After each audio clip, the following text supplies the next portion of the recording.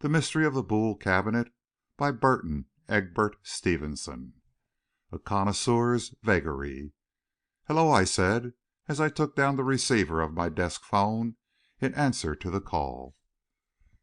"Mr. Vantine wishes to speak to you, sir," said the office boy. "All right," and I heard the snap of the connection. "Is that you, Lester?" asked Philip Vantine's voice. "Yes, so you're back again. Got in yesterday. Can you come up to the house and lunch with me to day?" "I'd be glad to," I said, and meant it, for I liked Philip Vantine. "I'll look for you, then, about 1:30." And that is how it happened that, an hour later, I was walking over towards Washington Square, just above which, on the avenue, the old Vantine mansion stood.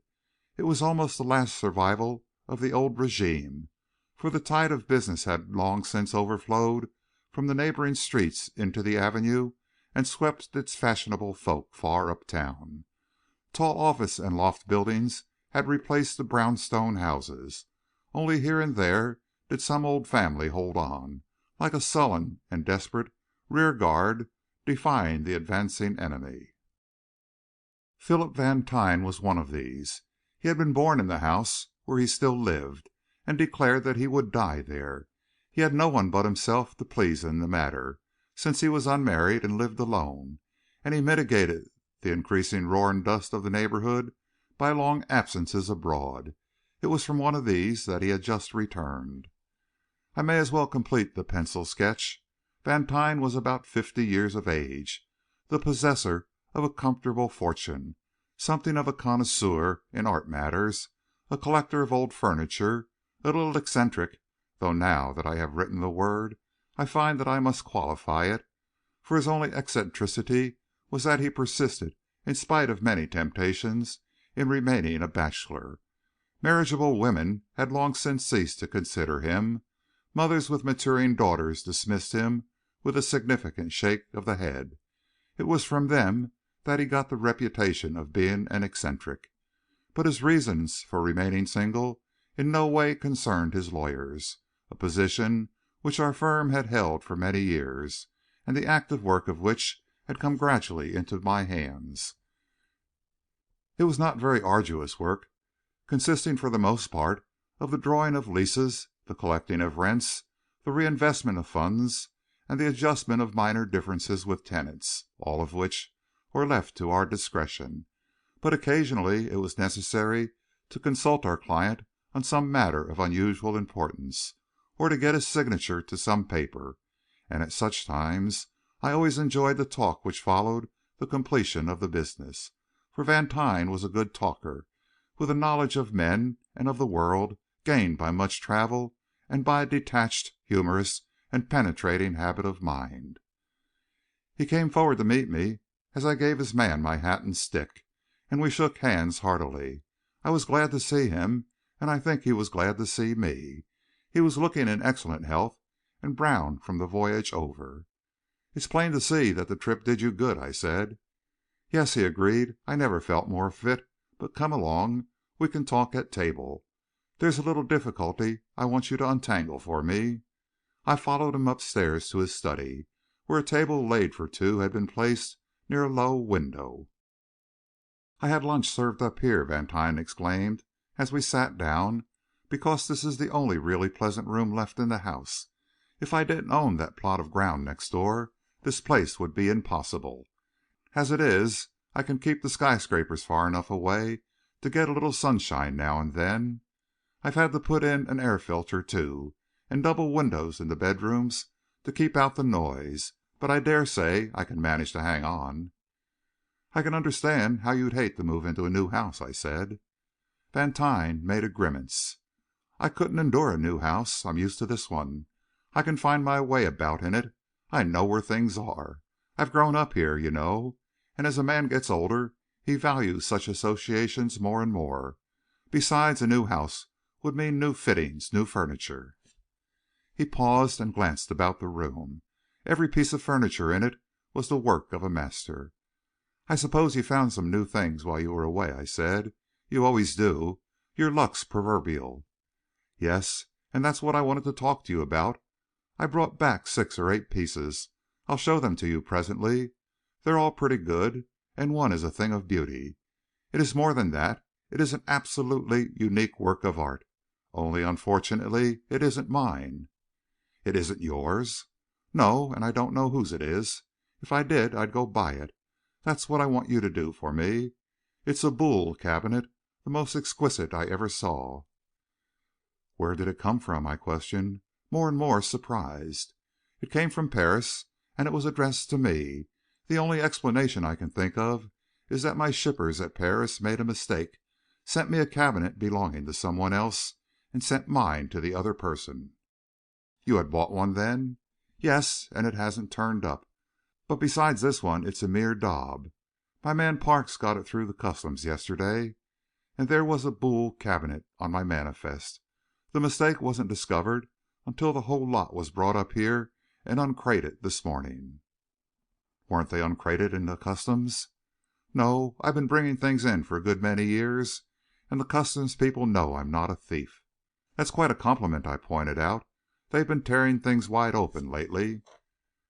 "They've had a tip of some sort, I suppose. Come in," he added, answering a tap at the door. The door opened, and Vantine's man came in.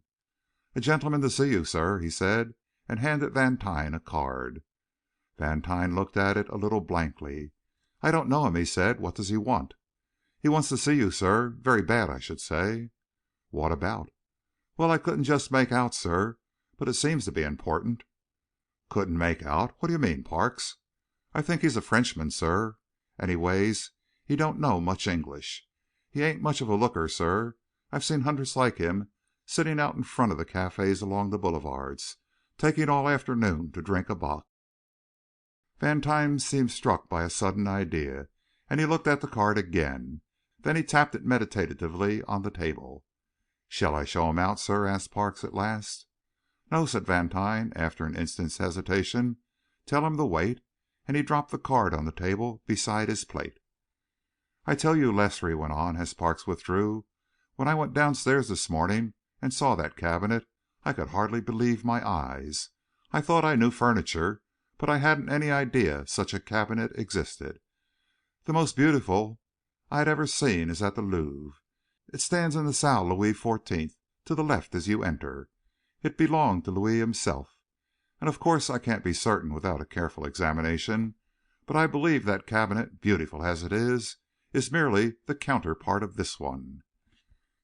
He paused and looked at me, his eyes bright with the enthusiasm of the connoisseur.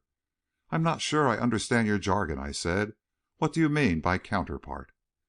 "Boule furniture," he explained, "is usually of ebony inlaid with tortoiseshell, and encrusted with arabesques in metal of various kinds.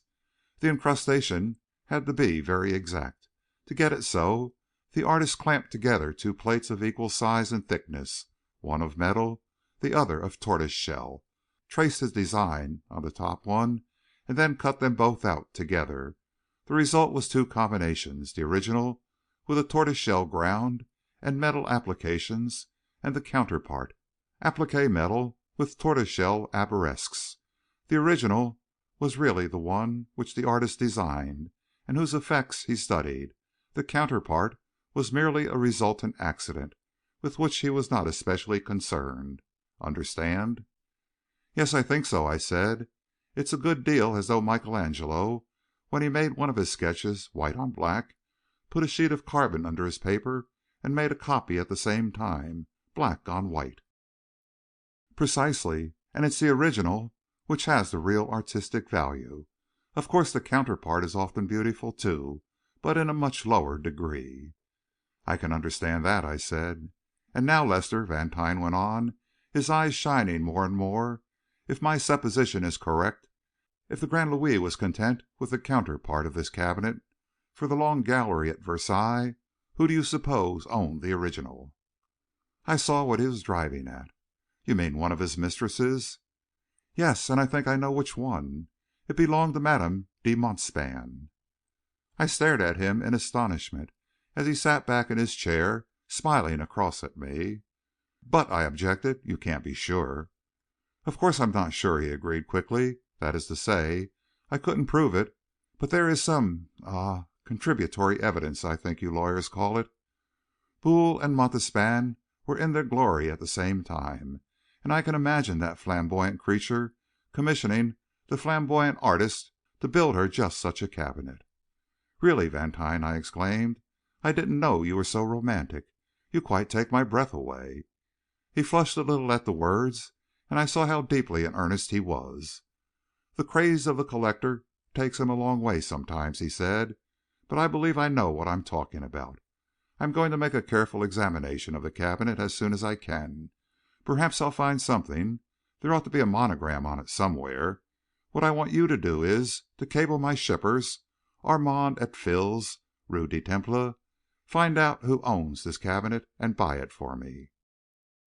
"Perhaps the owner won't sell," I suggested. "Oh, yes, he will. Anything can be bought for a price." "You mean you're going to have this cabinet, whatever the cost?" "I mean just that." "But surely there's a limit." "No, there isn't." "At least you'll tell me where to begin," I said. "I don't know anything of the value of such things." "Well," said Vantine, "suppose you begin at 10,000 francs. We mustn't seem too eager. It's because I'm so eager I want you to carry it through for me. I can't trust myself." "And the other end?" "There isn't any other end. Of course, strictly speaking, there is, because my money isn't unlimited. But I don't believe you'll have to go over 500,000 francs." I gasped. "You mean you're willing to give $100,000 for this cabinet?"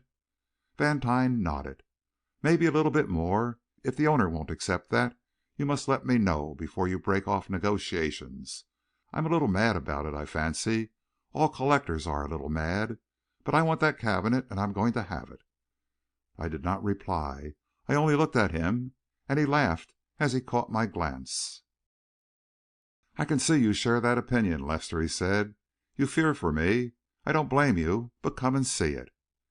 He led the way out of the room and down the stairs, but when we reached the lower hall he paused. "Perhaps I'd better see my visitor first," he said. "You'll find a new picture or two over there in the music room. I'll be with you in a minute." I started on, and he turned through a doorway at the left. An instant later I heard a sharp exclamation, then his voice calling me. "Lester, come here!" he cried. I ran back along the hall into the room which he had entered. He was standing just inside the door. "Look there," he said, with a queer catch in his voice, and pointed with a trembling hand to a dark object on the floor. I moved aside to see it better. Then my heart gave a sickening throb, for the object on the floor was the body of a man. End of chapter 1.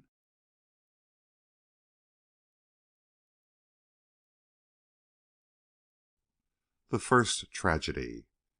It needed but a glance to tell me that the man was dead. There could be no life in that livid face, in those glassy eyes. "Don't touch him," I said, for Vantine had started forward. "It's too late."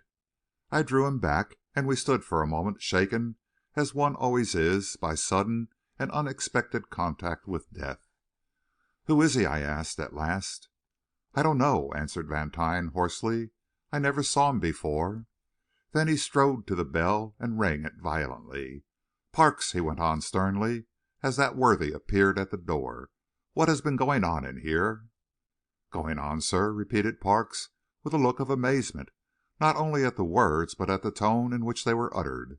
"I'm sure I don't know. What—" Then his glance fell upon the huddled body, and he stopped short, his eyes staring, his mouth open. "Well," said his master sharply, "who is he? What is he doing here?" "Why," stammered Parks, thickly, "that's the man who was waiting to see you, sir." "You mean he has been killed in this house?" demanded Vantine. "He was certainly alive when he came in, sir," said Parks, recovering something of his self-possession. "Maybe he was just looking for a quiet place where he could kill himself. He seemed kind of excited." "Of course," agreed Vantine, with a sigh of relief. "That's the explanation. Only I wish he had chosen some place else. I suppose we shall have to call the police, Lester?" "Yes," I said, "and the coroner. Suppose you leave it to me. We'll lock up this room, and nobody must leave the house until the police arrive." "Very well," assented Vantine, visibly relieved. "I'll see to that." And he hastened away, while I went to the 'phone, called up police headquarters and told briefly what had happened. 20 minutes later there was a ring at the bell, and Parks opened the door and admitted 4 men. "Why, hello, Simmonds," I said, recognizing the first one, the detective sergeant who had assisted in clearing up the Marathon mystery. And back of him was Coroner Goldberger, whom I had met in 2 previous cases, while the third countenance, looking at me with a quizzical smile, was that of Jim Godfrey, the Record's star reporter. The fourth man was a policeman in uniform, who, at a word from Simmonds, took his station at the door. "Yes," said Godfrey, as we shook hands.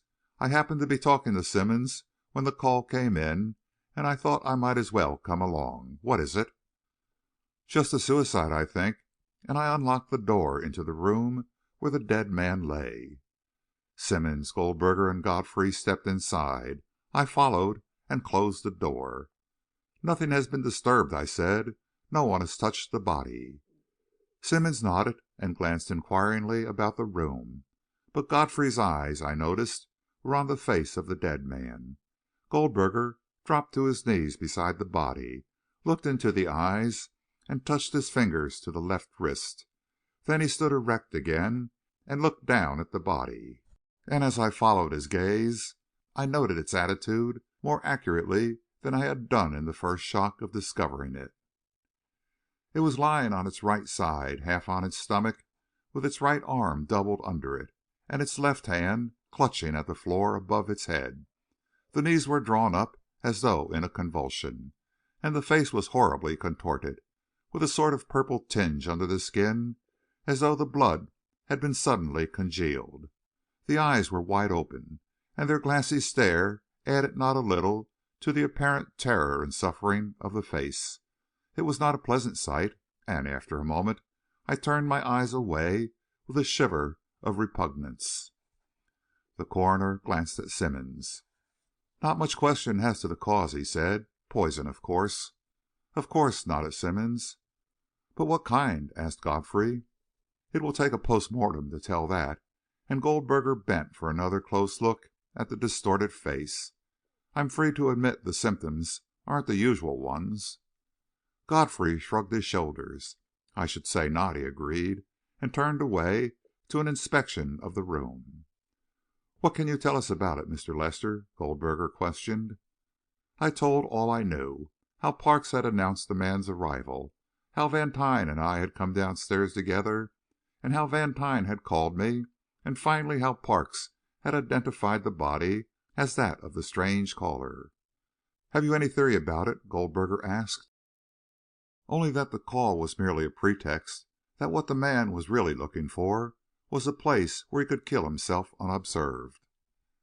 "How long a time elapsed after Parks announced the man before you and Mr. Vantine came downstairs?" "Half an hour, perhaps." Goldberger nodded. "Let's have Parks in," he said. I opened the door and called to Parks, who was sitting on the bottom step of the stairs. Goldberger looked him over carefully as he stepped into the room, but there could be no 2 opinions about Parks. He had been with Vantine for 8 or 10 years, and the earmarks of a competent and faithful servant were apparent all over him. "Do you know this man?" Goldberger asked, with a gesture towards the body. "No, sir," said Parks. "I never saw him till about an hour ago, when Rogers called me downstairs and said there was a man to see Mr. Vantine." "Who is Rogers?" "He is the footman, sir. He answered the door when the man rang." "Well, and then what happened?" "I took his card up to Mr. Vantine, sir." "Did Mr. Vantine know him?" "No, sir. He wanted to know what he wanted." "What did he want?" "I don't know, sir. He couldn't speak English hardly at all. He was French, I think." Goldberger looked down at the body again and nodded. "Go ahead," he said. "And he was so excited," Parks added, "that he couldn't remember what little English he did know." "What made you think he was excited?" "The way he stuttered, and the way his eyes glinted. That's what makes me think he had just come in here to kill hisself, quiet like. I shouldn't be surprised if you found that he had escaped from somewhere. I had a notion to put him out without bothering Mr. Vantine. I wish now I had. But I took his card up, and Mr. Vantine said for him to wait. So I came downstairs again and showed the man in here, and said Mr. Vantine would see him presently.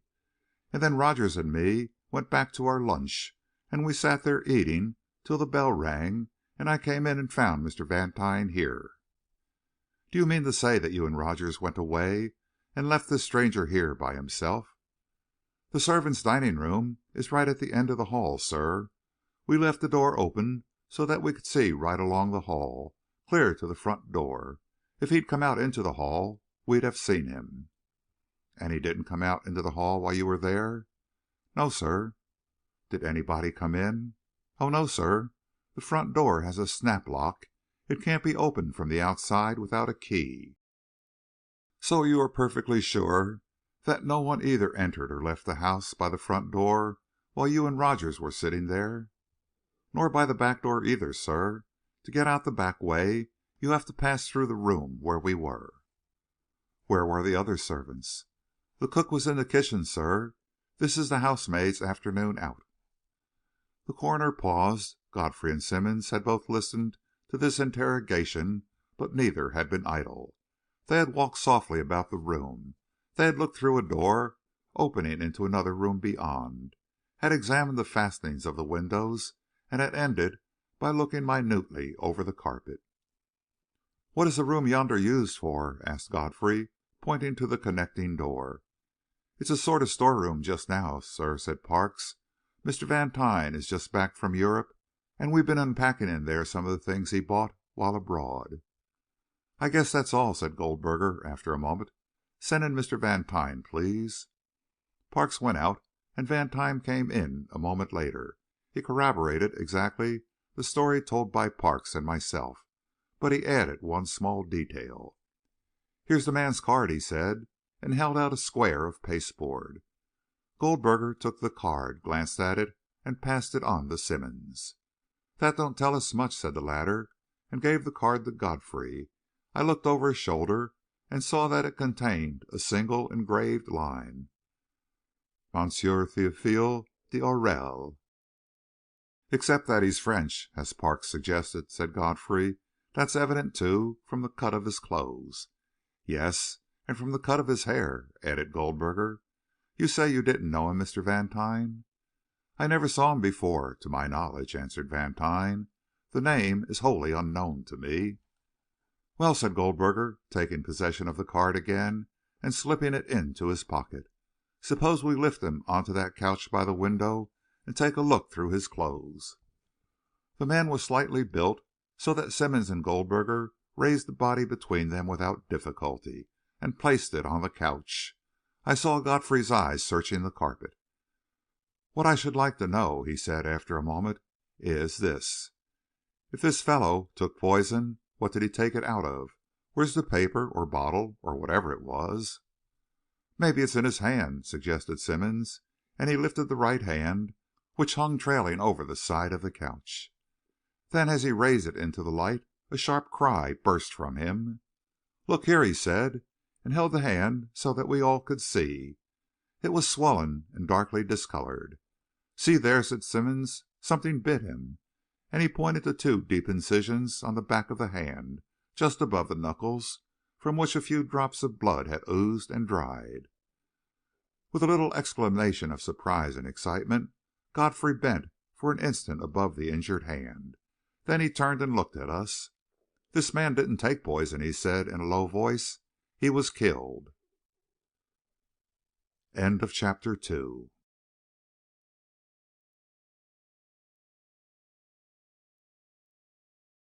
The wounded hand. "He was killed," repeated Godfrey with conviction, and at the words we drew together a little, with a shiver of repulsion. Death is awesome enough at any time. Suicide adds to its horror. Murder gives it the final touch. So we all stood silent, staring as though fascinated at the hand which Simmonds held up to us, at those tiny wounds, encircled by discolored flesh, and with a sinister dash of clotted blood running away from them. Then Goldberger, taking a deep breath, voiced the thought which had sprung into my own brain. "Why, it looks like a snake bite," he said, his voice sharp with astonishment. And indeed it did. Those two tiny incisions, scarcely half an inch apart, might well have been made by a serpent's fangs. The quick glance which all of us cast about the room was, of course, as involuntary as the chill which ran up our spines. Yet Godfrey and I, yes, and Simmonds, had the excuse that, once upon a time, we had had an encounter with a deadly snake which none of us was likely ever to forget. We all smiled a little sheepishly as we caught each other's eyes. "No, I don't think it was a snake," said Godfrey, and again bent close above the hand. "Smell it, Mr. Goldberger," he added. The coroner put his nose close to the hand and sniffed. "Bitter almonds," he said. "Which means prussic acid," said Godfrey, "and not snake poison." He fell silent a moment, his eyes on the swollen hand. The rest of us stared at it, too, and I suppose all the others were laboring as I was with the effort to find some thread of theory amid this chaos. "It might, of course, have been self-inflicted," Godfrey added, quite to himself. Goldberger sneered a little. No doubt he found the incomprehensibility of the problem rather trying to his temper. "A man doesn't usually commit suicide by sticking himself in the hand with a fork," he said. "No," agreed Godfrey blandly, "but I would point out that we don't know as yet that it is a case of suicide, and I am sure that, whatever it may be, it isn't usual." Goldberger's sneer deepened. "Did any reporter for the Record ever find a case that was usual?" he queried. It was a shrewd thrust, and one that Godfrey might well have winced under. For the Record theory was that nothing was news unless it was strange and startling, and the inevitable result was that the Record reporters endeavored to make everything strange and startling, to play up the outré details at the expense of the rest of the story, and even, I fear, to invent such details when none existed. Godfrey himself had been accused more than once of a too luxuriant imagination. It was perhaps a realization of this which had persuaded him years before to quit the detective force and take service with the Record. What might have been a weakness in the first position was a mighty asset in the latter one, and he had won an immense success. Please understand that I set this down in no spirit of criticism. I had known Godfrey rather intimately ever since the days when we were thrown together in solving the Holiday case, and I admired sincerely his ready wit, his quick insight, and his unshakable aplomb. He used his imagination in a way which often caused me to reflect that the police would be far more efficient if they possessed a dash of the same quality, and I had noticed that they were usually glad of his assistance, while his former connection with the force and his careful maintenance of their friendships formed at that time gave him an entrée to places denied to less fortunate reporters. I had never known him to do a dishonorable thing, to fight for a cause he thought unjust, to print a fact given him in confidence, or to make a statement which he knew to be untrue. Moreover, a lively sense of humor made him an admirable companion, and it was this quality, perhaps, which enabled him to receive Goldberger's thrust with a good-natured smile. "We've got our living to make, you know," he said. "We make it as honestly as we can. What do you think, Simmonds?" "I think," said Simmonds, who, if he possessed an imagination, never permitted it to be suspected, "that those little cuts on the hand are merely an accident. They might have been caused in half a dozen ways. Maybe he hit his hand on something when he fell. Maybe he jabbed it on a buckle. Maybe he had a boil on his hand and lanced it with his knife." "What killed him, then?" Godfrey demanded. "Poison, and it's in his stomach. We'll find it there." "How about the odor?" Godfrey persisted. "He spilled some of the poison on his hand as he lifted it to his mouth. Maybe he had those cuts on his hand and the poison inflamed them. Or maybe he's got some kind of blood disease." Goldberger nodded his approval, and Godfrey smiled as he looked at him. "It's easy to find an explanation, isn't it?" he queried. "It's a blamed sight easier to find a natural and simple explanation," retorted Goldberger hotly, "than it is to find an unnatural and far-fetched one. such as how one man could kill another by scratching him on the hand. I suppose you think this fellow was murdered? That's what you said a minute ago." "Perhaps I was a little hasty," Godfrey admitted. "I suspected that, whatever his thoughts, he had made up his mind to keep them to himself. I'm not going to theorize until I've got something to start with." "The facts seem to point to suicide, but if he swallowed prussic acid, where's the bottle? He didn't swallow that, too, did he?" "Maybe we'll find it in his clothes," suggested Simmonds. Thus reminded, Goldberger fell to work looking through the dead man's pockets. The clothes were of a cheap material and not very new, so that, in life, he must have presented an appearance somewhat shabby. There was a purse in the inside coat pocket containing 2 bills, one for $10 and one for $5. And there were $2 or $3 in silver and 4 5-centime pieces in a small coin purse which he carried in his trousers pocket. The larger purse had 4 or 5 calling cards in one of its compartments, each bearing a different name, none of them his. On the back of one of them, Vantine's address was written in pencil. There were no letters, no papers, no written documents of any kind in the pockets, the remainder of whose contents consisted of such odds and ends as any man might carry about with him: a cheap watch, a penknife, a half-empty packet of French tobacco, a sheath of cigarette paper, 4 or 5 keys on a ring, a silk handkerchief, and perhaps some other articles which I have forgotten, but not a thing to assist in establishing his identity. "We'll have to cable over to Paris," remarked Simmonds. "He's French, all right. That silk handkerchief proves it." "Yes, and his best girl proves it, too," put in Godfrey. "His best girl?" For answer, Godfrey held up the watch which he had been examining. He had opened the case, and inside it was a photograph, the photograph of a woman with bold, dark eyes and full lips and oval face, a face so typically French that it was not to be mistaken. "A lady's maid, I should say," added Godfrey, looking at it again. "Rather good looking at one time, but past her first youth, and so compelled, perhaps, to bestow her affections on a man a little beneath her. No doubt compelled also to contribute to his support in order to retain him. A woman with many pasts and no future." "Oh, come," broke in Goldberger impatiently. "Keep your second-hand epigrams for the Record. What we want are facts." Godfrey flushed a little at the words and laid down the watch. "There is one fact which you have apparently overlooked," he said quietly, "but it proves beyond the shadow of a doubt that this fellow didn't drift in here by accident. He came here of intention, and the intention wasn't to kill himself either." "How do you know that?" demanded Goldberger incredulously. Godfrey picked up the purse, opened it, and took out one of the cards. "By this," he said, and held it up. "You have already seen what is written on the back of it, Mr. Vantine's name and the number of this house. That proves, doesn't it, that this fellow came to New York expressly to see Mr. Vantine?" "Perhaps you think Mr. Vantine killed him," suggested Goldberger sarcastically.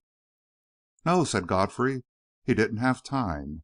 You understand, Mr. Vantine," he added, smiling at that gentleman, who was listening to all this with perplexed countenance, "we are simply talking now about possibilities. You couldn't possibly have killed this fellow, because Lester has testified that he was with you constantly from the moment this man entered the house until his body was found, with the exception of the few seconds which elapsed between the time you entered this room and the time he joined you here, summoned by your cry. So you are out of the running." "Thanks," said Vantine dryly. "I suppose, then, you think it was Parks," said Goldberger. "It may quite possibly have been Parks," agreed Godfrey gravely. "Nonsense," broke in Vantine impatiently. "Parks is as straight as a string. He's been with me for 8 years." "Of course it's nonsense," assented Goldberger. "It's nonsense to say that he was killed by anybody. He killed himself. We'll learn the cause when we identify him. Jealousy, maybe, or maybe just hard luck. He doesn't look affluent." "I'll cable to Paris," said Simmonds. "If he belongs there, we'll soon find out who he is." "You'd better call an ambulance and have him taken to the morgue," went on Goldberger. "Somebody may identify him there. There'll be a crowd to morrow, for, of course, the papers will be full of this affair." "The Record, at least, will have a very full account," Godfrey assured him. "And I'll call the inquest for the day after," Goldberger continued. "I'll send my physician down to make a post mortem right away. If there's any poison in this fellow's stomach, we'll find it." Godfrey did not speak, but I knew what was in his mind. He was thinking that, if such poison existed, the vessel which had contained it had not yet been found. The same thought, no doubt, occurred to Simmonds, for after ordering the policeman in the hall to call the ambulance, he returned and began a careful search of the room, using his electric torch to illumine every shadowed corner. Godfrey devoted himself to a similar search, but both were without result. Then Godfrey made a minute inspection of the injured hand, while Goldberger looked on with ill-concealed impatience, and finally he moved toward the door. "I think I'll be going," he said, "but I'm interested in what your physician will find, Mr. Coroner." "He'll find poison, all right," asserted Goldberger with decision. "Perhaps he will," admitted Godfrey. "Strange things happen in this world. Will you be at home tonight, Lester?" "Yes, I expect to be," I answered. "You still at the Marathon?" "Yes," I said. "Suite 14." "Perhaps I'll drop around to see you," he said, and a moment later we heard the door close behind him as Parks let him out. "Godfrey's a good man," said Goldberger, "but he's too romantic. He looks for a mystery in every crime, whereas most crimes are merely plain, downright brutalities. Take this case. Here's a man kills himself, and Godfrey wants us to believe that death resulted from a scratch on the hand. Why, there's no poison on earth would kill a man as quick as that, for he must have dropped dead before he could get out of the room to summon help. If it was prussic acid, he swallowed it. Remember, he wasn't in this room more than 15 or 20 minutes, and he was quite dead when Mr. Vantine found him. Men usually don't die as easily as all that. Not from a scratch on the hand. They don't die easily at all. It's astonishing how much it takes to kill a man, how the spirit, or whatever you choose to call it, clings to life." "How do you explain the address on the card, Mr. Goldberger?" I asked. "My theory is that this fellow really had some business with Mr. Vantine. Probably he wanted to borrow some money or ask for help, and then, while he was waiting, he suddenly gave the thing up and killed himself. The address has no bearing whatever, that I can see, on the question of suicide. And I'll say this, Mr. Lester, if this isn't suicide, it's the strangest case I ever had anything to do with." "Yes, I agree. If it isn't suicide, we come to a blank wall right away." "That's it," and Goldberger nodded emphatically. "Here's the ambulance," he added, as the bell rang. The bearers entered with a stretcher, placed the body on it, and carried it away. Goldberger paused to gather up the articles he had taken from the dead man's pockets. "You gentlemen will have to give your testimony at the inquest," he said. "So will Parks and Rogers. It will be day after to morrow, probably at 10 o'clock, but I'll notify you of the hour." "Very well," I said. "We'll be there," and Goldberger bade us good bye and left the house. "And now," I added to Vantine, "I must be getting back to the office. They'll be asking the police to look for me next. Man alive!" and I glanced at my watch. "It's after 4 o'clock." "Too late for the office," said Vantine. "Better come upstairs and have a drink. Besides, I want to talk with you." "At least I'll let them know I'm still alive," I said, and I called up the office and allayed any anxiety that may have been felt there concerning me. I must admit that it did not seem acute. "I feel the need of a bracer after all this excitement," Vantine remarked, as he opened the cellarette. "Help yourself. I dare say you're used to this sort of thing." "Finding dead men lying around?" I queried with a smile. "No, it's not so common as you seem to think." "Tell me, Lester," and he looked at me earnestly, "do you think that poor devil came in here just to get a chance to kill himself quietly?" "No, I don't," I said. "Then what did he come in for?" "I think Goldberger's theory a pretty good one, that he had heard of you as a generous fellow, and came in here to ask help, and while he was waiting, suddenly gave it up." "And killed himself?" Vantine completed. I hesitated. I was astonished to find, at the back of my mind, a growing doubt. "See here, Lester," Vantine demanded, "if he didn't kill himself, what happened to him?" "Heaven only knows," I answered in despair. "I've been asking myself the same question without finding a reasonable answer to it. As I said to Goldberger, it's a blank wall, but if anybody can see through it, Jim Godfrey can." Vantine seemed deeply perturbed. He took a turn or two up and down the room, then stopped in front of me and looked me earnestly in the eye. "Tell me, Lester," he said, "do you believe that theory of Godfrey's, that that insignificant wound on the hand caused death? It seems absurd, doesn't it? But Godfrey is sort of a genius at divining such things." "Then you do believe it?" I asked myself the same question before I answered. "Yes, I do," I said finally. Vantine walked up and down the room again, his eyes on the floor, his brows contracted. "Lester," he said at last, "I have a queer feeling that the business which brought this man here in some way concerned the Boule Cabinet I was telling you about. Perhaps it belonged to him." "Hardly," I protested, recalling his shabby appearance. At any rate, I remembered, as I was looking at his card, that some such thought occurred to me. It was for that reason I told Parks to ask him to wait. "It's possible, of course," I admitted, "but that wouldn't explain his excitement. And that reminds me," I added, "I haven't sent off that cable. Any time to night will do. It will be delivered in the morning. But you haven't seen the cabinet yet. Come down and look at it." He led the way down the stair. Parks met us in the lower hall. "There's a delegation of reporters outside, sir," he said. "They say they've got to see you." Vantine made a movement of impatience. "Tell them," he said, "that I positively refuse to see them or allow my servants to see them. Let them get their information from the police." "Very well, sir," said Parks, and turned away, grinning. Vantine passed on through the anteroom in which we had found the body of the unfortunate Frenchman, and into the room beyond. 5 or 6 pieces of furniture, evidently just unpacked, stood there.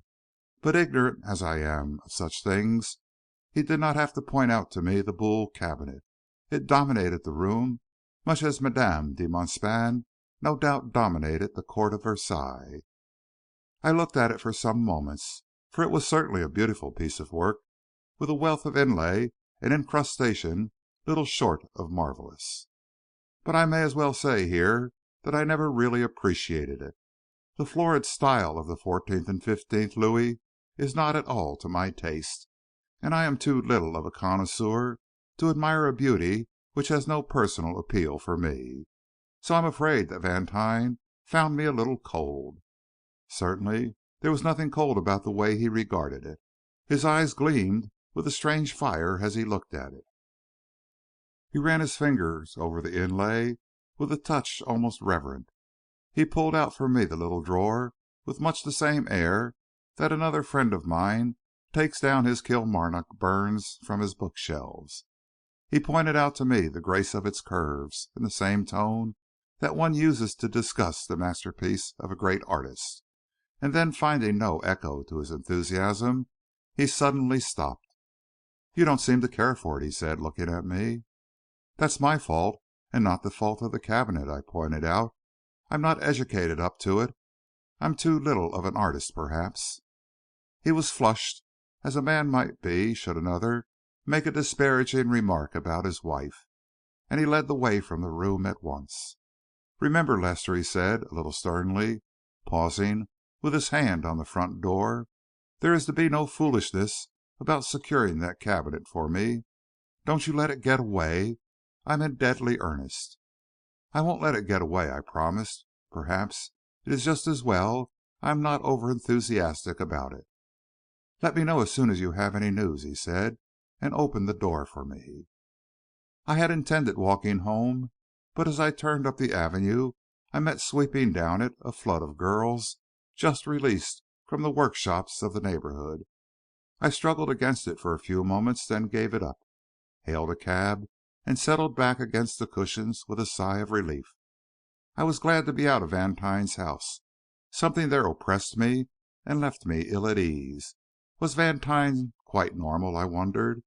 Could any man be normal who was willing to pay $100,000 for a piece of furniture, especially a man who could not afford such extravagance? I knew the size of Vantine's fortune. It was large, but $100,000 represented more than a year's income. And then I smiled to myself. Of course, Vantine had been merely jesting when he named that limit. The cabinet could be bought for a tenth of it at the most. And, still smiling, I left the cab, paid the driver, and mounted to my rooms. End of chapter 3.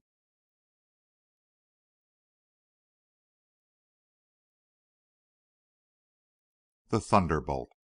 It was about 8 o'clock that evening that Godfrey tapped at my door, and when I let him in, I could tell by the way his eyes were shining that he had had some news. "I can't stay long," he said. "I've got to get down to the office and put the finishing touches on that story." But nevertheless he took the cigar I proffered him and sank into the chair opposite my own. I knew Godfrey, so I waited patiently until the cigar was going nicely. Then, "Well?" I asked. "It's like old times, isn't it, Lester?" And he smiled across at me. "How many conferences have we had in this room? How many of your cigars have I made away with?" "Not half enough recently," I said. "You haven't been here for months." "I'm sure to drift back sooner or later, because you seem to have a knack of getting in on the interesting cases. And I want to say this, Lester, that of all I ever had, not one has promised better than this one does. If it only keeps up, but one mustn't expect too much." "You've been working on it, of course." "I haven't been idle, and just now I'm feeling rather pleased with myself. The coroner's physician finished his post mortem half an hour or so ago." "Well?" I said again. "The stomach was absolutely normal. It showed no trace of poison of any kind." He stretched himself, lay back in his chair, and sent a smoke ring circling toward the ceiling, and watched it, smiling absently. "Rather a facer for our friend Goldberger," he added, after a minute. "What's the matter with Goldberger? He seemed rather peeved with you this afternoon." "No wonder. He's Grady's man, and we're after Grady. Grady isn't fit to head the detective bureau. He got the job through his pull with Tammany. He's stupid, and I suspect he's crooked. The Record says he has got to go." "So of course he will go," I commented, smiling. "He certainly will," assented Godfrey seriously, "and that before long. But meanwhile it's a little difficult for me, because his people don't know which way to jump. Once he's out, everything will be serene again." I wasn't interested in Grady, so I came back to the case in hand. "Look here, Godfrey," I said, "if it wasn't poison, what was it?" "But it was poison." "Inserted at the hand?" He nodded. "Goldberger says there's no poison known which could be used that way and which would act so quickly." "Goldberger is right in that," agreed Godfrey. "But there's a poison unknown that will, because it did." "It wasn't a snake bite?" "Oh, no. Snake poison wouldn't kill a man that quickly, not even a fer de lance. That fellow practically dropped where he was struck." "Then what was it?" Godfrey was sitting erect again. He was not smiling now. His face was very stern. "That's what I'm going to find out, Lester," he said. "That is the problem I've set myself to solve, and it's a pretty one. There is one thing certain. That fellow was killed by some agency outside himself. In some way a drop or two of poison was introduced into his blood by an instrument something like a hypodermic needle, and that poison was so powerful that almost instantly it caused paralysis of the heart. After all, that isn't so remarkable as it might seem. The blood in the veins of the hand would be carried back to the heart in 4 or 5 seconds." "But you've already said there's no poison so powerful as all that." "I said we didn't know of any. I wouldn't be so sure that Catherine Medici didn't." "What has Catherine Medici to do with it?" "Nothing, except that what has been done may always be done again. Those old stories are, no doubt, exaggerated, but it seems fairly certain that the Queen of Navarre was killed with a pair of poisoned gloves, the Duc d'Anjou with the scent of a poisoned rose, and the Prince de Porcian with the smoke of a poisoned lamp. This case isn't as extraordinary as those." "No," I agreed, and fell silent, shivering a little, for there is something horrible and revolting about the poisoner.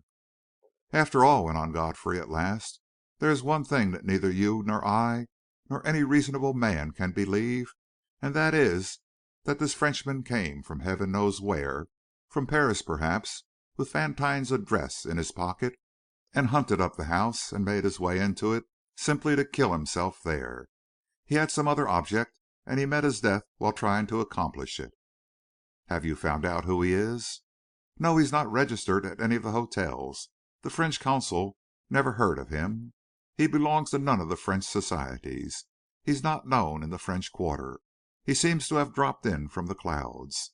We've cabled our Paris office to look him up. We may hear from there to night. But even if we discover the identity of Théophile d'Aurelle, it won't help us any."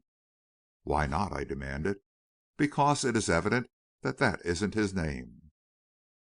"Go ahead and tell me, Godfrey," I said, as he looked at me, smiling. "I don't see it." "Why, it's plain enough. He had 5 cards in his pocket, no two alike. The sixth, selected probably at random, he had sent up to Vantine." I saw it then, of course, and I felt a good deal as the Spanish savants must have felt when Columbus stood the egg on end. Godfrey smiled again at my expression. "The real d'Aurelle, whoever he may turn out to be, may be able to help us," he added. "If he can't, we may learn something from the Paris police. The dead man's Bertillon measurements have been cabled over to them. Even that won't help if he's never been arrested. And of course we can't get at motives until we find out something about him." "But, Godfrey," I said, "suppose you knew who he was and what he wanted with Vantine. Suppose you could make a guess at who killed him and why. How was it done? That's what stumps me. How was it done?" "Ah," agreed Godfrey, "that's it. How was it done? I told you it was a pretty case, Lester, but wait till we hear from Paris." "That reminds me," I said, sitting up suddenly. "I've got to cable to Paris myself on some business for Mr. Vantine." "Not connected with this affair?" "Oh, no.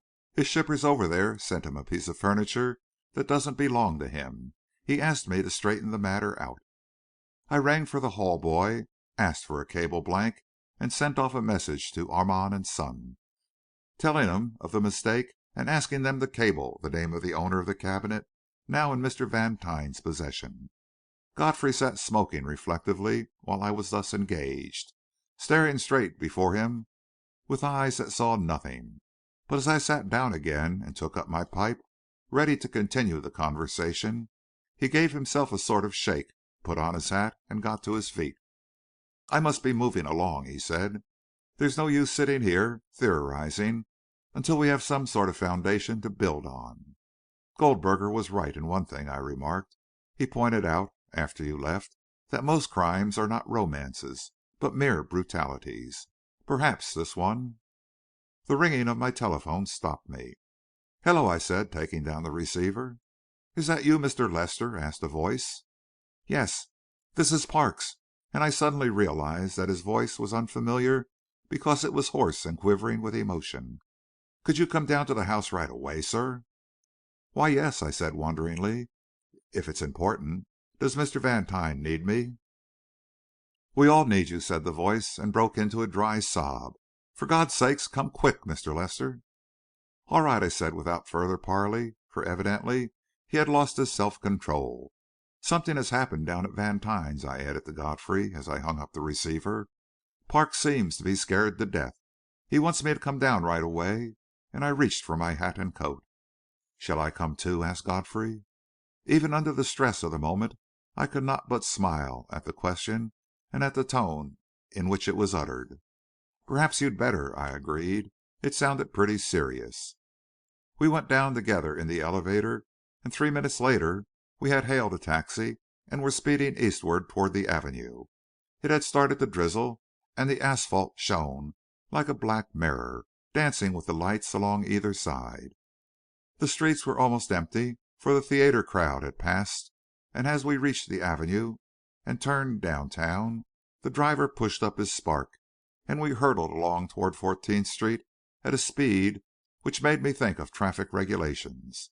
But no policeman interfered, and 5 minutes later we drew up before the Vantine place. Parks must have been on the front steps looking for me, for he came running down them almost before the car had stopped. I caught a glimpse of his face under the street lights, as I thrust a bill into the driver's hand, and it fairly startled me. "Is it you, Mr. Lester?" he gasped. "Good God, but I'm glad you're here." I caught him by the arm. "Steady, man," I said. "Don't let yourself go to pieces. Now, what has happened?" He seemed to take a sort of desperate grip of himself. "I'll show you, sir," he said, and ran up the steps, along the hall, to the door of the anteroom where we had found the Frenchman's body. "In there, sir," he sobbed, "in there," and clung to the wall as I opened the door and stepped inside. The room was ablaze with light, and for an instant my eyes were so dazzled that I could distinguish nothing. Dimly I saw Godfrey spring forward and drop to his knees. Then my eyes cleared, and I saw, on the very spot where d'Aurelle had died, another body, or was it the same, brought back that the tragedy of the afternoon might, in some mysterious way, be reenacted? I remember bending over and peering into the face. It was the face of Philip Vantine. A minute must have passed as I stood there dazed and shaken. I was conscious, in a way, that Godfrey was examining him. Then I heard his voice. "He's dead." Then there was an instant's silence. "Lester, look here!" cried Godfrey's voice, sharp, insistent. "For God's sake, look here!" Godfrey was kneeling there, holding something toward me. "Look here!" he cried again. It was the dead man's hand he was holding, the right hand, a swollen and discolored hand, and on the back of it, just above the knuckles, were two tiny wounds from which a few drops of blood had trickled. And as I stared at this ghastly sight, scarce able to believe my eyes, I heard a choking voice behind me, saying over and over again: "It was that woman done it! It was that woman done it! Damn her! It was that woman done it!" End of chapter 4.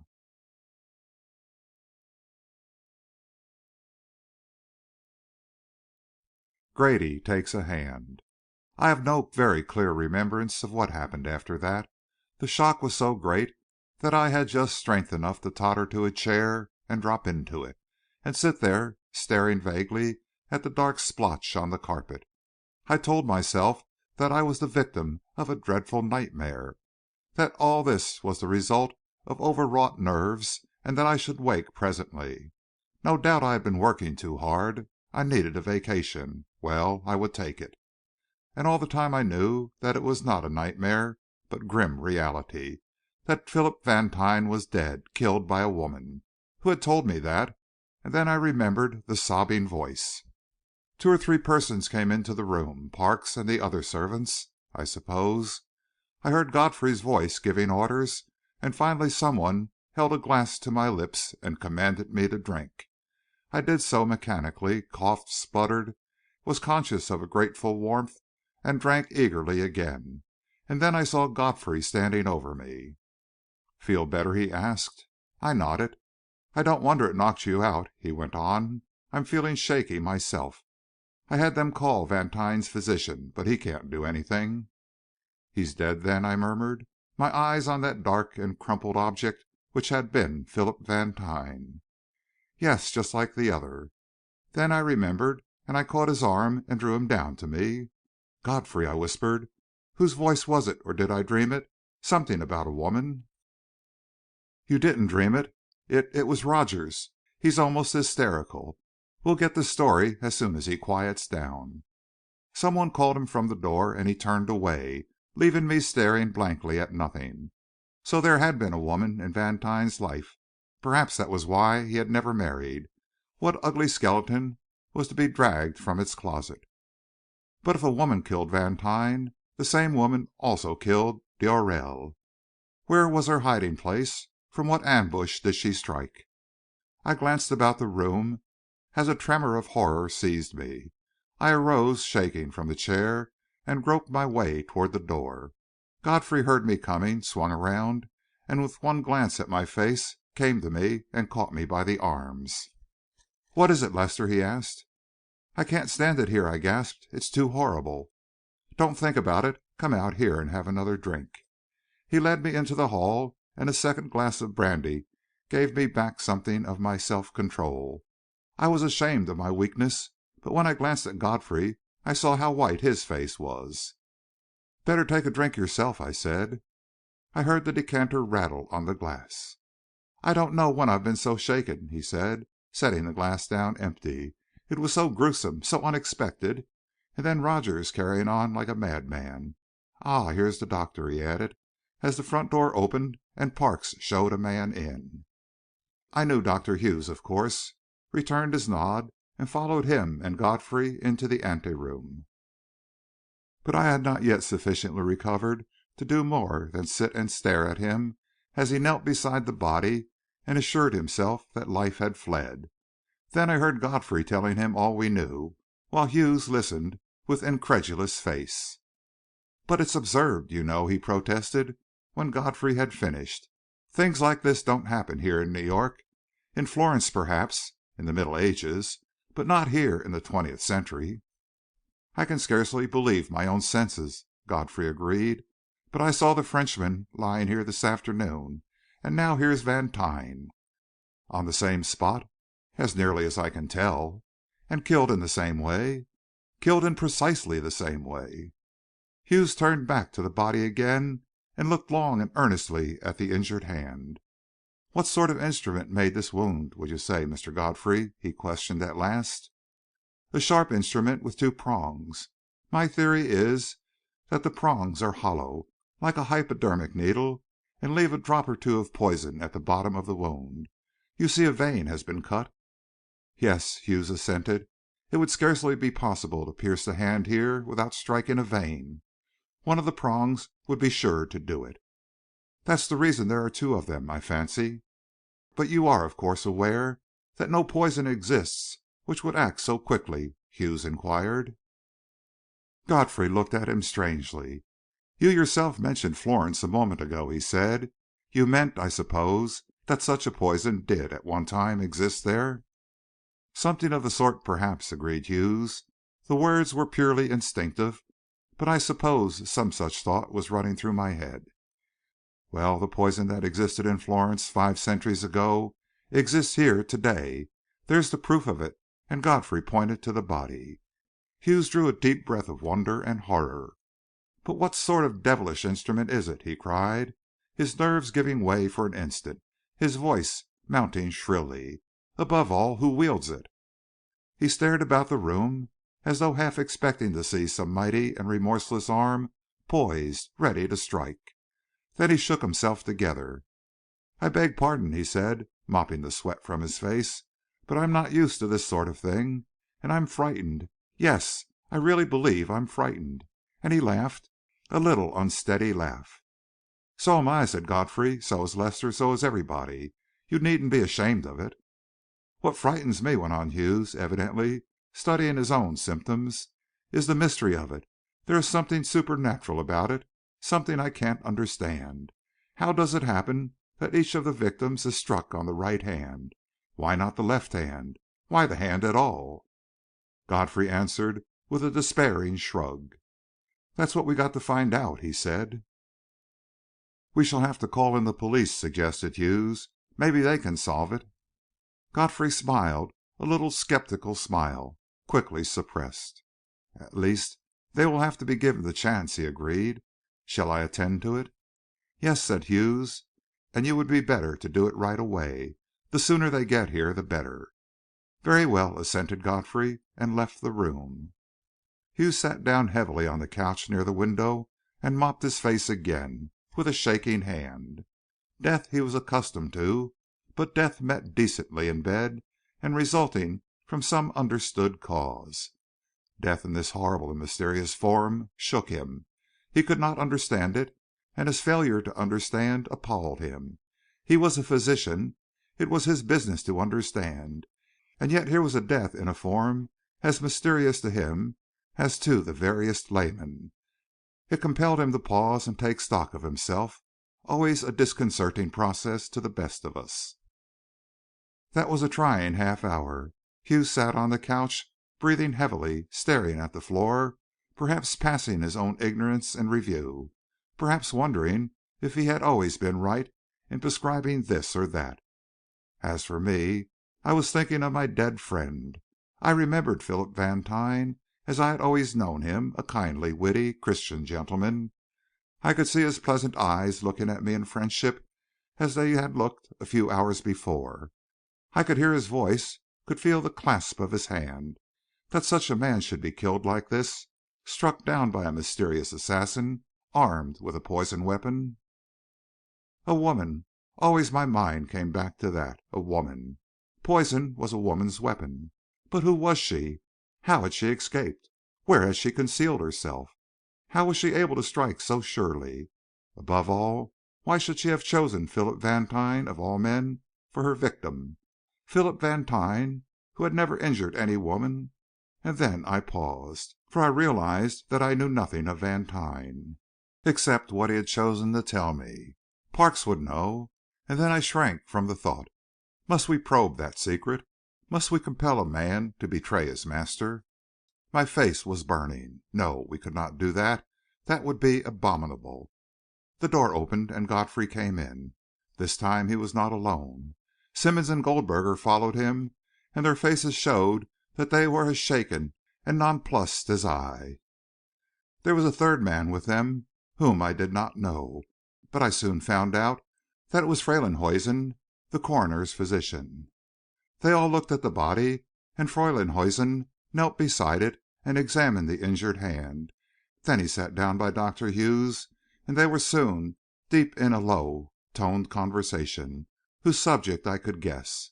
I could also guess what Simmonds and Godfrey were talking about in the farther corner, but I could not guess why Goldberger, instead of getting to work, should be walking up and down, pulling impatiently at his mustache and glancing at his watch now and then.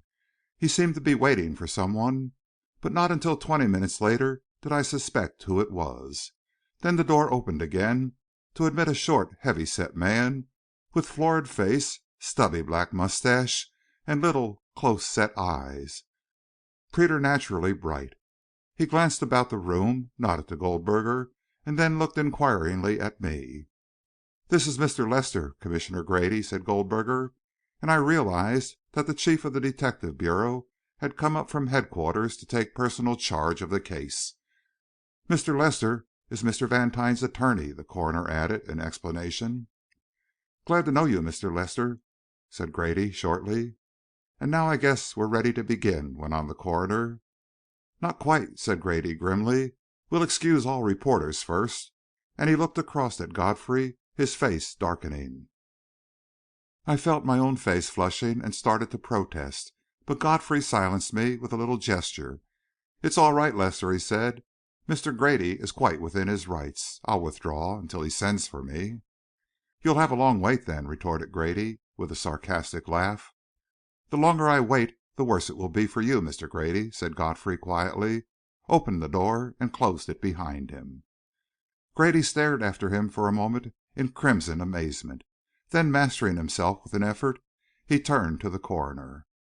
"All right, Goldberger," he said, and sat down to watch the proceedings. A very few minutes sufficed for Hughes and Freylinghuisen and I to tell all we knew of this tragedy, and of the one which had preceded it. Grady seemed already acquainted with the details of d'Aurelle's death, for he listened without interrupting, only nodding from time to time. "You've got a list of the servants here, of course, Simmonds," he said, when we had finished the story. "Yes, sir," and Simmonds handed it to him. Said Grady, as he glanced over it. "5 of 'em. Know anything about 'em?"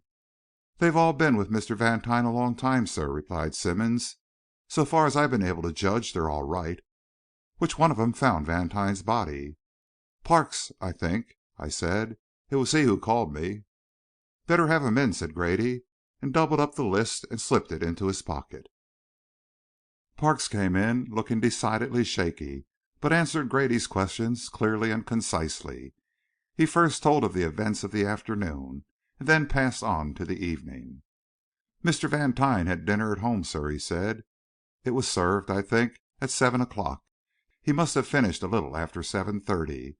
I didn't see him, for I was straightening things around up in his room, and putting his clothes away. But he told Rogers—" "Never mind what he told Rogers," broke in Grady. "Just tell us what you know." "Very well, sir," said Parks, submissively. "I had a lot of work to do. We just got back from Europe yesterday, you know, and I kept on, putting things in their places and straightening around, and it must have been 8:30 when I heard Rogers yelling for me. I thought the house was on fire, and I came down in a hurry.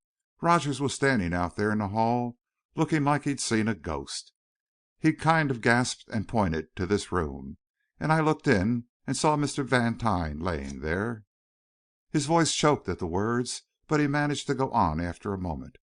"Then I telephoned for Mr. Lester," he added, "and that's all I know." "Very well," said Grady. "That's all for the present. Send Rogers in."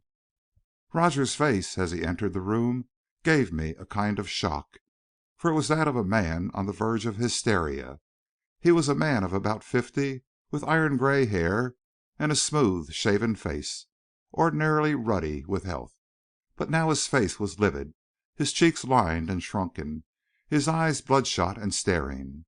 He reeled rather than walked into the room, one hand clutching at his throat as though he were choking.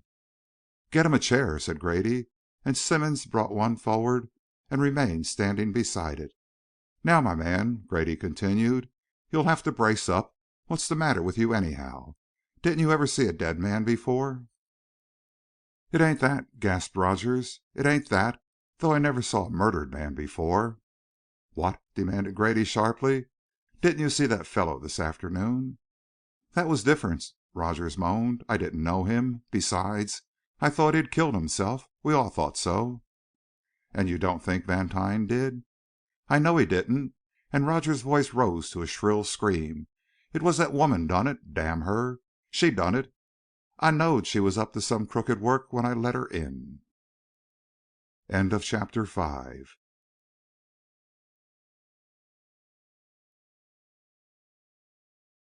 The woman in the case. It was coming now. The secret, however sordid, however ugly, was to be unveiled. I saw Grady's face set in hard lines. I could hear the stir of interest with which the others leaned forward. Grady took a flask from his pocket and opened it. "Take a drink of this," he said, and placed it in Rogers' hand. I could hear the mouth of the flask clattering against his teeth as he put it eagerly to his mouth and took 3 or 4 long swallows. "Thank you, sir," he said, more steadily, and handed the flask back to its owner. A little color crept into his face, but I fancied there was a new look in his eyes, for, as the horror faded, fear took its place. Grady screwed the cap on the flask with great deliberation and returned it to his pocket. And all the time Rogers was watching him furtively, wiping his mouth mechanically with a trembling hand. "Now, Rogers," Grady began, "I want you to take your time and tell us in detail everything that happened here tonight. You say a woman did it. Well, we want to hear all about that woman. Now, go ahead, and remember there's no hurry." "Well, sir," began Rogers slowly, as though carefully considering his words, "Mr. Vantine came out from dinner about 7:30, maybe a little later than that, and told me to light all the lights in here and in the next room. You see, they are gas and electric both, sir, and I lighted them all. He had gone into the music room on the other side of the hall, so I went over there and told him the lights were all lit. He was looking at a new picture he bought, but he left it right away and come out into the hall. "'I don't want to be disturbed, Rogers,' he said, and come in here and shut the door after him. It was maybe 20 minutes after that the door bell rung, and when I opened the door there was a woman standing on the steps." He stopped and swallowed once or twice, as though his throat was dry, and I saw that his fingers were twitching nervously. "Did you know her?" questioned Grady. Rogers loosened his collar with a convulsive movement. "No, sir. I'd never seen her before," he answered hoarsely. "Describe her." Rogers closed his eyes as though in an effort of recollection. She wore a heavy veil, sir, so I couldn't see her very well. But the first thing I noticed was her eyes. They were so bright, they seemed to burn right through me. Her face looked white behind her veil, and I could see how red her lips were. I didn't like her looks, sir, from the first." "How was she dressed?" "In a dark gown, sir, cut so skimpy that I knowed she was French before she spoke." "Ah," said Grady. "She was French, was she?" "Yes, sir, though she could speak some English. She asked for Mr. Vantine. I told her Mr. Vantine was busy, and then she said something very fast about how she must see him, and all the time she kept edging in till the first thing I knowed she was inside the door, and then she just pulled the door out of my hand and shut it. I ask you, sir, is that the way a lady would behave?" "No," said Grady, "I dare say not. But go ahead and take your time." Rogers had regained his self-confidence, and he went ahead almost glibly. "See here, madam," says I, "we've had enough trouble here to day with Frenchies, and if you don't go out quietly, why, I'll have to put you out." "I must see Mr. Vantine," she says, very fast. "I must see Mr. Vantine. It is most necessary that I see Mr. Vantine." "Then I'll have to put you out," says I, and took hold of her arm. And at that she screamed and jerked herself away, and I grabbed her again, and just then Mr. Vantine opened the door there and came out into the hall. "What's all this, Rogers?" he says. "Who is this party?" Before I could answer, that wildcat had rushed over to him and begun to reel off a string of French so fast that I wondered how she got her breath.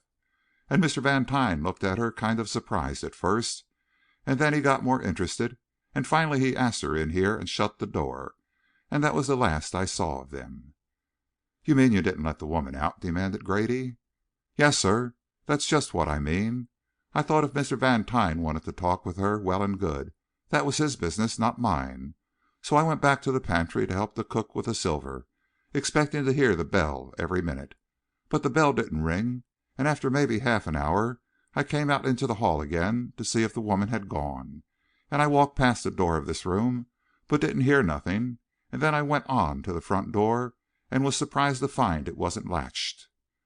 "Maybe you hadn't latched it," suggested Grady. "It has a snap lock, sir. When that woman slammed it shut, I heard it catch." "You sure of that?"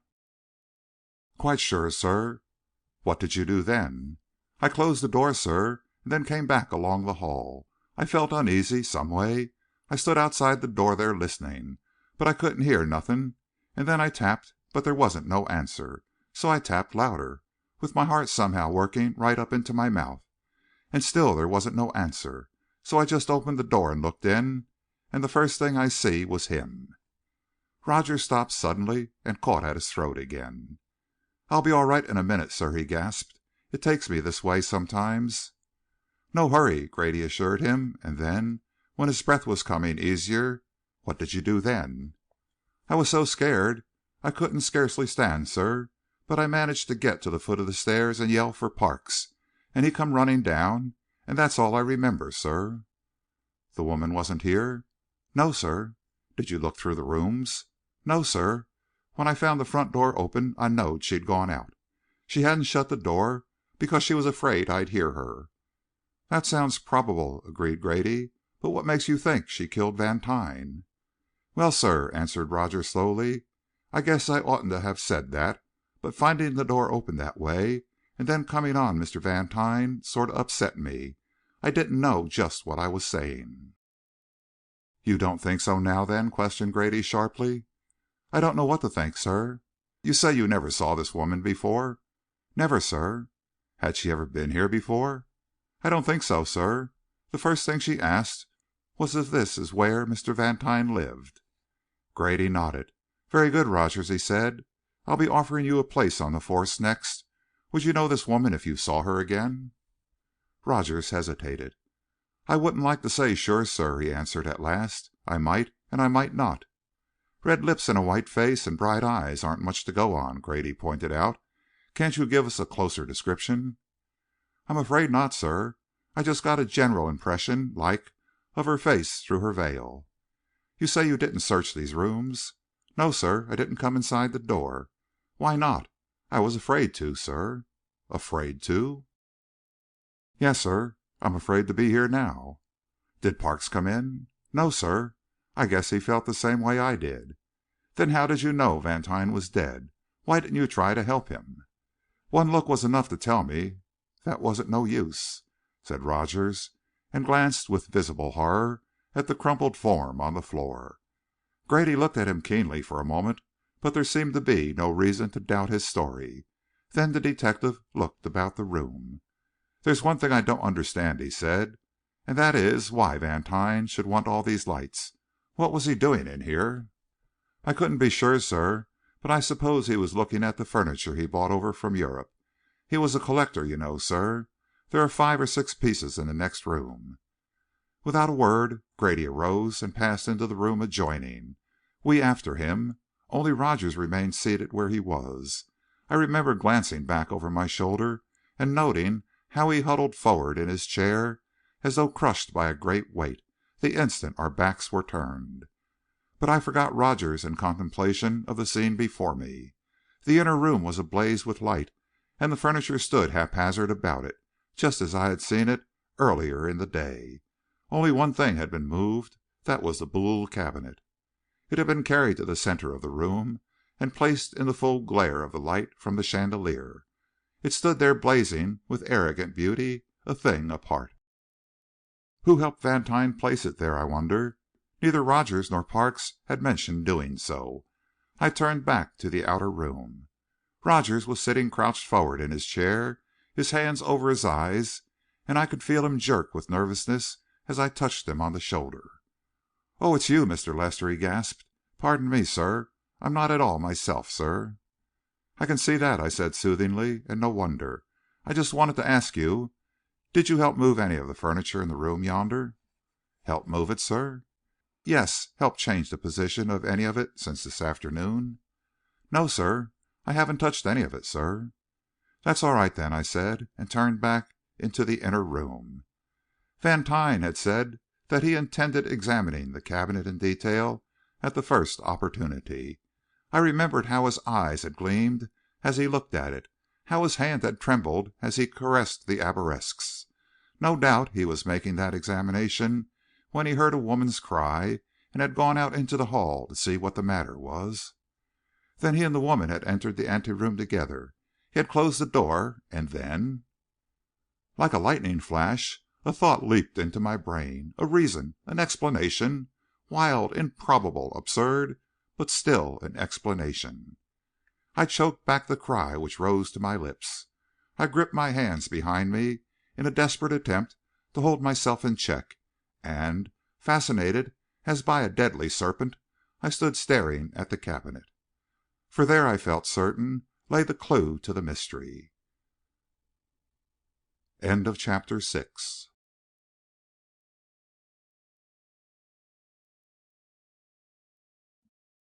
Rogers gets a shock. Grady, Simmons, and Goldberger examined the room minutely, for they seemed to feel that the secret of the tragedy lay somewhere within its 4 walls. But I watched them only absently, for I had lost interest in the procedure. I was perfectly sure that they would find nothing in any way bearing upon the mystery.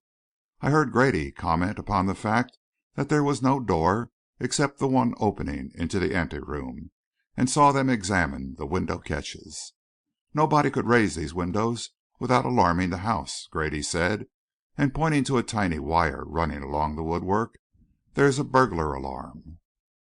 Simmons assented, and finally the trio returned to the anteroom. "We'd like to look over the rest of the house," Grady said to Rogers, who was sitting erect again, looking more like himself, and the 4 men went out into the hall together. I remained behind with Hughes and Freylinghuisen. They had lifted the body to the couch and were making a careful examination of it.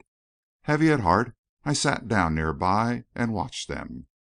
That Philip Vantine should have been killed by enthusiasm for the hobby which had given him so much pleasure seemed the very irony of fate. Yet such I believed to be the case. To be sure, there were various incidents which seemed to conflict with such a theory, and the theory itself seemed wild to the point of absurdity, but at least it was a ray of light in what had been utter darkness.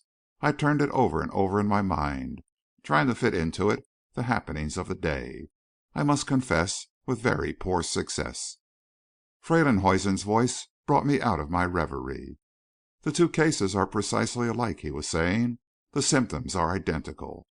And I am certain we shall find paralysis of the heart and spinal cord in this case, just as I did in the other.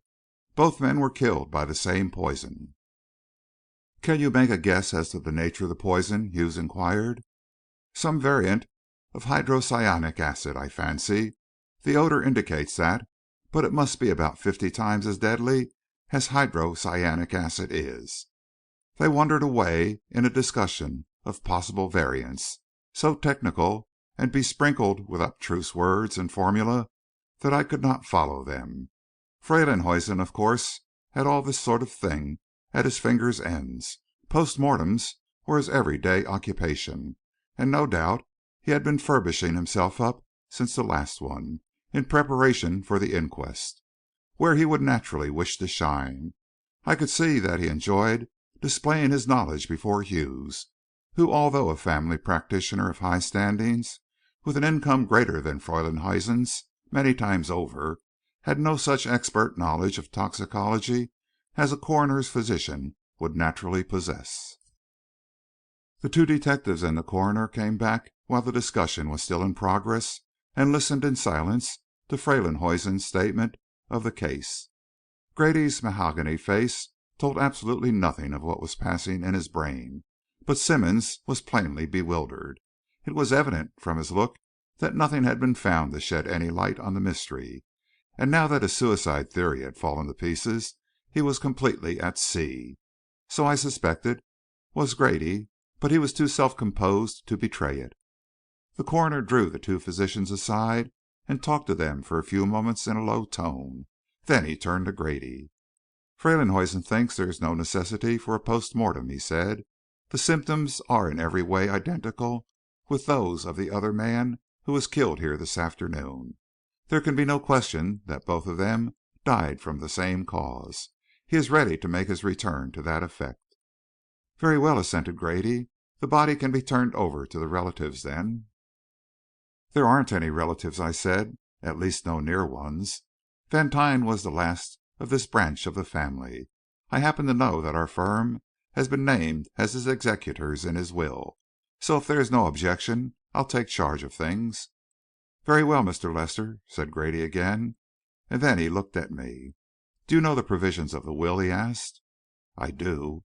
"In light of those provisions, do you know of any one who would have an interest in Vantine's death?" "I think I may tell you the provisions," I said, after a moment. "With the exception of a few legacies to his servants, his whole fortune is left to the Metropolitan Museum of Art."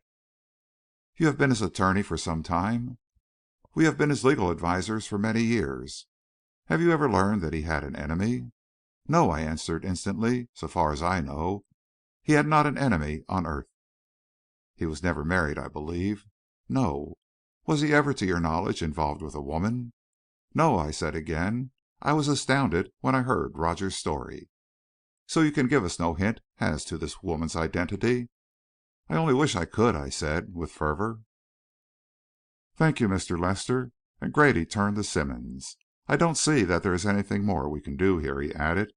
"There is one thing, though, Mr. Lester, I would have to ask you to do. That is to keep all the servants here until after the inquest.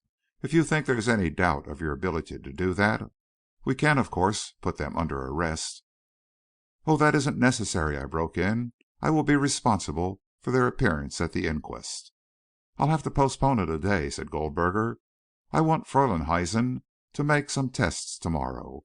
Besides, we've got to identify d'Aurelle, and these gentlemen seem to have their work cut out for them in finding this woman."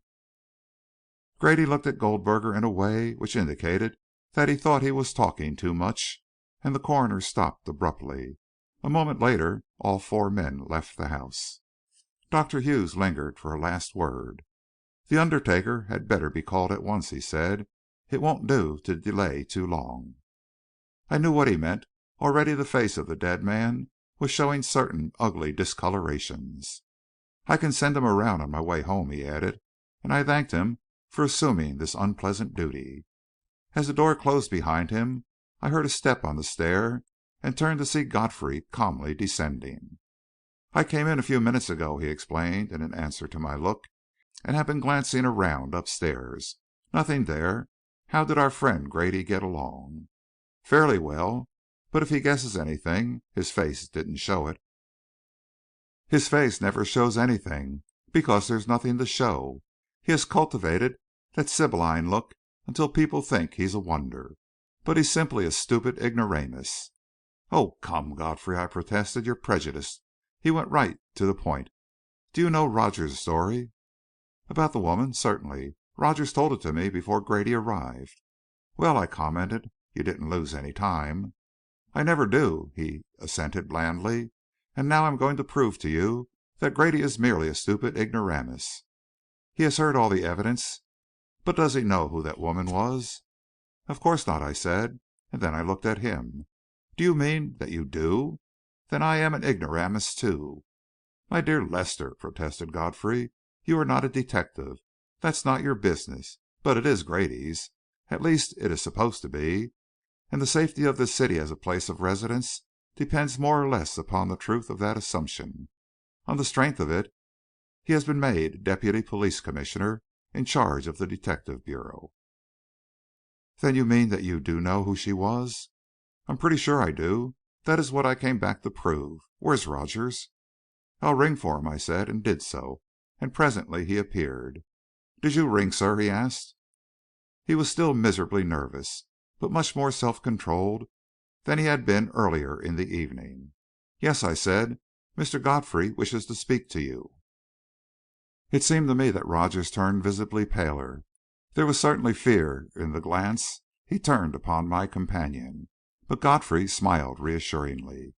"We'd better give him his instructions about the reporters, first thing, hadn't we, Lester?" he inquired.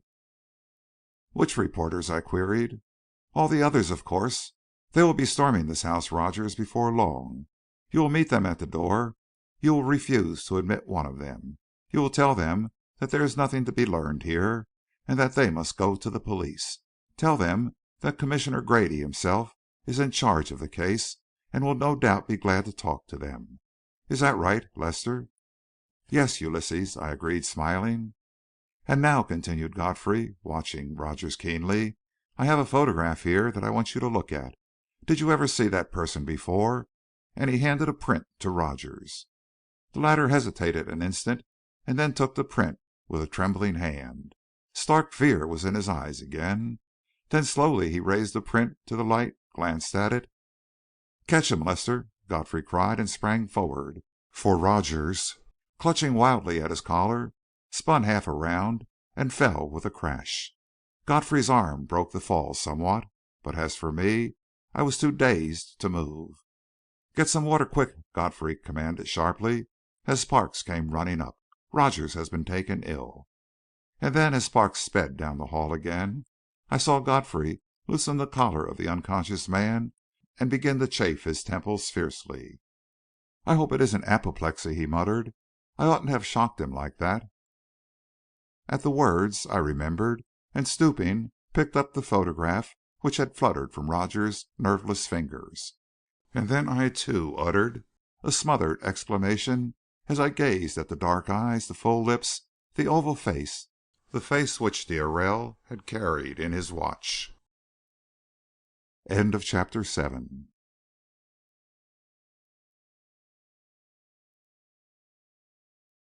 Precautions. But it wasn't apoplexy. It was Parks who reassured us when he came hurrying back a minute later with a glass of water in one hand and a small phial in the other. "He has these spells," he said. "It's a kind of vertigo. Give him a whiff of this." He uncorked the phial and handed it to Godfrey, and I caught the penetrating fumes of ammonia. A moment later Rogers gasped convulsively. "He'll be all right pretty soon," remarked Parks, with ready optimism, "though I never saw him quite so bad." "We can't leave him lying here on the floor," said Godfrey. "There's a couch seat in the music room," Parks suggested, and the three of us bore the still unconscious man to it. Then Godfrey and I sat down and waited while he gasped his way back to life. "Though he can't really tell us much," Godfrey observed. "In fact, I doubt if he'd be willing to tell anything. But his face, when he looked at the picture, told us all we need to know." Thus reminded, I took the photograph out of the pocket into which I had slipped it, and looked at it again. "Where did you get it?" I asked. "The police photographer made some copies. This is one of them." "But what made you suspect that the two women were the same?" "I don't just know," answered Godfrey reflectively. "They were both French, and Rogers spoke of the red lips. Somehow it seemed probable. Mr. Grady will find some things he doesn't know in to morrow's Record, but then he usually does. This time I'm going to rub it in. Hello," he added, "our friend is coming around." I looked at Rogers and saw that his eyes were open. They were staring at us as though wondering who we were. Godfrey passed an arm under his head and held the glass of water to his lips. "Take a swallow of this," he said, and Rogers obeyed mechanically, still staring at him over the rim of the glass. "How do you feel?" "Pretty weak," Rogers answered, almost in a whisper. "Did I have a fit?" "Something like that," said Godfrey cheerfully. "But don't worry. You'll soon be all right again." "What sent me off?" asked Rogers, and stared up at him. Then his face turned purple, and I thought he was going off again. But after a moment's heavy breathing he lay quiet. "I remember now," he said. "Let me see that picture again." I passed it to him. His hand was trembling so he could hardly take it. But I saw he was struggling desperately to control himself, and he managed to hold the picture up before his eyes and look at it with apparent unconcern. "Do you know her?" Godfrey asked. To my infinite amazement, Rogers shook his head. "Never saw her before," he muttered. "When I first looked at her, I thought I knew her, but it ain't the same woman." "Do you mean to say," Godfrey demanded sternly, "that this is not the woman who called on Mr. Vantine to night?" Again Rogers shook his head. "Oh, no," he protested. "It's not the same woman at all. This one is younger." Godfrey made no reply, but he sat down and looked at Rogers. And Rogers lay and gazed at the picture, and gradually his face softened as though at some tender memory. "Come, Rogers," I urged at last. "You'd better tell us all you know. If this is the woman, don't hesitate to say so." "I told you all I know, Mr. Lester," said Rogers, but he did not meet my eyes. "And I'm feeling pretty bad. I think I'd better be getting to bed." "Yes, that's best," agreed Godfrey promptly. "Parks will help you," and he held out his hand for the photograph. Rogers relinquished it with evident reluctance. He opened his lips as though to ask a question, then closed them again, and got slowly to his feet, Parks aiding him. "Good night, gentlemen," he said weakly, and shuffled away, leaning heavily on Parks's shoulder. "Well," said I, looking at Godfrey, "what do you think of that?" "He's lying, of course. We've got to find out why he's lying, and bring it home to him. But it's getting late. I must get down to the office. One word, Lester. Be sure Rogers doesn't give you the slip." "I'll have him looked after," I promised. "But I fancy he'll be afraid to run away. Besides, it is possible he's telling the truth. I don't believe any woman had anything to do with either death." Godfrey turned as he was starting away and stopped to look at me. "Who did, then?" he asked. "Nobody." "You mean they both suicided in that abnormal way?" "No, it wasn't suicide. They were killed, but not by a human being. At least, not directly." I felt that I was floundering hopelessly and stopped. "I can't tell you now, Godfrey," I pleaded. "I haven't had time to think it out. You've got enough for one day." "Yes," he smiled. "I've got enough for one day. And now good bye. Perhaps I'll look in on you about midnight on my way home, if I get through by then." I sighed. Godfrey's energy became a little wearing sometimes. I was already longing for bed, and there remained so much to be done. But he, after a day which I knew had been a hard one, and with a many column story still to write, was apparently as fresh and eager as ever. "All right," I agreed. "If you see a light, come up. If there isn't any light, I'll be in bed, and I'll kill you if you wake me." "Conditions accepted," he laughed, as I opened the door for him. Parks joined me as I turned back into the house. "I got Rogers to bed, sir," he said. "He'll be all right in the morning. But he's a queer duck." "How long have you known him, Parks?" He's been with Mr. Vantine about 5 years. I don't know much about him. He's a silent kind of fellow, keeping to hisself a good deal, and sort of brooding over things. But he did his work all right, except once in a while when he keeled over like he did tonight. Parks, I said suddenly, I'm going to ask you a question. You know that Mr. Vantine was a friend of mine, and I thought a great deal of him. Now, what with this story Roger tells, and one or two other things, there is talk of a woman. Is there any foundation for talk of that kind? No, sir, said Parks, emphatically. I've been Mr. Vantine's valet for 8 years and more, and in all that time he has never been mixed up with a woman in any shape or form. I always fancied he'd loved the lady who died. I don't know what made me think so, but anyhow, since I've known him, he's never looked at a woman, not in that way. Thank you, Parks, I said, with a sigh of relief. I've been through so much today that I felt I couldn't endure that. And now? Beg pardon, sir, said a voice at my elbow. We have everything ready, sir.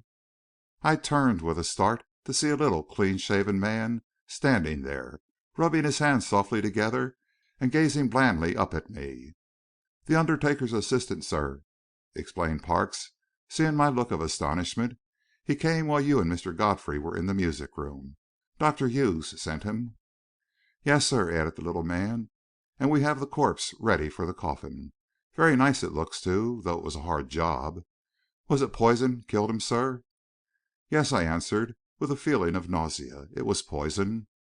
Very powerful poison, too, I should say, sir. We didn't get here none too soon. Where shall we put the body, sir? Why not leave it where it is? I asked impatiently. Very good, sir, said the man, and presently he and his assistant took themselves off, to my intense relief. And now, Parks, I began, there is something I want to say to you. Let us go somewhere and sit down.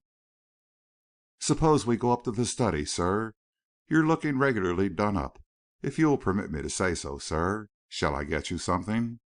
A brandy and soda, I assented, and bring one for yourself. Very good, sir. And a few minutes later we were sitting opposite each other in the room where Vantine had offered me similar refreshment not many hours before. I looked at Parks as he sat there, and turned over in my mind what I had to say to him. I liked the man, and I felt he could be trusted. At any rate, I had to take the risk. Now, Parks, I began again, setting down my glass, what I have to say to you is very serious, and I want you to keep it to yourself. I know that you were devoted to Mr. Vantine. I may as well tell you that he has remembered you in his will, and I am sure you are willing to do anything in your power to help solve the mystery of his death. That I am, sir, Parks agreed warmly. I was very fond of him, sir. Nobody will miss him more than I will. I realized that the tragedy meant far more to Parks than it did even to me, for he had lost not only a friend, but a means of livelihood, and I looked at him with heightened sympathy. I know how you feel, I said, and I'm counting on you to help me. I have a sort of an idea of how his death came about. Only the vaguest possible idea, I added hastily, as his eyes widened with interest. Altogether too vague to put into words. But I can say this much. The mystery, whatever it is in the anteroom where the bodies were found, or in the next room to it where the furniture is. Now I'm going to lock up those rooms, and I want you to see that nobody enters them without your knowledge. Not very likely that anybody will want to enter them, sir. And Parks laughed, a grim little laugh. I'm not so sure of that, I dissented, speaking very seriously. In fact, I'm of the opinion that there is somebody who wants to enter those rooms very badly. I don't know who he is, and I don't know what he is after. But I'm going to make it your business to keep him out, and to capture him if you catch him trying to get in. Trust me for that, sir, said Parks promptly. What is it you want me to do? I want you to put a cot in the hallway outside the door of the anteroom and sleep there tonight. Tomorrow I will decide what further precautions are necessary. Very good, sir, said Parks. I'll get the cot up at once. There is one more thing, I went on. I have given the coroner my personal assurance that none of the servants will leave the house until after the inquest. I suppose I can rely on them. Oh, yes, sir. I'll see they understand how important it is. Rogers especially," I added, looking at him. "I understand, sir," said Parks, quietly. "Very well. And now let us go down and lock up those rooms." They were still ablaze with light, but both of us faltered a little, I think, on the threshold of the ante room. For in the middle of the floor stood a stretcher, and on it was an object covered with a sheet, its outlines horribly suggestive. But I took myself in hand and entered. Parks followed me and closed the door. The ante room had 2 windows, and the room beyond, which was a corner one, had 3. All of them were locked, but a pane of glass seemed to me an absurdly fragile barrier against any one who really wished to enter. "Aren't there some wooden shutters for these windows?" I asked. "Yes, sir. They were taken down yesterday and put in the basement. Shall I get them?" "I think you'd better," I said. "Will you need any help?" "No, sir. They're not heavy. If you'll wait here, you can snap the bolts into place when I lift them up from the outside." "Very well," I agreed, and Parks hurried away.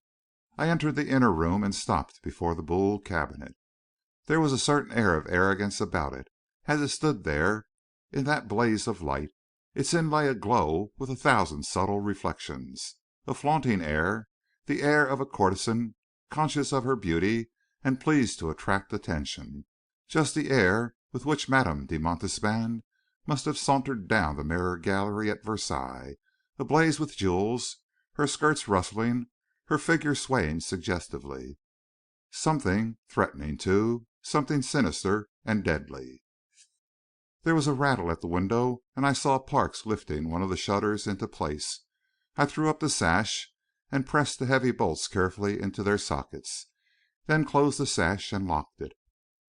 The 2 other windows were secured in their turn, and with a last look about the room, I turned out the lights.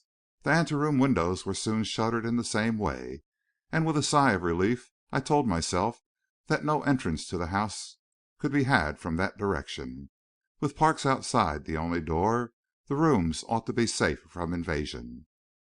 Then, before extinguishing the lights, I approached that silent figure on the stretcher, lifted the sheet, and looked for the last time upon the face of my dead friend. It was no longer staring and terrible, but calm and peaceful as in sleep, almost smiling. With wet eyes and contracted throat, I covered the face again, turned out the lights, and left the room. Parks met me in the hall, carrying a cot, which he placed close across the doorway. "There," he said, "nobody will get into that room without my knowing it." "No," I agreed, and then a sudden thought occurred to me. "Parks," I said, "is it true that there is a burglar alarm on all the windows?" "Yes, sir. It rings a bell in Mr. Vantine's bedroom and another in mine, and sends in a call to the police." "Is it working?" "Yes, sir. Mr. Vantine himself tested it this evening just before dinner." "Then why didn't it work when I opened those windows just now?" I demanded. Parks laughed. "Because I threw off the switch, sir," he explained, "when I came out to get the shutters. The switch is in a little iron box on the wall just back of the stairs, sir. It is one of my duties to turn it on every night before I go to bed." I breathed a sigh of relief. "Is it on again now?" "It certainly is, sir. After what you told me, I'd not be likely to forget it." "You'd better have a weapon handy, too," I suggested. "I have a revolver, sir." "That's good. And don't hesitate to use it. I'm going home. I'm dead tired." "Shall I call a cab, sir?" "No, the walk will do me good. I'll see you to morrow." Parks helped me into my coat and opened the door for me. Glancing back after a moment, I saw that he was standing on the steps gazing after me. I could understand his reluctance to go back into that death haunted house, and I found myself breathing deeply with the relief of getting out of it. Chapter 8.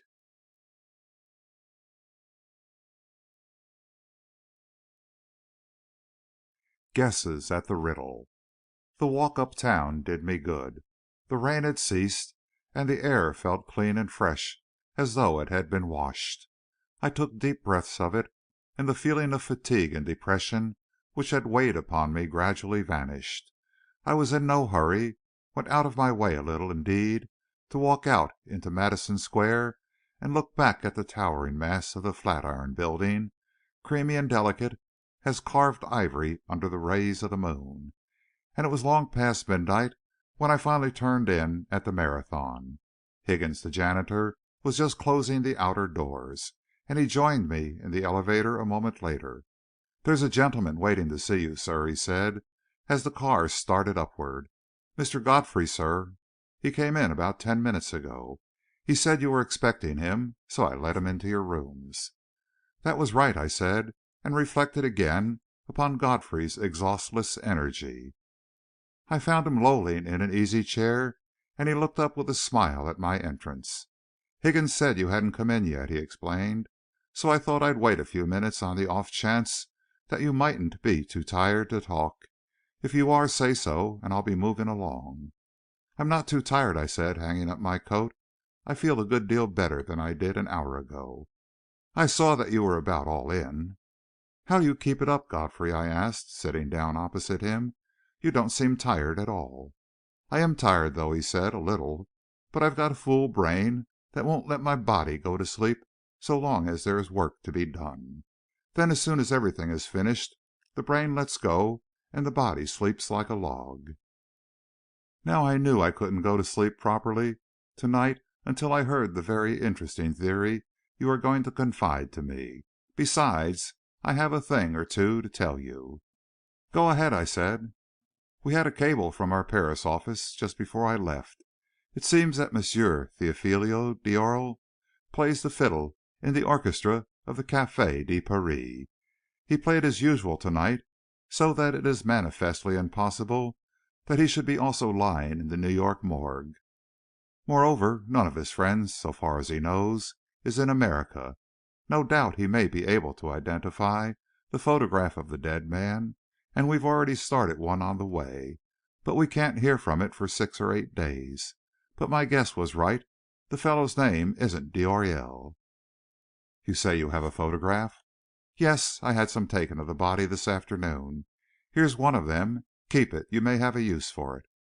I took the card, and as I gazed at the face depicted upon it, I realized that the distorted countenance I had seen in the afternoon had given me no idea of the man's appearance. Now the eyes were closed and the features composed and peaceful, but even death failed to give them any dignity. It was a weak and dissipated face, the face of a hanger-on of cafés, as Parks had said, or of a loiterer along the boulevards, of a man without ambition and capable of any depth of meanness and deceit. At least, that is how I read it. "He's evidently low class," said Godfrey, watching me. "One of those parasites, without work and without income, so common in Paris. Shop girls and ladies' maids have a weakness for them." "I think you are right," I agreed. "But at the same time, if he was of that type, I don't see what business he could have had with Philip Vantine." "Neither do I. But there are a lot of other things I don't see, either. We're all in the dark, Lester. Have you thought of that? Absolutely in the dark." "Yes, I have thought of it," I said slowly. "No doubt we can establish this fellow's identity in time. Sooner than we think, perhaps, for most of the morning papers will run his picture. And if he is known here in New York at all, it will be recognized by someone. When we find out who he is, we can probably guess at the nature of his business with Vantine. We can find out who the woman was who called to see Vantine to night. That is just a case of grilling Rogers. Then we can run her down and get her secret out of her. We can find why Rogers is trying to shield her. All that is comparatively simple. But when we have done it all, when we have all these facts in hand, I'm afraid we shall find that they are utterly unimportant." "Unimportant?" I echoed. "But surely—" "Unimportant because we don't want to know these things.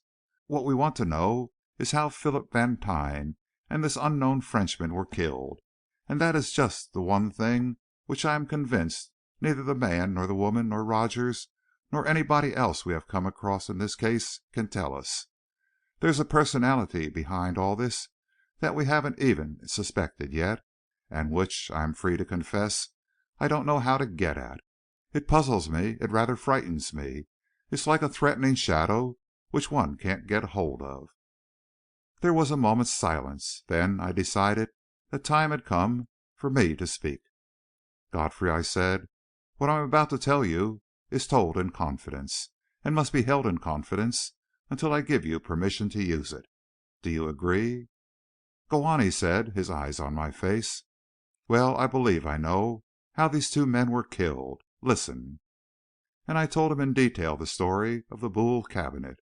I repeated Vantine's theory of its first ownership. I named the price which he was ready to pay for it.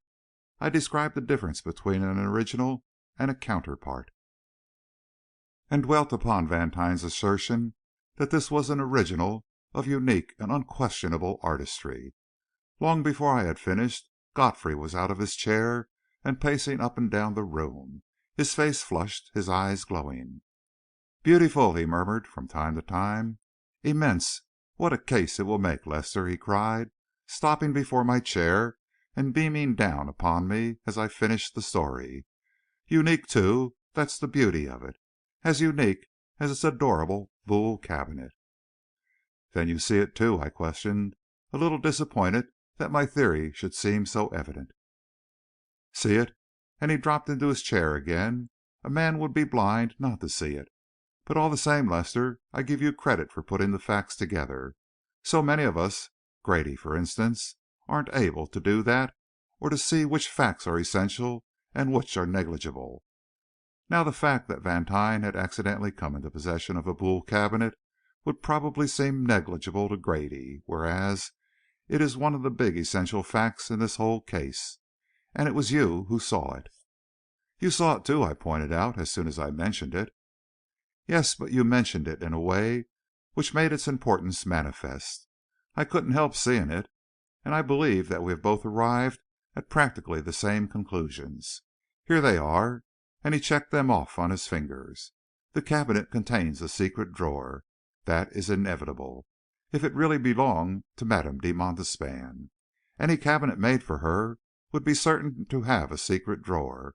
She would require it, just as she would require lace on her underwear, or jeweled buttons on her gloves.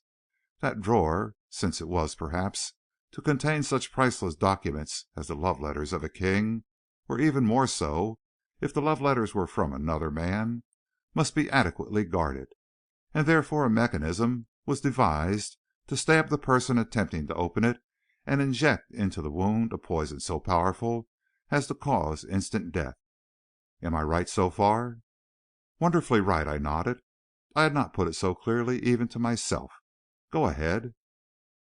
"We come to the conclusion, then," continued Godfrey, "that the business of this unknown Frenchman with Vantine in some way concerned this cabinet." "Vantine himself thought so," I broke in. "He told me afterwards that it was because he thought so he consented to see him." "Good. That will seem to indicate that we are on the right track. The Frenchman's business, then, had something to do with this cabinet and with this secret drawer. Left to himself, he discovered the cabinet in the room adjoining the ante room, and attempted to open the drawer, and was killed." "Yes," I agreed. "And now, how about Vantine?" "Vantine's death isn't so simply explained. Presumably, the unknown woman also called on business relating to the cabinet. She also wanted to open the secret drawer in order to secure its contents. That seems fairly certain from her connection with the first caller." "You still think it was her photograph he carried in his watch?" "I am sure of it. But how did it happen that it was Vantine who was killed?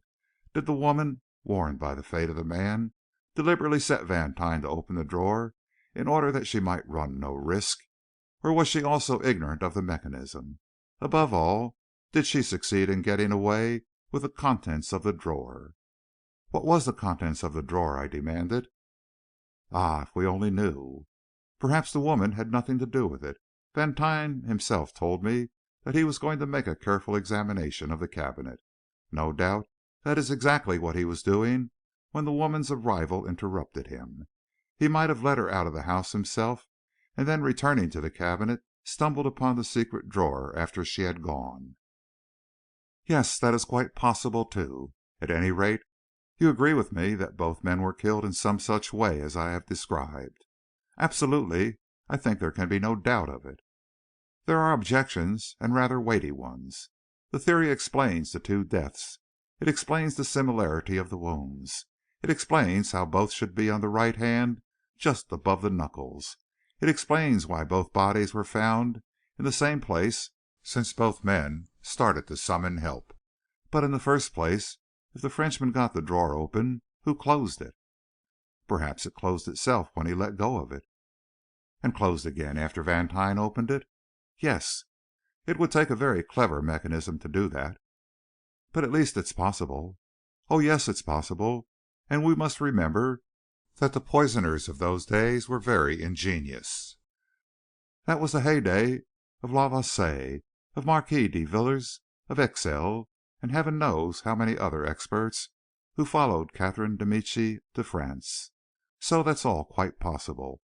But there is one thing that isn't possible, and that is that a poison which, if it is administered as we think it is, must be a liquid, could remain in that cabinet fresh and ready for use for more than 300 years.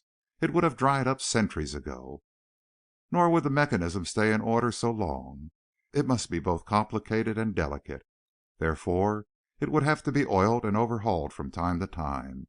If it is worked by a spring, and I don't see how else it can be worked, the spring would have to be renewed and wound up. Well, I asked, as he paused. Well, it is evident that the drawer contained something more recent than the love letters of Louis XIV. It must have been put in working order quite recently. But by whom and for what purpose? That is the mystery we have to solve, and it's a mighty pretty one. And here's another objection," he added. "That Frenchman knew about the secret drawer because, according to our theory, he opened it and got killed. Why didn't he also know about the poison?" That was an objection, truly, and the more I thought of it, the more serious it seemed. "It may be," said Godfrey at last, "that d'Aurelle was going it alone, that he had broken with the gang." "The gang?" "Of course there's a gang. This thing has taken careful planning and concerted effort, and the leader of the gang is a genius. I wonder if you understand how great a genius. Think. He knows the secret of the drawer of Madame de Montespan's cabinet, but above all he knows the secret of the poison of the Medici. Do you know what that means, Lester?" "What does it mean?" I asked, for Godfrey was getting ahead of me. "It means he's a great criminal, a really great criminal, one of the elect from whom crime has no secrets. Observe. He alone knows the secret of the poison. One of his men breaks away from him and pays for his mutiny with his life. He is the brain. The others are merely the instruments." "Then you don't believe it was by accident that the cabinet was sent to Vantine?" "By accident? Not for an instant. It was part of a plot, and a splendid plot." "Can you explain that to me, too?" I queried, a little ironically, for I confess it seemed to me that Godfrey was permitting his imagination to run away with him. He smiled good-naturedly at my tone. "Of course, this is all mere romancing," he admitted. "I am the first to acknowledge that. I was merely following out our theory to what seemed its logical conclusion. But perhaps we are on the wrong track altogether. Perhaps d'Aurelle, or whatever his name is, just blundered in, like a moth into a candle flame. As for the plot, well, I can only guess at it. But suppose you and I had pulled off some big robbery." He stopped suddenly, and his face went white and then red. "What is it, Godfrey?" I cried, for his look frightened me. He lay back in his chair, his hands pressed over his eyes. I could see how they were trembling, how his whole body was trembling. "Wait!" he said hoarsely. "Wait!" Then he sat upright, his face tense with anxiety. "Lester!" he cried, his voice shrill with fear. "The cabinet! It isn't guarded!" "Yes, it is," I said. "At least I thought of that." And I told him of the precautions I had taken to keep it safe. He heard me out with a sigh of relief. "That's better," he said. "Parks wouldn't stand much show, I'm afraid, if worst came to worst. But I think the cabinet is safe for to night. And before another night, Lester, we will have a look for ourselves." "A look?" "Yes, for the secret drawer." I stared at him, fascinated, shrinking. "And we shall find it," he added. "D'Aurelle and Vantine found it," I muttered thickly. "Well?" "And they're both dead." "It won't kill us. We will go about it armored, Lester. That poisoned fang may strike." "Don't!" I cried, and cowered back into my chair. "I can't do it, Godfrey. God knows I'm no coward, but not that." "You shall watch me do it," he said. "That would be even worse."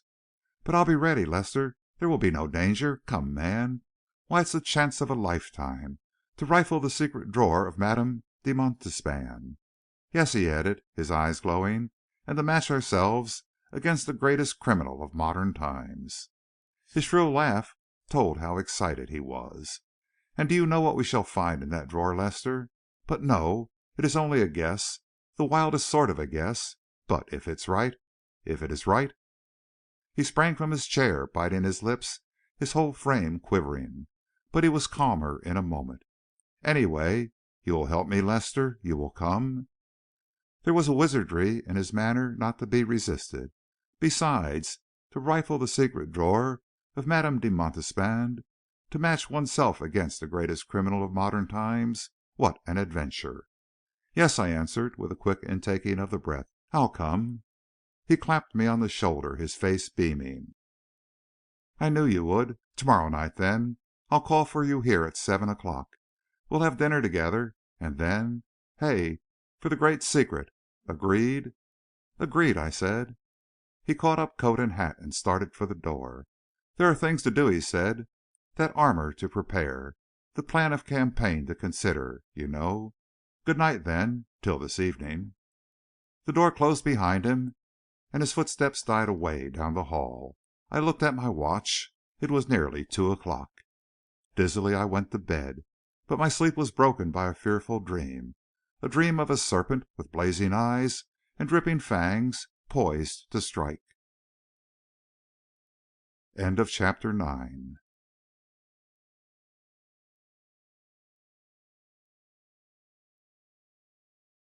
Preparations.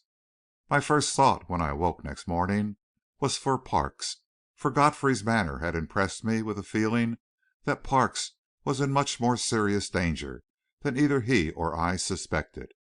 It was with a lively sense of relief, therefore, that I heard Parks's voice answer my call on the phone. "This is Mr. Lester," I said. "Is everything all right?" "Everything serene, sir," he answered. "It would take a mighty smooth burglar to get in here now, sir." "How is that?" I asked. "Reporters are camped all around the house, sir. They seem to think somebody else will be killed here to day." He laughed as he spoke the words, but I was far from thinking the idea an amusing one. "I hope not," I said quickly. "And don't let any of the reporters in, nor talk to them. Tell them they must go to the police for their information. If they get too annoying, let me know, and I'll have an officer sent around." "Very good, sir." "And Parks." "Yes, sir." "Don't let anybody in the house, no matter what he wants, unless Mr. Grady or Mr. Simmonds or Mr. Goldberger accompanies him. Don't let anybody in you don't know. If there's any trouble, call me up. I want you to be careful about this." "I understand, sir." "How is Rogers?" I asked. "Much better, sir. He wanted to get up, but I told him he might as well stay in bed, and I'd look after things. I thought that was the best place for him, sir." "It is," I agreed. "Keep him there as long as you can. I'll come in during the day, if possible. In any event, Mr. Godfrey and I will be there this evening. Call me at the office if you need me for anything." "Very good, sir," said Parks again, and I hung up. I glanced through Godfrey's account of the affair while I ate my breakfast, and noted with amusement the sly digs taken at Commissioner Grady. Under the photograph of the unknown woman was the legend, "Mr. Vantine's mysterious caller." In parentheses, "Grady, please notice." And it was intimated that when Grady wanted any real information about an especially puzzling case, he had to go to the Record to get it. This, however, was merely by the way, for the story of the double tragedy, fully illustrated, was flung across many columns, and was plainly considered the great news feature of the day. I glanced at 2 or 3 other papers on my way downtown. All of them featured the tragedy with a riot of pictures, pictures of d'Aurelle and of Vantine, of Grady, very large, of Simmonds, of Goldberger, of Freylinghuisen, of the Vantine house, diagrams of the anteroom showing the position in which the bodies were found, anatomical charts showing the exact nature of the wounds, pictures of the noted poisoners of history with a highly colored list of their achievements. But when it came to the story of the tragedy itself, their accounts were far less detailed and intimate than that in the Record. They were indeed, for the most part, mere farragos of theories, guesses, blood-curdling suggestions, and mysterious hints of important information confided to the reporters but withheld from the public until the criminal had been run to earth. That this would soon be accomplished, not a single paper doubted. For had not Grady, the mighty Grady, taken personal charge of the case? Here followed a glowing history of Grady's career. It was evident enough that all these reporters had been compelled to go to Grady for their information, and I could fancy them damning him between their teeth as they penned these panegyrics. I could also fancy their city editors damning as they compared these incoherent imaginings with the admirable and closely written story in the Record, and I suspected that it was the realization of the Record's triumph which had caused the descent to the phalanx of reporters upon the Vantine place. I went over the whole affair with Mr. Royce as soon as he reached the office, and spent the rest of the day arranging the papers relating to Vantine's affairs and getting them ready to probate. Parks called me up once or twice for instructions as to various details, and Vantine's nearest relative, a third or fourth cousin, wired from somewhere in the West that he was starting for New York at once. And then, toward the middle of the afternoon, came the cablegram from Paris which I had almost forgotten to expect. Royce and Lester, New York. Regret mistake in shipment exceedingly. Our representative will call to explain. Armand at Phil's.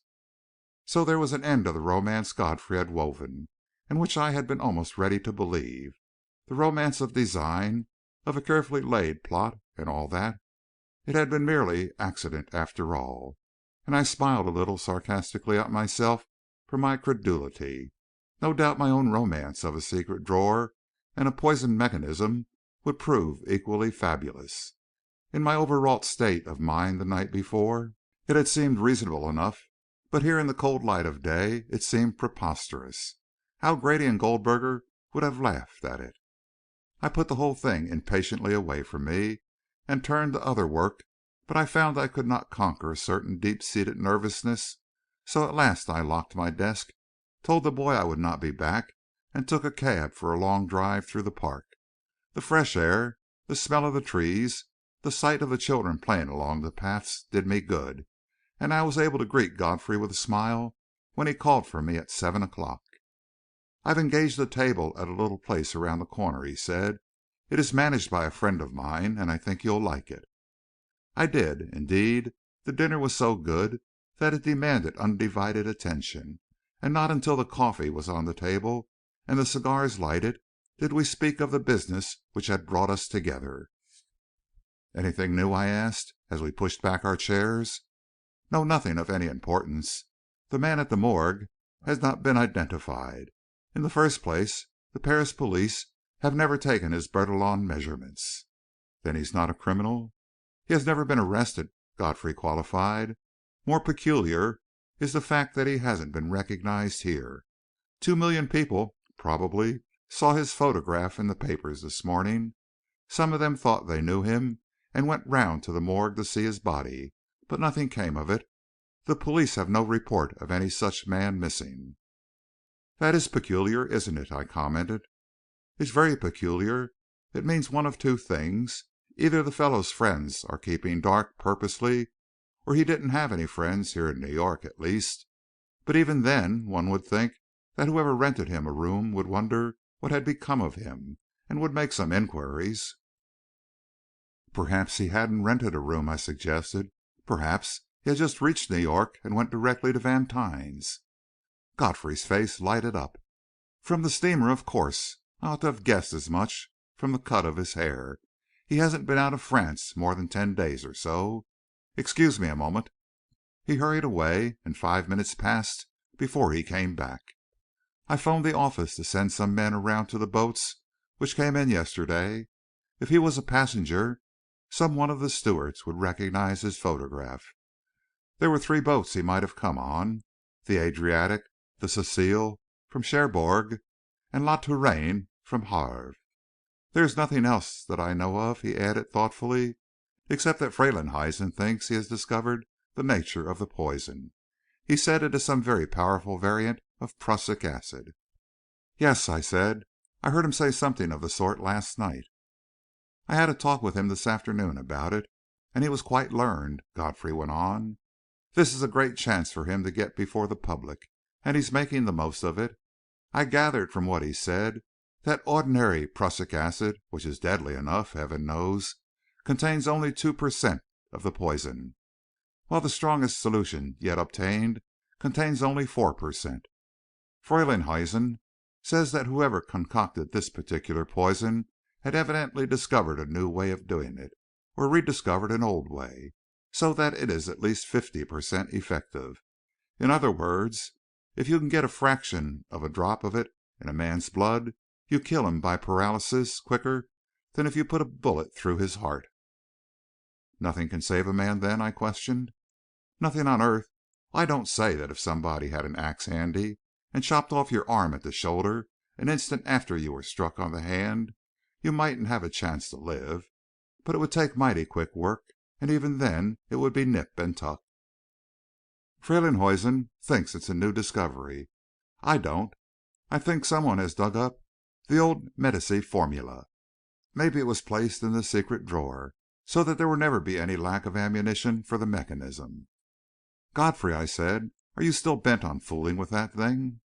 "More than ever. I'm going to find that secret drawer. And if the fangs strike, well, I'm ready for them. See here what I've made to day." He drew from his pocket something that looked like a steel gauntlet, such as one sees on suits of old armor. He slipped it over his right hand. "You see it covers the back of the hand completely," he said, "halfway down the first joint of the fingers. It's made of the toughest steel and would turn a bullet. And do you see how it is depressed in the middle, Lester?" "Yes," I said. "I was wondering why you had it made in that shape." "I want to get a sample of that poison. My theory is that when the fangs strike the hand, the shock drives out a drop or two of the poison. I don't want those drops to get away. I want them to roll into this depression, and I shall very carefully bottle them. Think what they are, Lester. The poison of the Medici." I sat for a moment looking at him, half in amusement, half in sorrow. It seemed a pity that his theory must come tumbling down. It was so picturesque, and he was so interested and enthusiastic over it, and it would make such a good story. He caught my glance and put the gauntlet back into his pocket. "Well, what is it?" he asked quietly. For answer I got out the cablegram and passed it across to him. He read it with brows contracted. "That seems to put a puncture in our little romance, doesn't it?" I asked at last. He nodded thoughtfully. "Yes, it does." And he read the message again, word by word. "Armand's man hasn't called yet?" "No, I didn't get the message till about 3 o'clock. I suppose he'll be around to morrow." "You will have to turn the cabinet over to him, of course." "Why, yes, it belongs to him. At least, it doesn't belong to Vantine." He slipped the message into its envelope and handed it back to me. I could see that he was perplexed and upset. "Well, in spite of this," he said finally, "I am still interested in that cabinet, Lester, and I wish you would keep possession of it as long as you can. At least, I wouldn't give it up until he delivered you the other cabinet which Vantine really bought." "Oh, I'll make him do that," I agreed quickly. "That will no doubt take a few days, longer than that if Vantine's cabinet is in Paris." Godfrey raised a finger to the waiter, asked for the check, and paid it. "And now let us go down and have a look at this one," he said, as we intended doing. "You will think me foolish, Lester, but even that cablegram hasn't shaken my belief in the existence of that secret drawer." "And all the rest?" I asked. "Yes," he answered slowly, "and all the rest." He said nothing more until we stopped before the Vantine house, but I could see, from his puckered brows, how desperately he was trying to untangle this quirk in the mystery. "The siege seems to have been lifted," I remarked as we alighted. "The siege?" "Parks telephoned me that your esteemed contemporaries had the place surrounded. I told him to hold the fort." "Poor boys," he commented, smiling, "to think that all they know is what Grady is able to tell them." Then he stopped before the house and made a careful survey of it. "Which room is the cabinet in?" he asked. "The anteroom is there at the left, where those two shuttered windows are. The cabinet is in the corner room. There is one window on this side and two on the other." "Wait till I take a look at them," he said, and vaulting the low railing, he walked quickly along the front of the house and around the corner. He was gone only a minute. "They're all right," he said, in a tone of relief. "Of course they're all right. You didn't suppose—" "If that cabinet contains what I thought it did, Lester, yes," he added, a little savagely, as he saw my look, "and what I still think it does, it wouldn't be safe in the strongest vault of the National City Bank." And he motioned for me to ring the bell.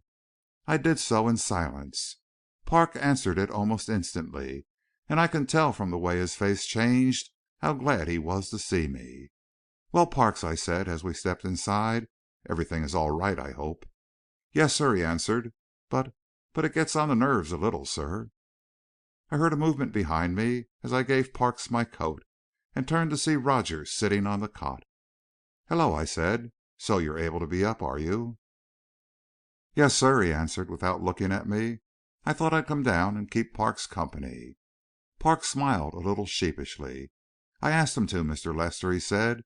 "I got so lonesome and jumpy here by myself that I just had to have somebody to talk to, especially after the burglar alarm rang." "The burglar alarm?" repeated Godfrey quickly. "What do you mean?" "We got a burglar alarm on the windows, sir. It is usually turned off in the daytime, but I thought I'd better leave it on today, and it rang about the middle of the afternoon. I thought at first that one of the other servants had raised the window, but none of them had. Something went wrong with it, I guess." "Did you take a look at the windows?" I asked. "Yes, sir. A policeman came to see what was the matter, and we went around and examined the windows. But they were all locked. It made me feel kind of scary for a while." "Does the alarm work now?" "No, sir. The policeman said there must be a short circuit somewhere, and that he'd notify the people who put it in. But nobody has come around yet to fix it." "We'd better take a look at the windows ourselves," said Godfrey. "You stay here, Parks. We can find them all right. I don't want you to leave that door unguarded for a single instant." We went from window to window, and Godfrey examined each of them with a minuteness that astonished me, for I had no idea of what he expected to find. But we completed the circuit of the ground floor without his apparently discovering anything out of the way. "Let's take a look at the basement," he said, and led the way downstairs with a readiness which told me that he had been over the house before. In the kitchen we came upon the cook and housemaid sitting close together and talking in frightened whispers. They watched us apprehensively, and I stopped to reassure them, while Godfrey proceeded with his search. Then I heard him calling me. I found him in a kind of lumber room, standing before its single small window, his electric torch in his hand. "Look here," he said, his voice quivering with excitement, and threw a circle of light on the jamb of the window at the spot where the upper and lower sashes met. "What is it?" I asked, after a moment. "I don't see anything wrong." "You don't? You don't see that this house was to be entered to night? Then what does this mean?" With his fingernail he turned up the end of a small insulated wire, and then I saw that the wire had been cut. End of chapter 10.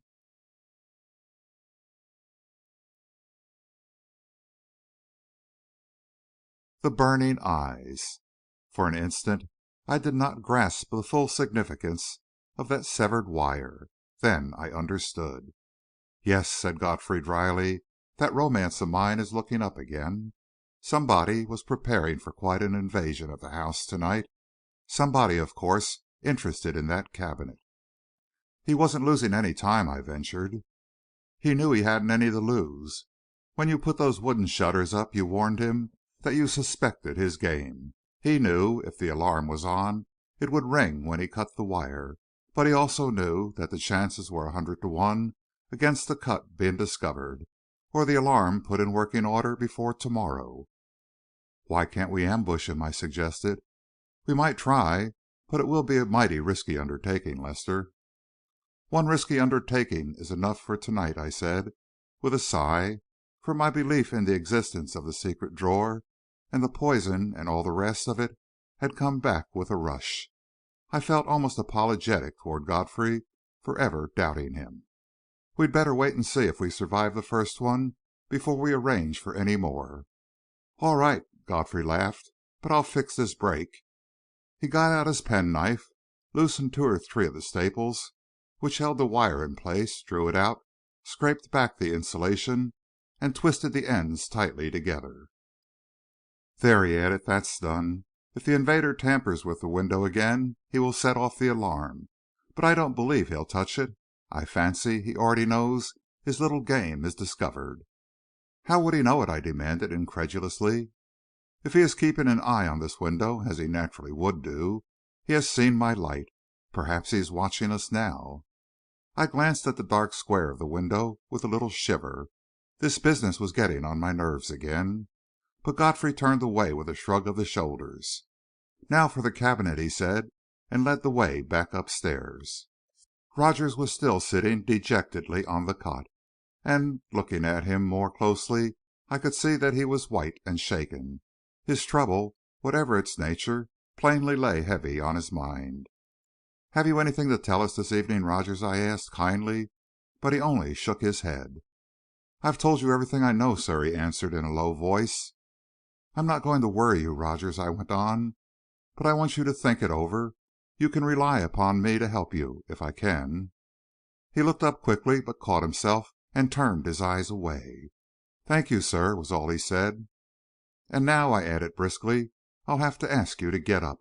Move the cot away from the door, Parks." Parks obeyed me with astonished face. "You're not going in there, sir," he protested, as I turned the knob. "Yes, we are," I said, and opened the door. "Is " "No, sir," broke in Parks, understanding. "The undertakers brought the coffin and put him in it and moved him over to the drawing room this afternoon, sir." "I'm glad of that. I want all the lights lit, Parks, just as they were last night."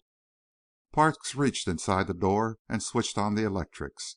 Then he went away, came back in a moment with a taper, and proceeded to light the gas lights. A moment later the lights in the inner room were also blazing. "There you are, sir," said Parks, and retreated to the door. "Will you need me?" "Not now, but wait in the hall outside. We may need you." I had a notion to tell him to have an axe handy, but I saw Godfrey smiling. "Very good, sir," said Parks, evidently relieved, and went out and closed the door. I led the way into the inner room. "Well, there it is," I said, and nodded toward the Boule Cabinet, standing in the full glare of the light, every inlay and incrustation glittering like the eyes of a basilisk. "It isn't too late to give it up, Godfrey." "Oh, yes, it is," he said, coolly removing his coat. "It was too late the moment you told me that story. Why, Lester, if I gave it up, I should never sleep again." "And if you don't, you may never wake again," I pointed out. He laughed lightly.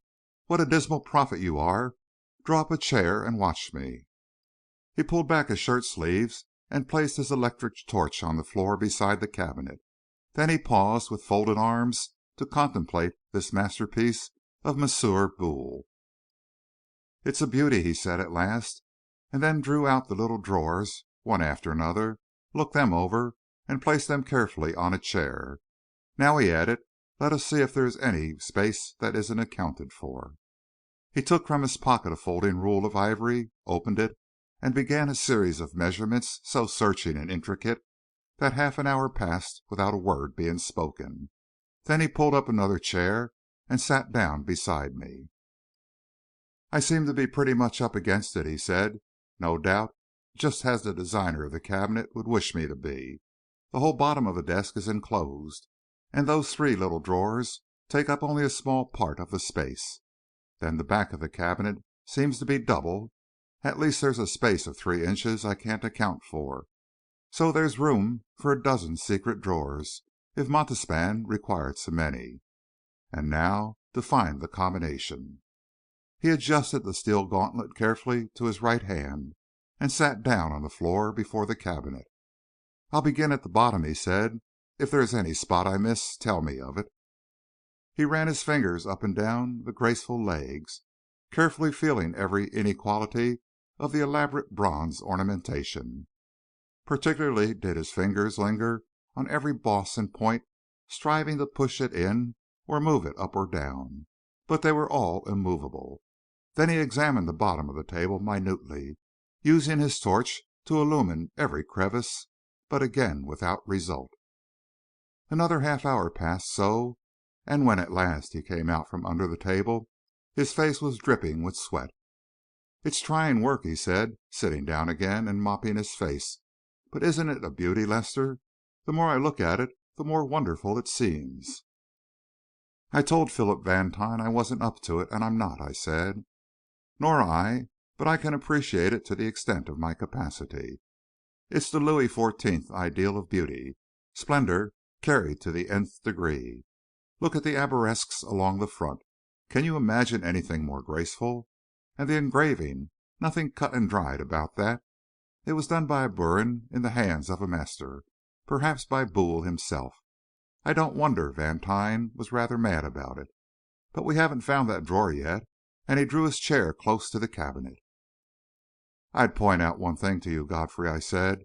"If you go on poking about with the fingers of both hands, as you've been doing, you are just as apt to get struck on the left hand as on the right." "That's true," he agreed. "Stop me if I forget." There were 3 little drawers in the front of the table, and these Godfrey had removed. He inserted his hand into the space from which he had taken them and examined it carefully. Then, inch by inch, he ran his fingers over the bosses and arabesques with which the sides and top of the table were encrusted. It seemed to me that, if the secret drawer were anywhere, it must be somewhere in this part of the cabinet, and I watched him with breathless interest. Once I thought he had found the drawer, for a piece of inlay at the side of the table seemed to give a little under the pressure of his fingers. But no hidden spring was touched, no drawer sprang open, no poisoned fangs descended. "Well," said Godfrey, sitting back in his chair at last, and wiping his face again, "there's so much done. If there is any secret drawer in the lower part of the cabinet, it is mighty cleverly concealed. Now we'll try the upper part." The upper part of the cabinet consisted of a series of drawers rising one above the other, and terminated by a triangular pediment, its tympanum ornamented with some beautiful little bronzes. The drawers themselves were concealed by 2 doors, opening in the center, and covered with the most intricate design of arabesqued incrustations. "If there is a second drawer here," said Godfrey, "it is somewhere in the back, where there seems to be a hollow space. But to discover the combination—" He ran his fingers over the inlay and then, struck by a sudden thought, tested each of the little figures along the tympanum. But they were all set solidly in place. "There's one thing sure," he said. "The combination, whatever it is of such a nature that it could not be discovered accidentally, by a person leaning on the cabinet, for instance. It isn't a question of merely touching a spring. It is probably a question of releasing a series of levers which must be worked in a certain order, or the drawer won't open. I'm afraid we are up against it." "I can't pretend I'm sorry," I said, with a sigh of relief. "As far as I'm concerned, I'm perfectly willing that the drawer should go undiscovered." "Well, I'm not," retorted Godfrey curtly, and he sat regarding the cabinet with puckered brows. Then he rose and began tapping at the back. I don't know what it was, for I was conscious of no noise, but some mysterious attraction drew my eyes to the window at the farther side of the room. Near the top of the wooden shutter, which Parks and I had put in place, was a small semicircular opening, to allow the passage of a little light, perhaps, and peering through this opening were 2 eyes, 2 burning eyes. They were fixed upon Godfrey with such feverish intentness that they did not see my glance, and I lowered my head instantly. "Godfrey," I said in a shaking voice, "don't look up, don't move your head, but there is someone peering through the hole in the shutter opposite us." Godfrey did not answer for quite a minute, but kept calmly on with his examination of the cabinet. "Did he see you look at him?" he asked at last. "No, he was looking at you, with his eyes almost staring out of his head. I never saw such eyes." Did you see anything of his face?" "No, the hole was too small. I fancy I saw the fingers of one hand which he had thrust through to steady himself." "How high is the hole?" "Near the top of the window." Godfrey came back to his chair a moment later, sat down in it, and passed his handkerchief slowly over his face. Then he leaned forward, apparently to examine the legs of the cabinet. "I saw him," he said, "or rather I saw his eyes. Rather fierce, aren't they?" "They're a tiger's eyes," I said, with conviction. "Well, there's no use going ahead with this while he's out there. Even if we found the drawer, we'd both be dead an instant later." "You mean he'd kill us?" "He would shoot us instantly. Imagine what a sensation that would make, Lester. Parks hears 2 pistol shots, rushes in, finds us lying here dead. Grady would have a convulsion, and we should both be famous for a few days." "I'll seek fame in some other way," I said dryly. "What are you going to do about it?" "We've got to try to capture him, and if we do, well, we shall have the fame all right. But it's a good deal like trying to pick up a scorpion. We're pretty sure to get hurt. If that fellow out there is who I think he is, he's about the most dangerous man on earth." He went on tapping the surface of the cabinet. As for me, I would have given anything for another look at those gleaming eyes. They seemed to be burning into me. Hot flashes were shooting up and down my back. "Why can't I go out as though I were going after something?" I suggested. "Then Parks and I could charge around the corner and get him." "You wouldn't get him. He'd get you. You wouldn't have a chance on earth. If there's a window upstairs over that one, you might drop something out on him or borrow Parks's pistol and shoot him." "That would be pretty cowardly, wouldn't it?" I suggested mildly. "My dear Lester," Godfrey protested, "when you attack a poisonous snake, you don't do it with bare hands, do you?" I couldn't help it. I glanced again at the window. "He's gone!" I cried. Godfrey was at the window in 2 steps. "Look at that," he said, "and then tell me he isn't a genius." I followed the direction of his pointing finger and saw that, just opposite the opening in the shutter, a little hole had been cut in the window pane. "That fellow foresees everything," said Godfrey with enthusiasm. "He probably cut that hole as soon as it was dark. He must have guessed we were going to examine the cabinet to night, and he wanted not only to see, but to hear. He heard everything we said, Lester." "Let's go after him!" I cried, and without waiting for an answer, I sprang across the anteroom and snatched open the door which led into the hall.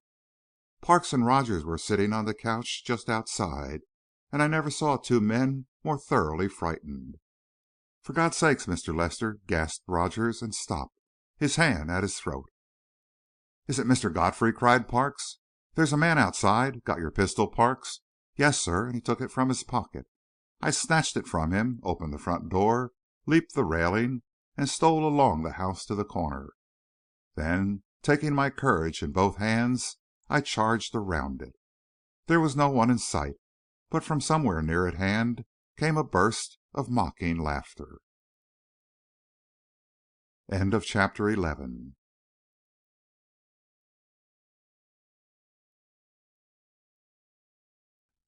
Godfrey is frightened.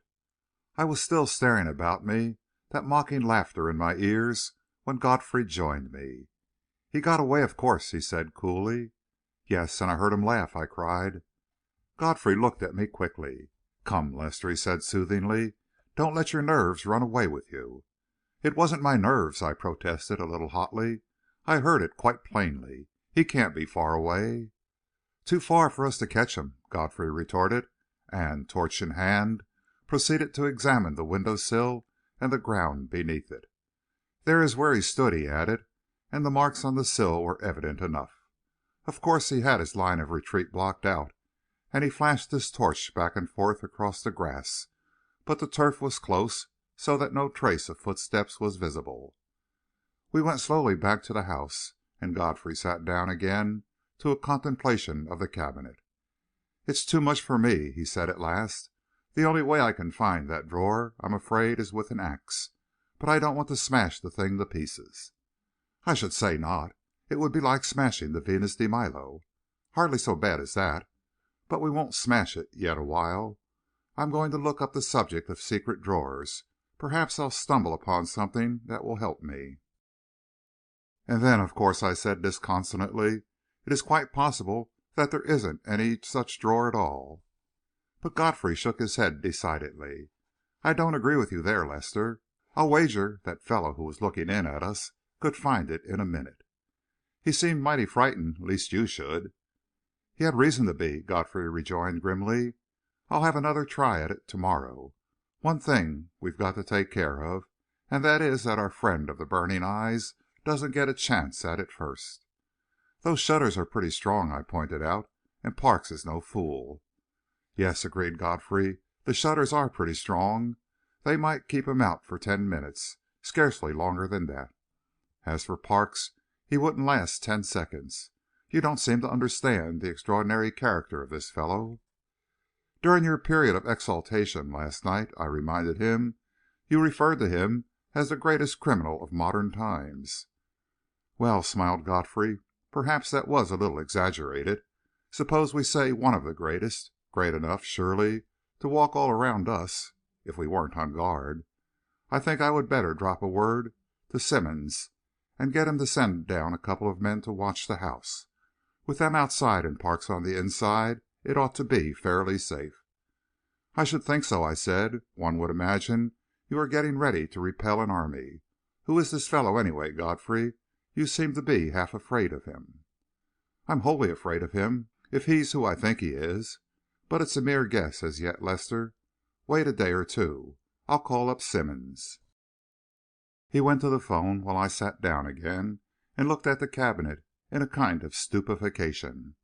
What was the intrigue of which it seemed to be the center? Who was this man that Godfrey should consider him so formidable? Why should he have chosen Philip Vantine for a victim?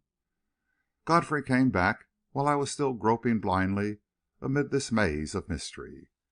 It's all right, he said. Simmonds is sending 2 of his best men to watch the house.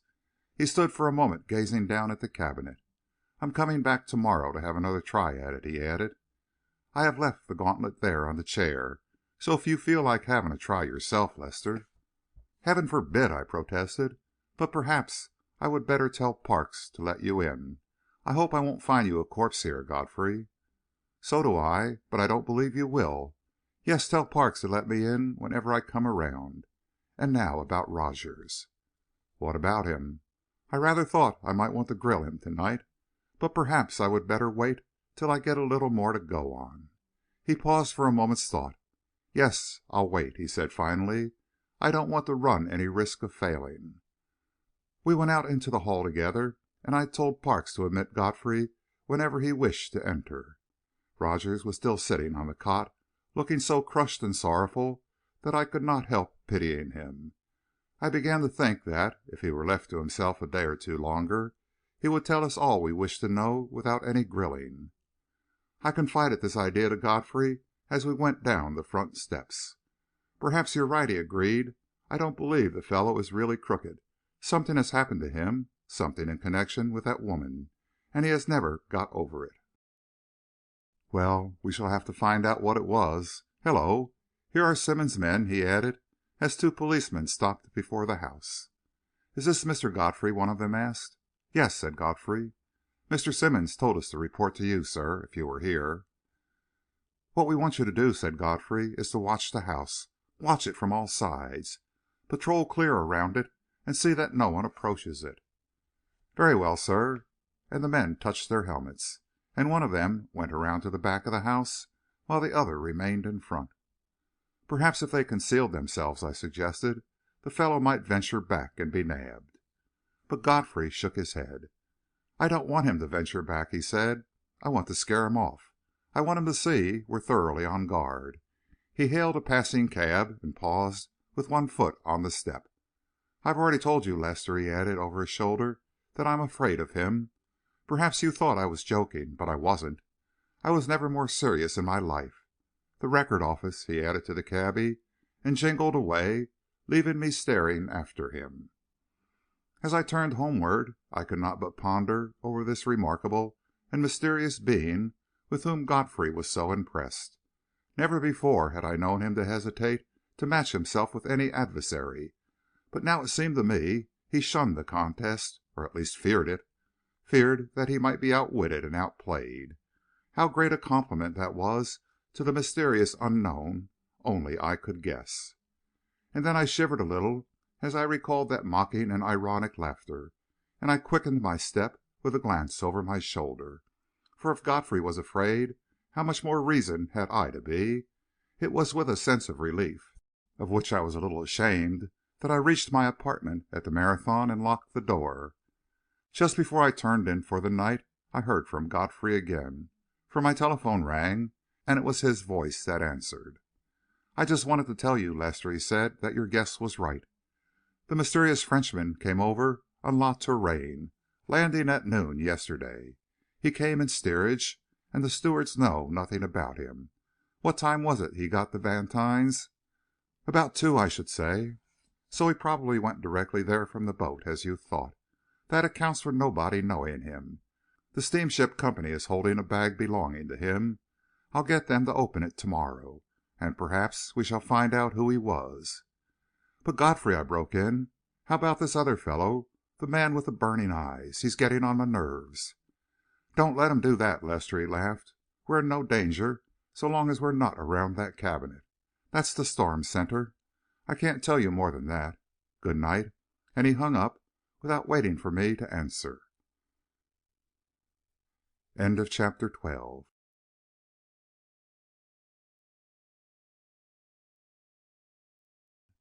A distinguished caller. It was shortly after I reached the office next morning that the office boy came in and handed me a card with an awed and reverent air so at variance with his usual demeanor that I glanced at the square of pasteboard in some astonishment. Then, I confess, an awed and reverent feeling crept over me also, for the card bore the name of Sereno Hornblower. That name is quite unknown outside the legal profession of the three great cities of the East, New York, Boston, and Philadelphia.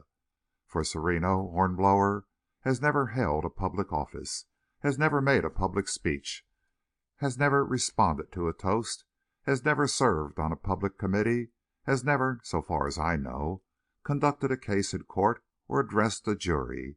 He has never, in a word, figured in the newspapers in any way, and yet his income would make that of any other lawyer in the country look like 30 cents. For Sereno Hornblower is the confidential attorney of most of our best families. He has held that position for years, and it is said that no case placed unreservedly in his hands ever resulted in a public scandal. He accepts clients with great care. He has steadfastly refused the business of Pittsburgh millionaires, remunerative as it was certain to be.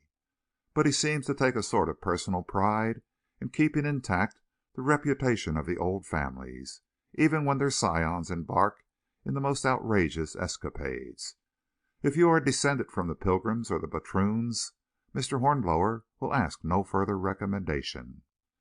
His reputation for tact and delicacy is tremendous, and yet those who have found themselves opposed to him have never been long in realizing that there was a most redoubtable mailed fist under the velvet glove. Altogether a remarkable man, whose memoirs would make absorbing reading, could he be persuaded to write them, which is quite beyond the bounds of possibility. I had never met him either professionally or personally, and it was with some eagerness that I told the office boy to show him in at once. Sereno Hornblower did not look the part. His reputation led one to expect a sort of cross between Uriah Heep and Sherlock Holmes. But there was nothing secretive or insinuating about his appearance. He was a bluff and hearty man of middle age, rather heavy set, fresh-faced, and clean-shaven, and with very bright blue eyes, evidently a man with a good digestion and a comfortable conscience. Had I met him on Broadway, I should have taken him for a ripe and finished comedian. There was about him an air which somehow reminded me of Joseph Jefferson. Perhaps it was his bright blue eyes. It may have been this very appearance of bluff sincerity and honest downrightness which accounted for his success. We shook hands, and he sat down and plunged at once, without an instant's hesitation, into the business which had brought him. Looking back at it, understanding as I do now the delicate nature of the business, I admire more and more the bluff readiness, though the more I think of it, the more I am convinced that he had thought out definitely beforehand precisely what he was going to say. The man who can carry through a carefully premeditated scene with an air of complete unpremeditation has an immense advantage. "Mr. Lester," he began, "I understand that you are the administrator of the estate of the late Philip Vantine?" "Our firm is," I corrected. "But you, personally, have been attending to his business?" "Yes." "He was a collector of old furniture, I believe?" "Yes." "And on his last trip to Europe, from which he returned only a few days ago, he purchased from Armand and Son, of Paris, a Boule cabinet?" I could not repress a start of astonishment. "Are you acting for Armand and Son?" I queried. "Not at all. I am acting for a lady whom, for the present, we will call Madame X." The thought flashed through my mind that Madame X and the mysterious Frenchwoman might be one and the same person.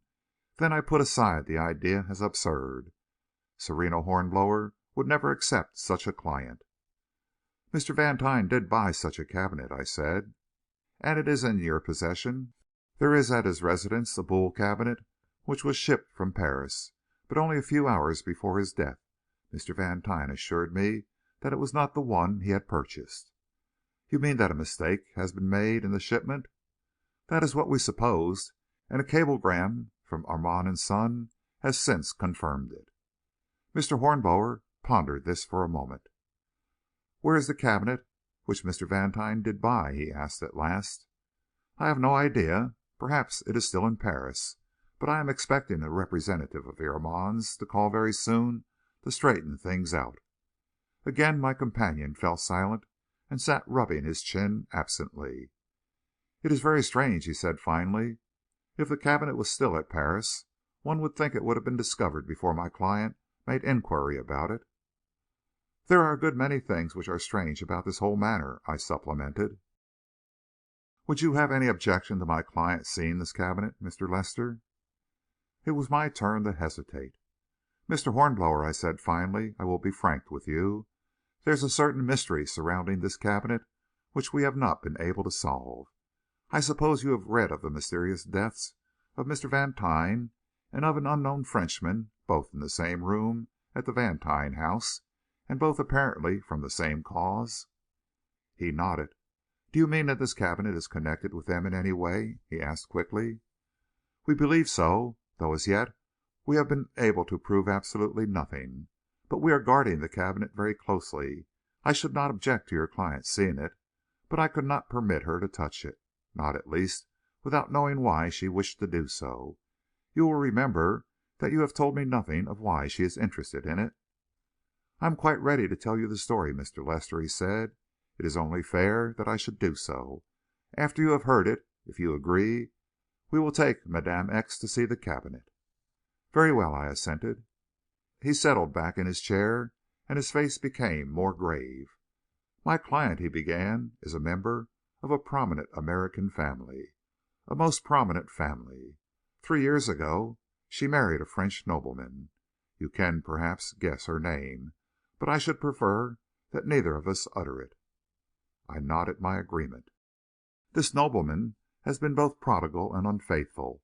He has scattered my client's fortune with both hands. He has flaunted his mistresses in her face. He has even tried to compel her to receive one of them. I am free to confess that I consider her a fool not to have left him long ago. At last her trustee interfered, for her father had been wise enough to place a portion of her fortune in trust. They paid her husband's debts, placed him on an allowance, and notified his creditors that his debts would not be paid again." I had by this time, of course, guessed the name of his client, since these details had long been a matter of public notoriety, and, I need hardly say, listened to the story with a heightened interest. "The allowance is a princely one," Mr. Hornblower continued, "but it does not suffice Monsieur X. No allowance would suffice him. The more money he had, the more ways he would find of spending it. So he has become a thief. He has taken to selling the objects of art with which his residences are filled. and which are really the property of my client, since they were purchased with her money. About 2 weeks ago, my client returned to Paris from a stay at her chateau in Normandy, to find that he had almost denuded the town house. Tapestries, pictures, sculptures, everything had been sold. Among other things which he has taken was a Boule Cabinet, which had been used by my client as her private writing desk. The cabinet was a most valuable one, but it is not its monetary value which makes my client so anxious to recover it. He paused an instant and cleared his throat, and I realized that he was coming to the really delicate part of the story. Monsieur X has had the decency, he went on more slowly, to, as he thought, retain his wife's private papers. He caused the contents of the various drawers to be dumped out upon a chair. But there was one drawer of which he knew nothing, a secret drawer known only to my client. That drawer contained a packet of letters which my client is most anxious to regain. Of their nature I will say nothing. Indeed, I know very little about them, for, after all, that is none of my business. But she has given me to understand that their recovery is essential to her peace of mind. I nodded again. There was really no need that he should say more. Only I reflected, a faithless husband has no reason to complain if his wife repays him in the same coin.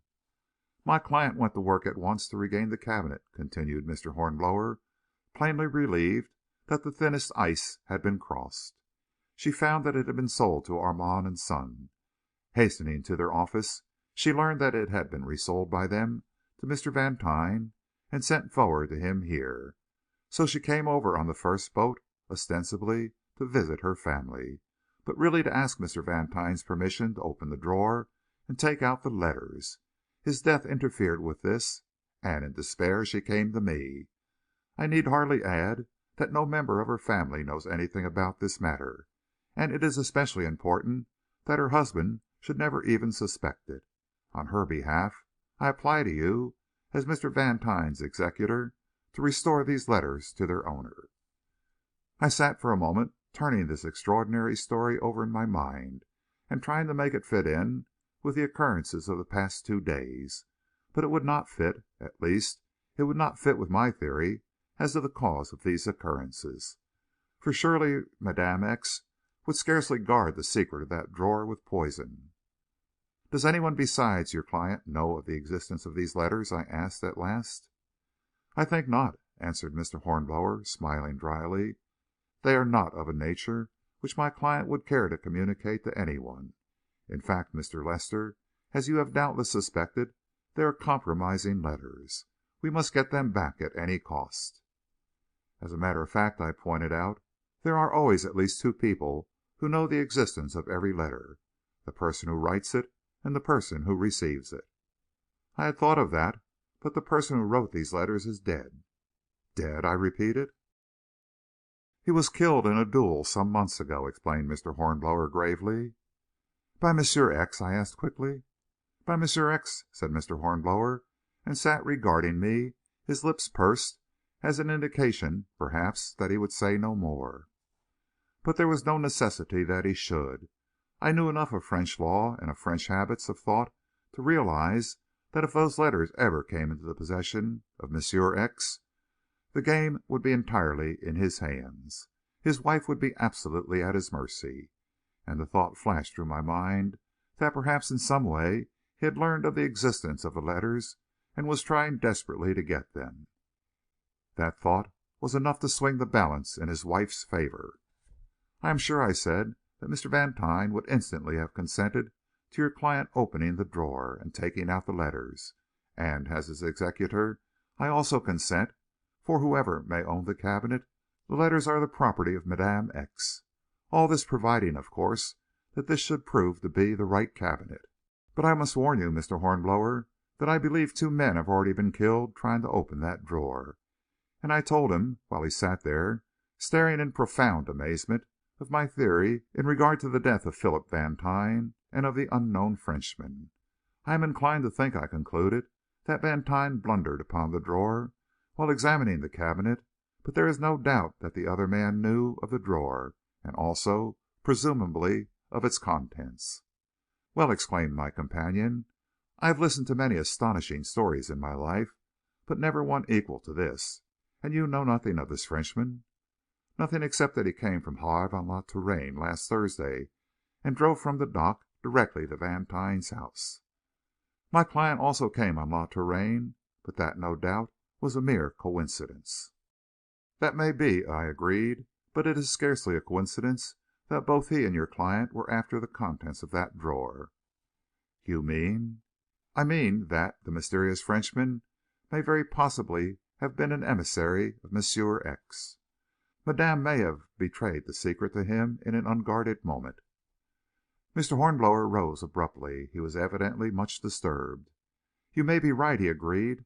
"I will communicate with my client at once. I take it that she has your permission to see the cabinet, and if it proves to be the right one, that she may open the drawer and remove the letters?" "If she cares to take the risk," I assented. "Very well. I will call you as soon as I have seen her," he said. "In any event, I thank you for your courtesy," and he left the office. He must have driven straight to her family residence on the Avenue, or perhaps she was awaiting him at his office. At any rate, he called me up inside the half hour. "My client would like to see the cabinet at once," he said.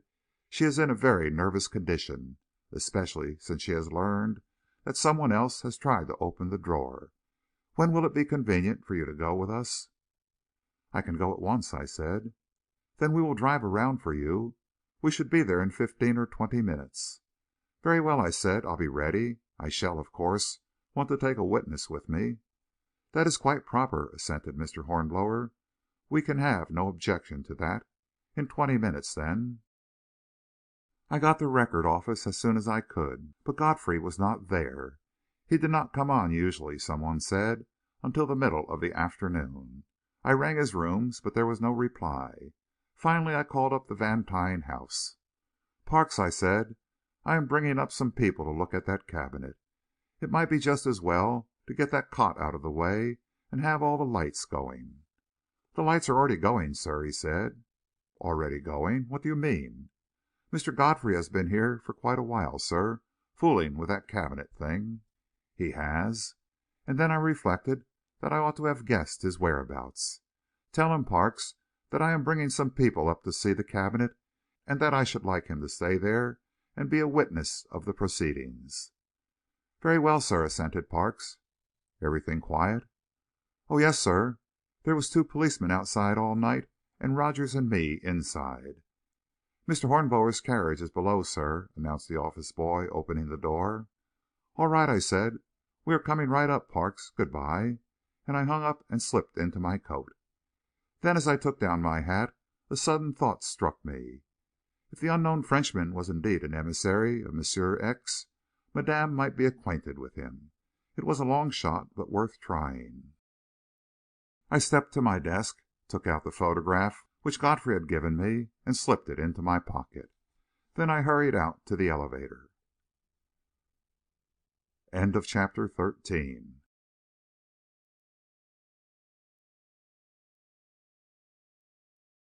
The Veiled Lady.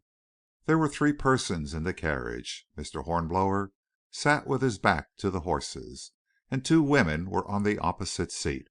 Both were dressed in black and heavily veiled, but there was about them the indefinable distinction of mistress and maid. It would be difficult to tell precisely in what the distinction consisted, but it was there.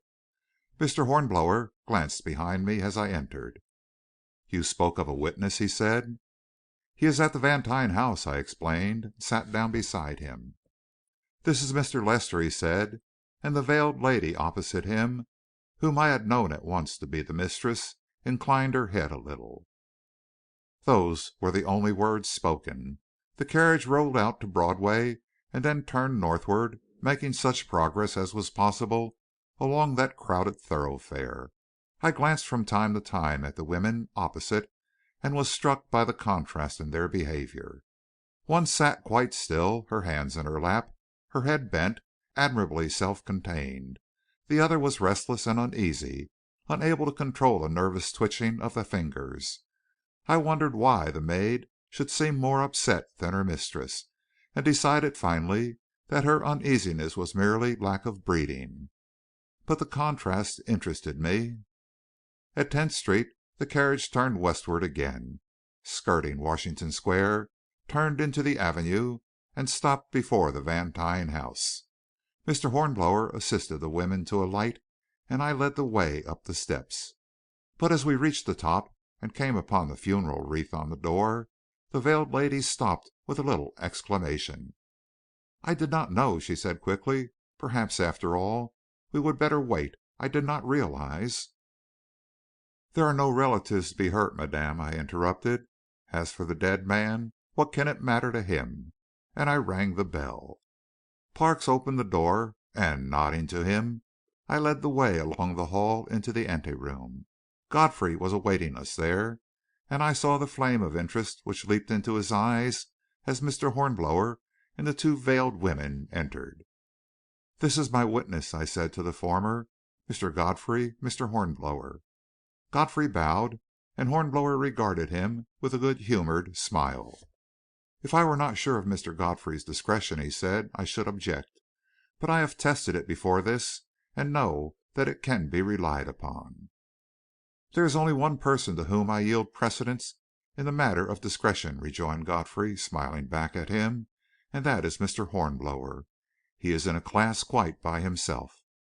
"Thank you," said the lawyer, and bowed gravely.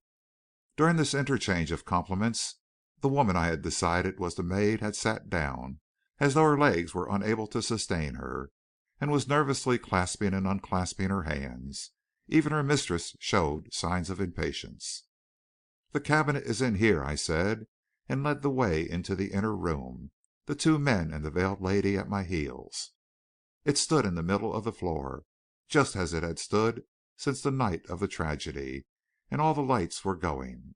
As I entered, I noticed Godfrey's gauntlet lying on a chair. "Is it the right one, madame?" I asked. She gazed at it a moment, her hands pressed against her breast. "Yes," she answered, with a gasp that was almost a sob. I confess I was astonished. I had never thought it could be the right one. Even now, I did not see how it could possibly be the right one. "You are sure?" I queried incredulously. "Do you think I could be mistaken in such a matter, sir? I assure you that this cabinet at one time belonged to me." "You permit me?" she added, and took a step toward it. "One moment, madame," I interposed. "I must warn you that in touching that cabinet you are running a great risk." "A great risk?" she echoed, looking at me. "A very great risk, as I have pointed out to Mr. Hornblower.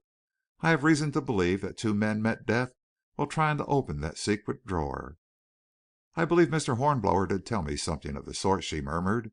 "But, of course, that is all a mistake." "Then the drawer is not guarded by poison?" I questioned. "By poison?" she repeated blankly, and carried her handkerchief to her lips. "I do not understand." I knew that my theory was collapsing, utterly, hopelessly. I dared not look at Godfrey. "Is there not, connected with the drawer," I asked, "a mechanism which, as the drawer is opened, plunges two poisoned fangs into the hand which opens it?" "No, Mr. Lester," she answered, astonishment in her voice. "I assure you there is no such mechanism." I clutched at a last straw, and a sorry one it was. "The mechanism may have been placed there since the cabinet passed from your possession," I suggested. "That is, perhaps, possible," she agreed, though I saw that she was unconvinced. "At any rate, madame," I said, "I would ask that, in opening the drawer, you wear this gauntlet," and I picked up Godfrey's gauntlet from the chair on which it lay. "It is needless that you should take any risk, however slight. Permit me," and I slipped the gauntlet over her right hand. As I did so, I glanced at Godfrey. He was staring at the veiled lady with such a look of stupefaction that I nearly choked with delight.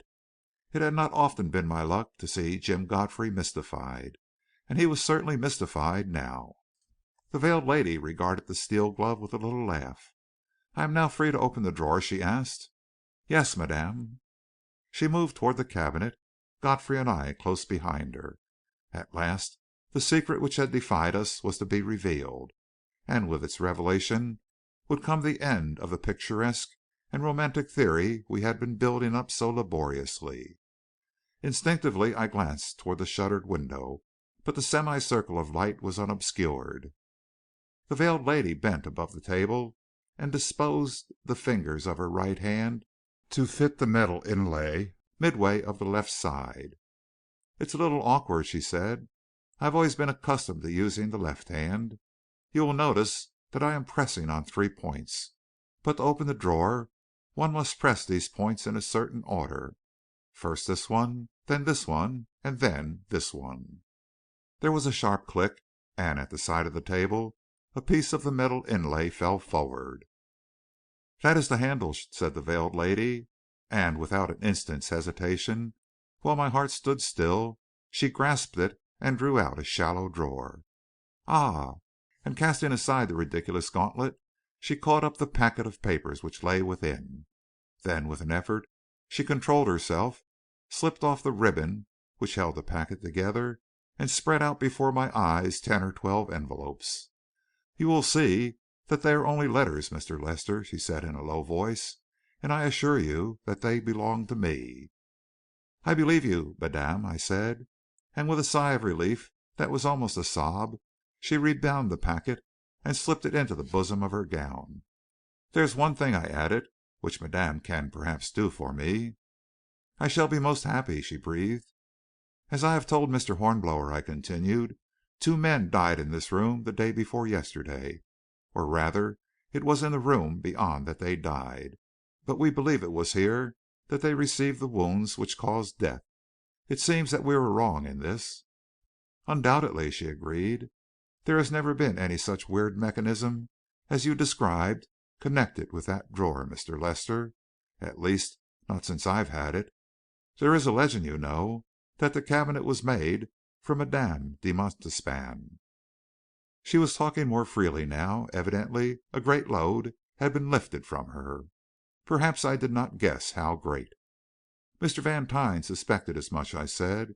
"He was a connoisseur of furniture, and there was something about this cabinet which told him it had belonged to the Montespan. He was examining it at the time he died. What the other man was doing we do not know, but if we could identify him it might help us." "You have not identified him?" "We know nothing whatever about him, except that he was presumably a Frenchman, and that he arrived on La Touraine 2 days ago." "That is the boat upon which I came over." "It has occurred to me, madame, that you may have seen him, that he may even be known to you." "What was his name?" "The card he sent in to Mr. Vantine bore the name of Théophile d'Aurelle." She shook her head. "I have never before heard that name, Mr. Lester." "We believe it to have been an assumed name," I said. "But perhaps you will recognize this photograph," and I drew it from my pocket and handed it to her. She took it, looked at it, and again shook her head. Then she looked at it again, turning aside and raising her veil in order to see it better. "There seems to be something familiar about the face," she said at last, "as though I might have seen the man somewhere." "On the boat, perhaps," I suggested, but I knew very well it was not on the boat, since the man had crossed in steerage. "No, it was not on the boat. I did not leave my stateroom on the boat. But I am quite sure that I have seen him, and yet I can't say where." "Perhaps," I said in a low voice, "he may have been one of the friends of your husband." I saw her hand tremble under the blow, but it had to be struck, and she was brave. "The same thought occurred to me, Mr. Lester," she answered, "but I know very few of my husband's friends. Certainly not this one. And yet, perhaps my maid can help us." Photograph in hand, she stepped through the doorway into the outer room. The maid was sitting on the chair where we had left her, her hands clenched tightly together in her lap, as though it was only by some violent effort she could maintain her self-control. "Julie," said the veiled lady in rapid French, "I have here the photograph of a man who was killed in this room most mysteriously a few days ago. These gentlemen wish to identify him. The face seems to me somehow familiar, but I cannot place it. Look at it." Julie put forth a shaking hand, took the photograph, and glanced at it. Then, with a long sigh, slid limply to the floor, before either Godfrey or I could catch her. As she fell, her veil, catching on the chair back, was torn away, and, looking down at her, a great emotion burst within me, for I recognized the mysterious woman whose photograph d'Aurelle had carried in his watch case. Chapter 14.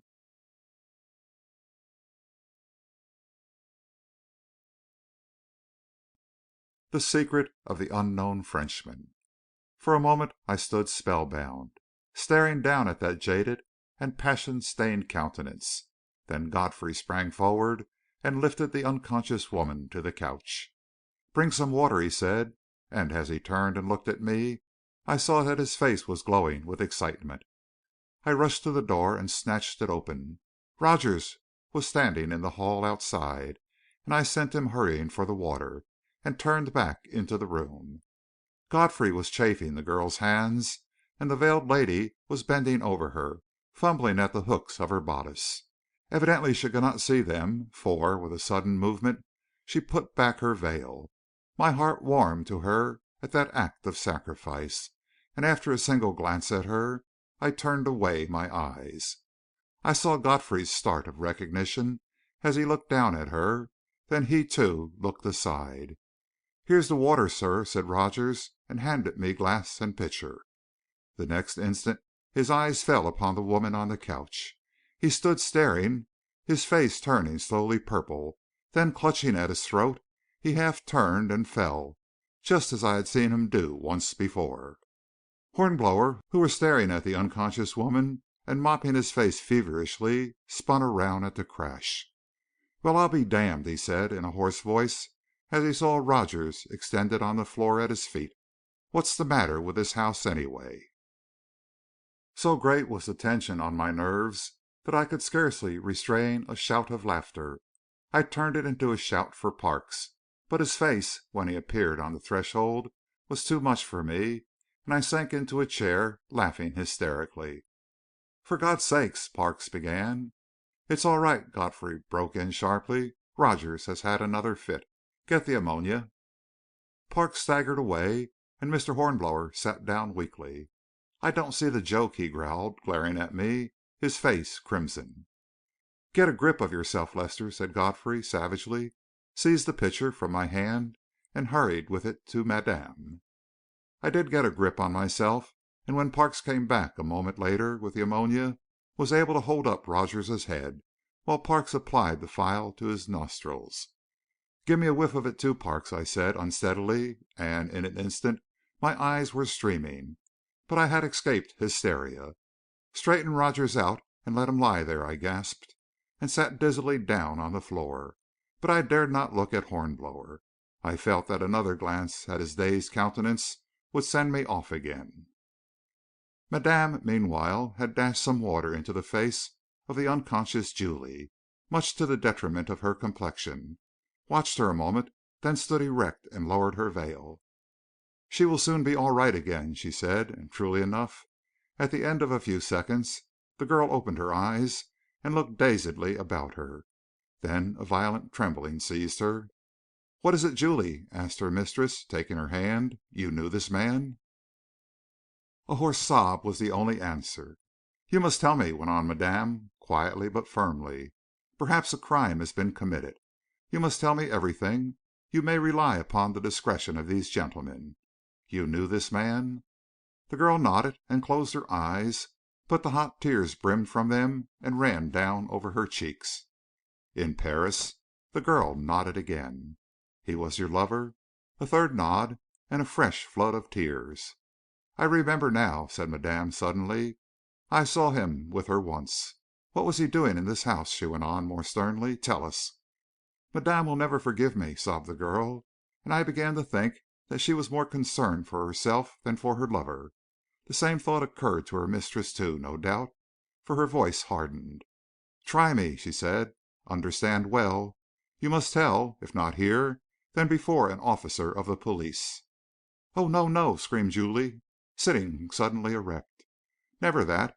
I could not bear that! Madame would not be so cruel." "Tell us now," said the veiled lady inexorably. "Very well, Madame," cried the girl, dabbing at her eyes with her handkerchief and speaking in a mixture of French and English which I shall not attempt to transcribe. I will tell everything. After all, I was not to blame. It was that creature. I did not love him, but I feared him. He possessed a power over me. He could make me do anything. He even beat me, and I still went back to him." "What was his name?" asked the veiled lady. "Georges Drouet. He lived in the Rue de la Huchette, just off Rue Saint Jacques, on the top floor under the gutters. He was bad, bad. He lived off women. I met him 6 months ago. He knew how to fascinate one. I thought he loved me.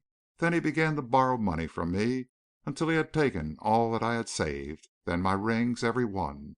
She held up her hands to show their bareness. "Then—" She stopped and glanced at her mistress.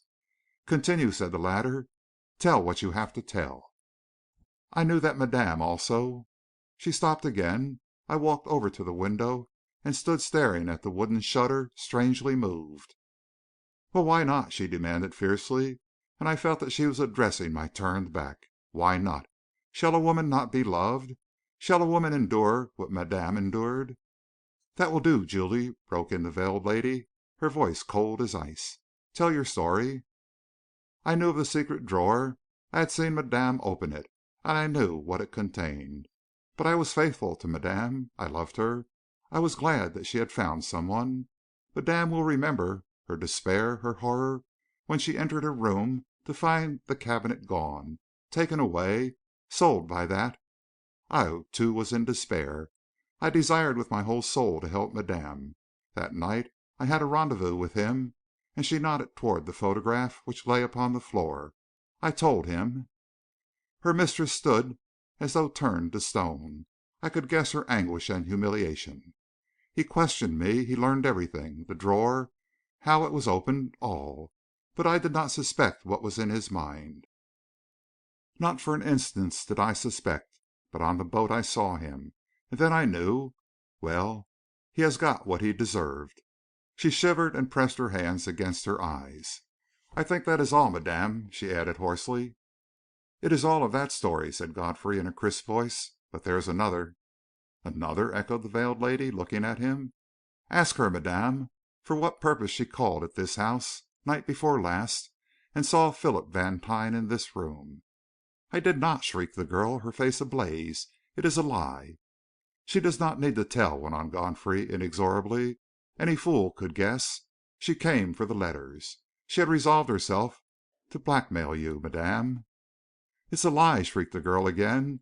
"I came hoping to save her, to—" A storm of angry sobbing choked her. I could see how the veiled lady was trembling. I placed a chair for her, and she sank into it with a murmur of thanks. "Besides, we have a witness to her visit," added Godfrey. "Shall I call the police, madame?" "No, no," and the girl sat upright again, her face ghastly. "I will tell all. Give me but a moment." She sat there, struggling for self-control, her streaked and grotesque countenance contorted with emotion. Then I saw her eyes widen, and glancing around, I saw that Rogers had dragged himself to a sitting posture and was staring at her, his face livid. The sight of him seemed to madden her. "It was you!" she shrieked, and shook her clenched fist at him. "It was you who told! Coward! Coward!" But Godfrey, his face very grim, laid a heavy hand upon her arm. "Be still!" he cried. "He told us nothing. He tried to shield you, though why he should wish to do so—" Rogers broke in with a hollow and ghastly laugh. "It was natural enough, sir," he said hoarsely. "She's my wife." Chapter 15.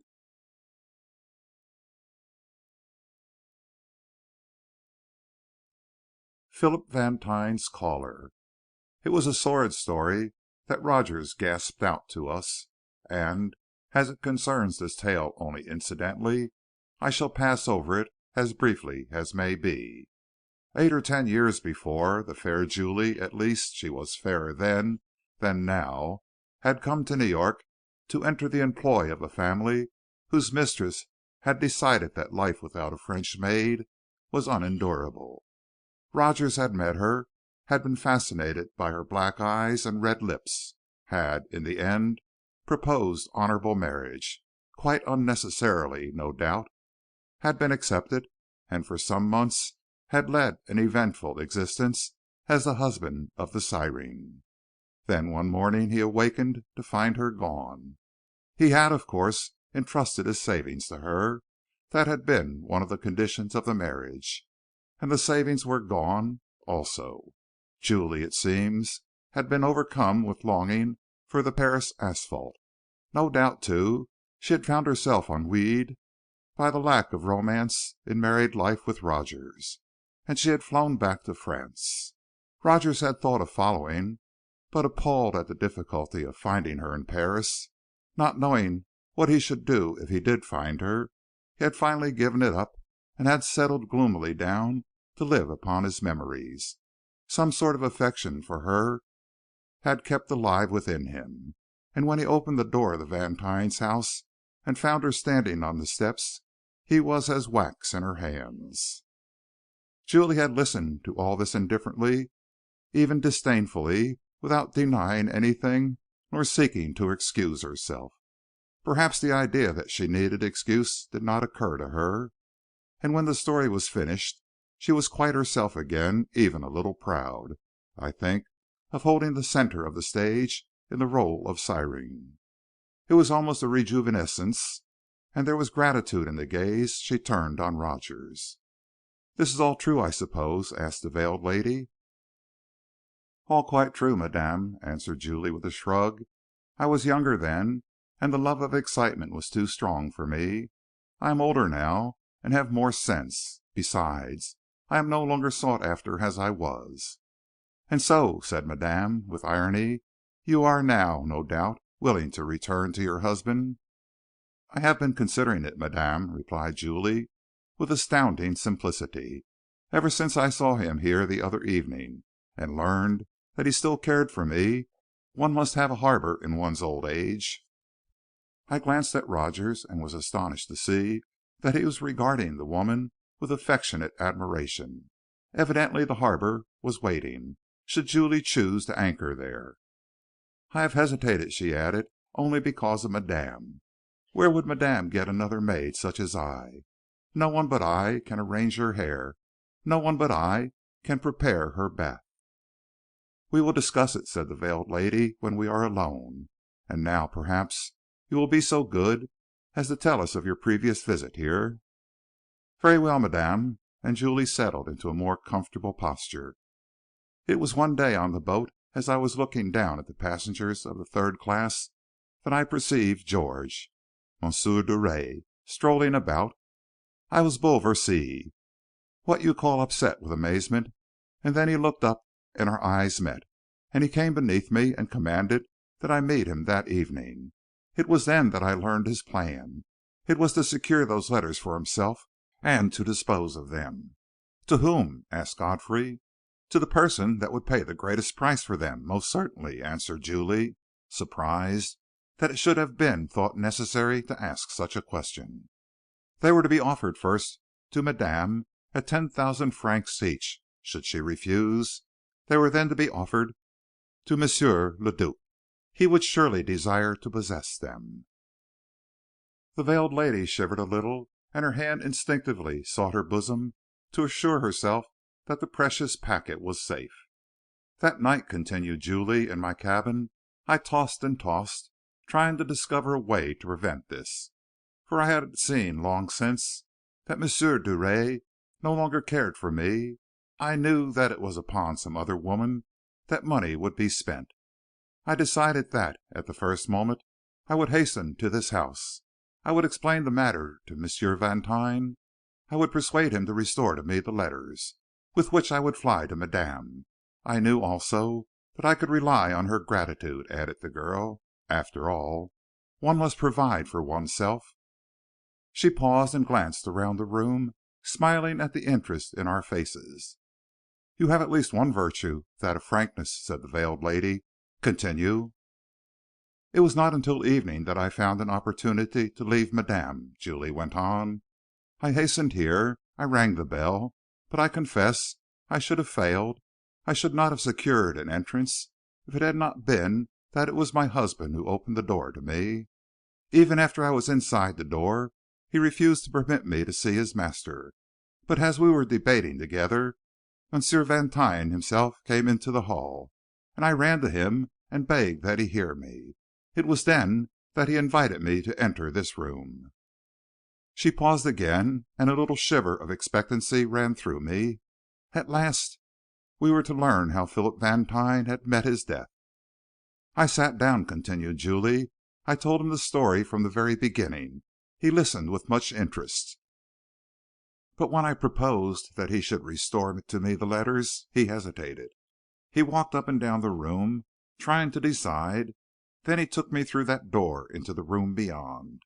The cabinet was standing in the center of the floor, and all the lights were blazing.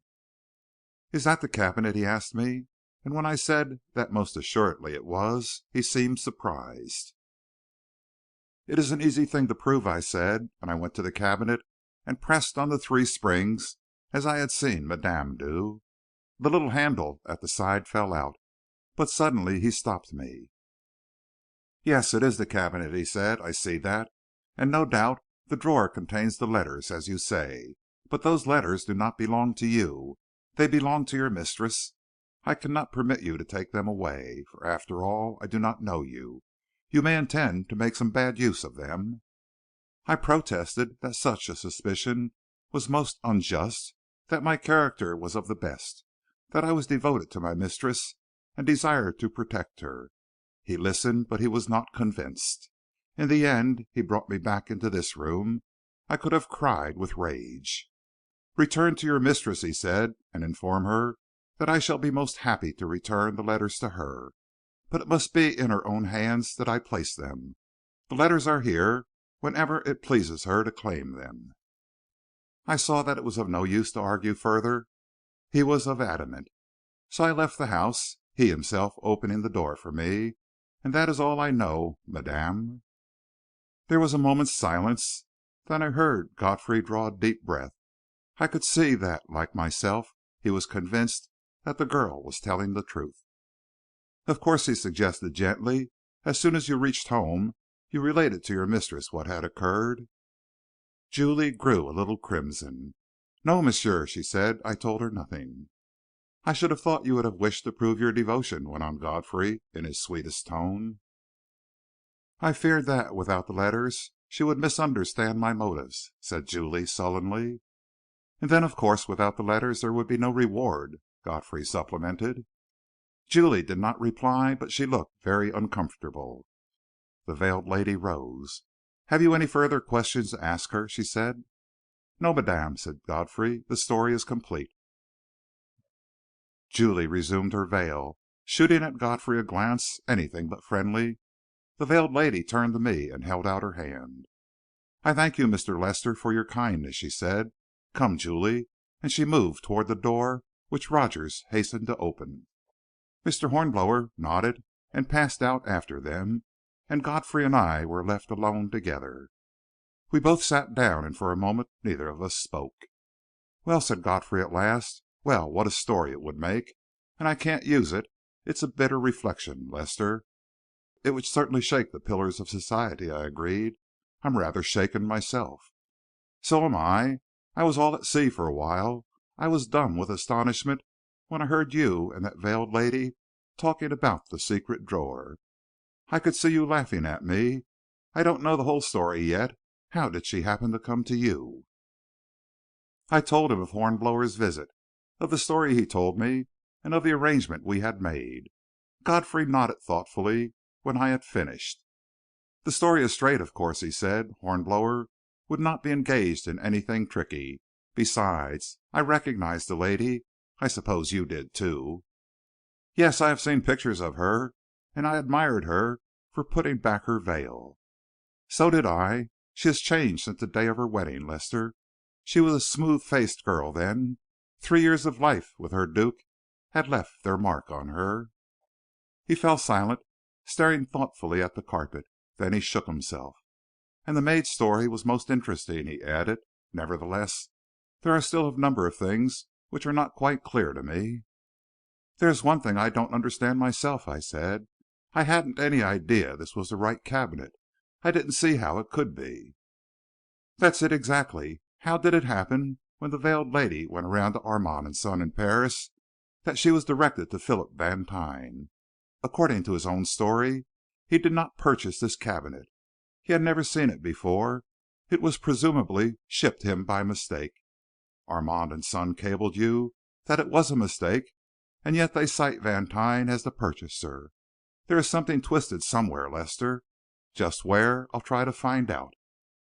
Which reminds me that Armand's representative hasn't been around yet.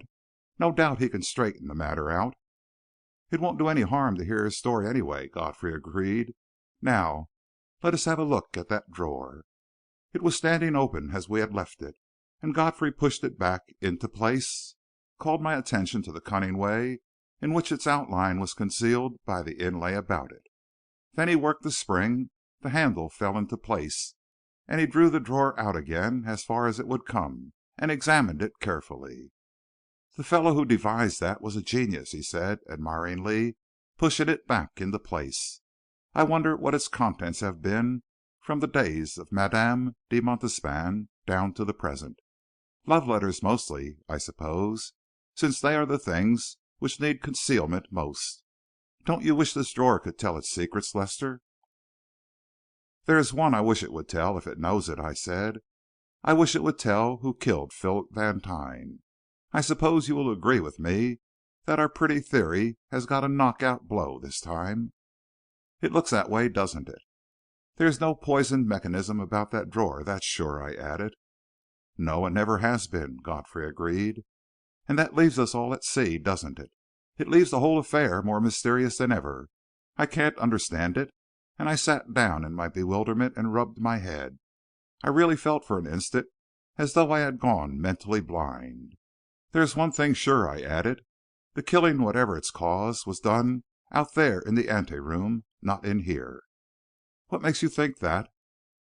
"We believe that Drouet came here to get Vantine's permission to open this drawer and get the letters, no doubt representing himself as the agent of their owner." "I think it's a pretty good guess," said Godfrey, pensively. "Our theory was that, after being shown into the ante room, he discovered the cabinet, tried to open the drawer, and was killed in the attempt. But it is evident enough now that there is nothing about that drawer to hurt anyone."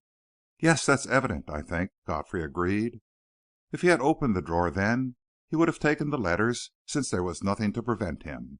Since they were not taken, it follows, doesn't it, that he was killed before he had a chance at the drawer. Perhaps he never saw the cabinet. He must have been killed out there in the ante room a few minutes after Parks left." "And how about Vantine?" Godfrey asked. "I don't know," I said, helplessly. "He didn't want the letters. If he opened the drawer at all, it was merely out of curiosity to see how it worked. Only, of course, the same agency that killed Drouet killed him. Yes, and now that I think of it, it's certain he didn't open the drawer either." "How do you know it's certain?" "If he had opened the drawer," I pointed out, "and had been killed in the act of opening it, it would have been found open. I thought that perhaps it closed of itself, but you see it does not. You have to push it shut, and then snap the handle up into place." "That's true," Godfrey assented, "and it sounds pretty conclusive. If it is true of Vantine, it is also true of Drouet. The inference is, then, that neither of them opened the drawer. Well, what follows?" "I don't know," I said, helplessly. "Nothing seems to follow." "There is an alternative," Godfrey suggested. "What is it?" I demanded. "The hand that killed Drouet and Vantine may also have closed the drawer," said Godfrey, and looked at me. "And left the letters in it?" I questioned. "Surely not." He glanced at the shuttered window, and I understood to whom he thought that hand belonged. "Besides," I protested, "how would he get in? How would he get away? What was he after if he left the letters behind?" Then I rose wearily. "I must be getting back to the office," I said. "This is Saturday, and we close at 2. Are you coming?" "No," he answered. "If you don't mind, I'll sit here a while longer and think things over, Lester. Perhaps I'll blunder onto the truth yet." Chapter 16.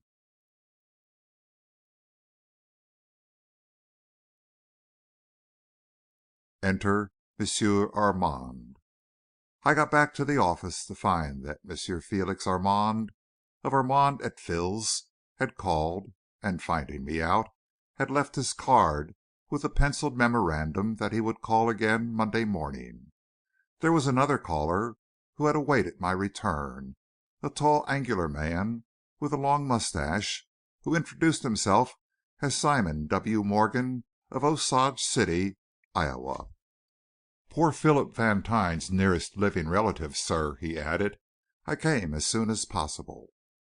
"It was very good of you," I said. "The funeral will be at 10 o'clock to morrow morning, from the house."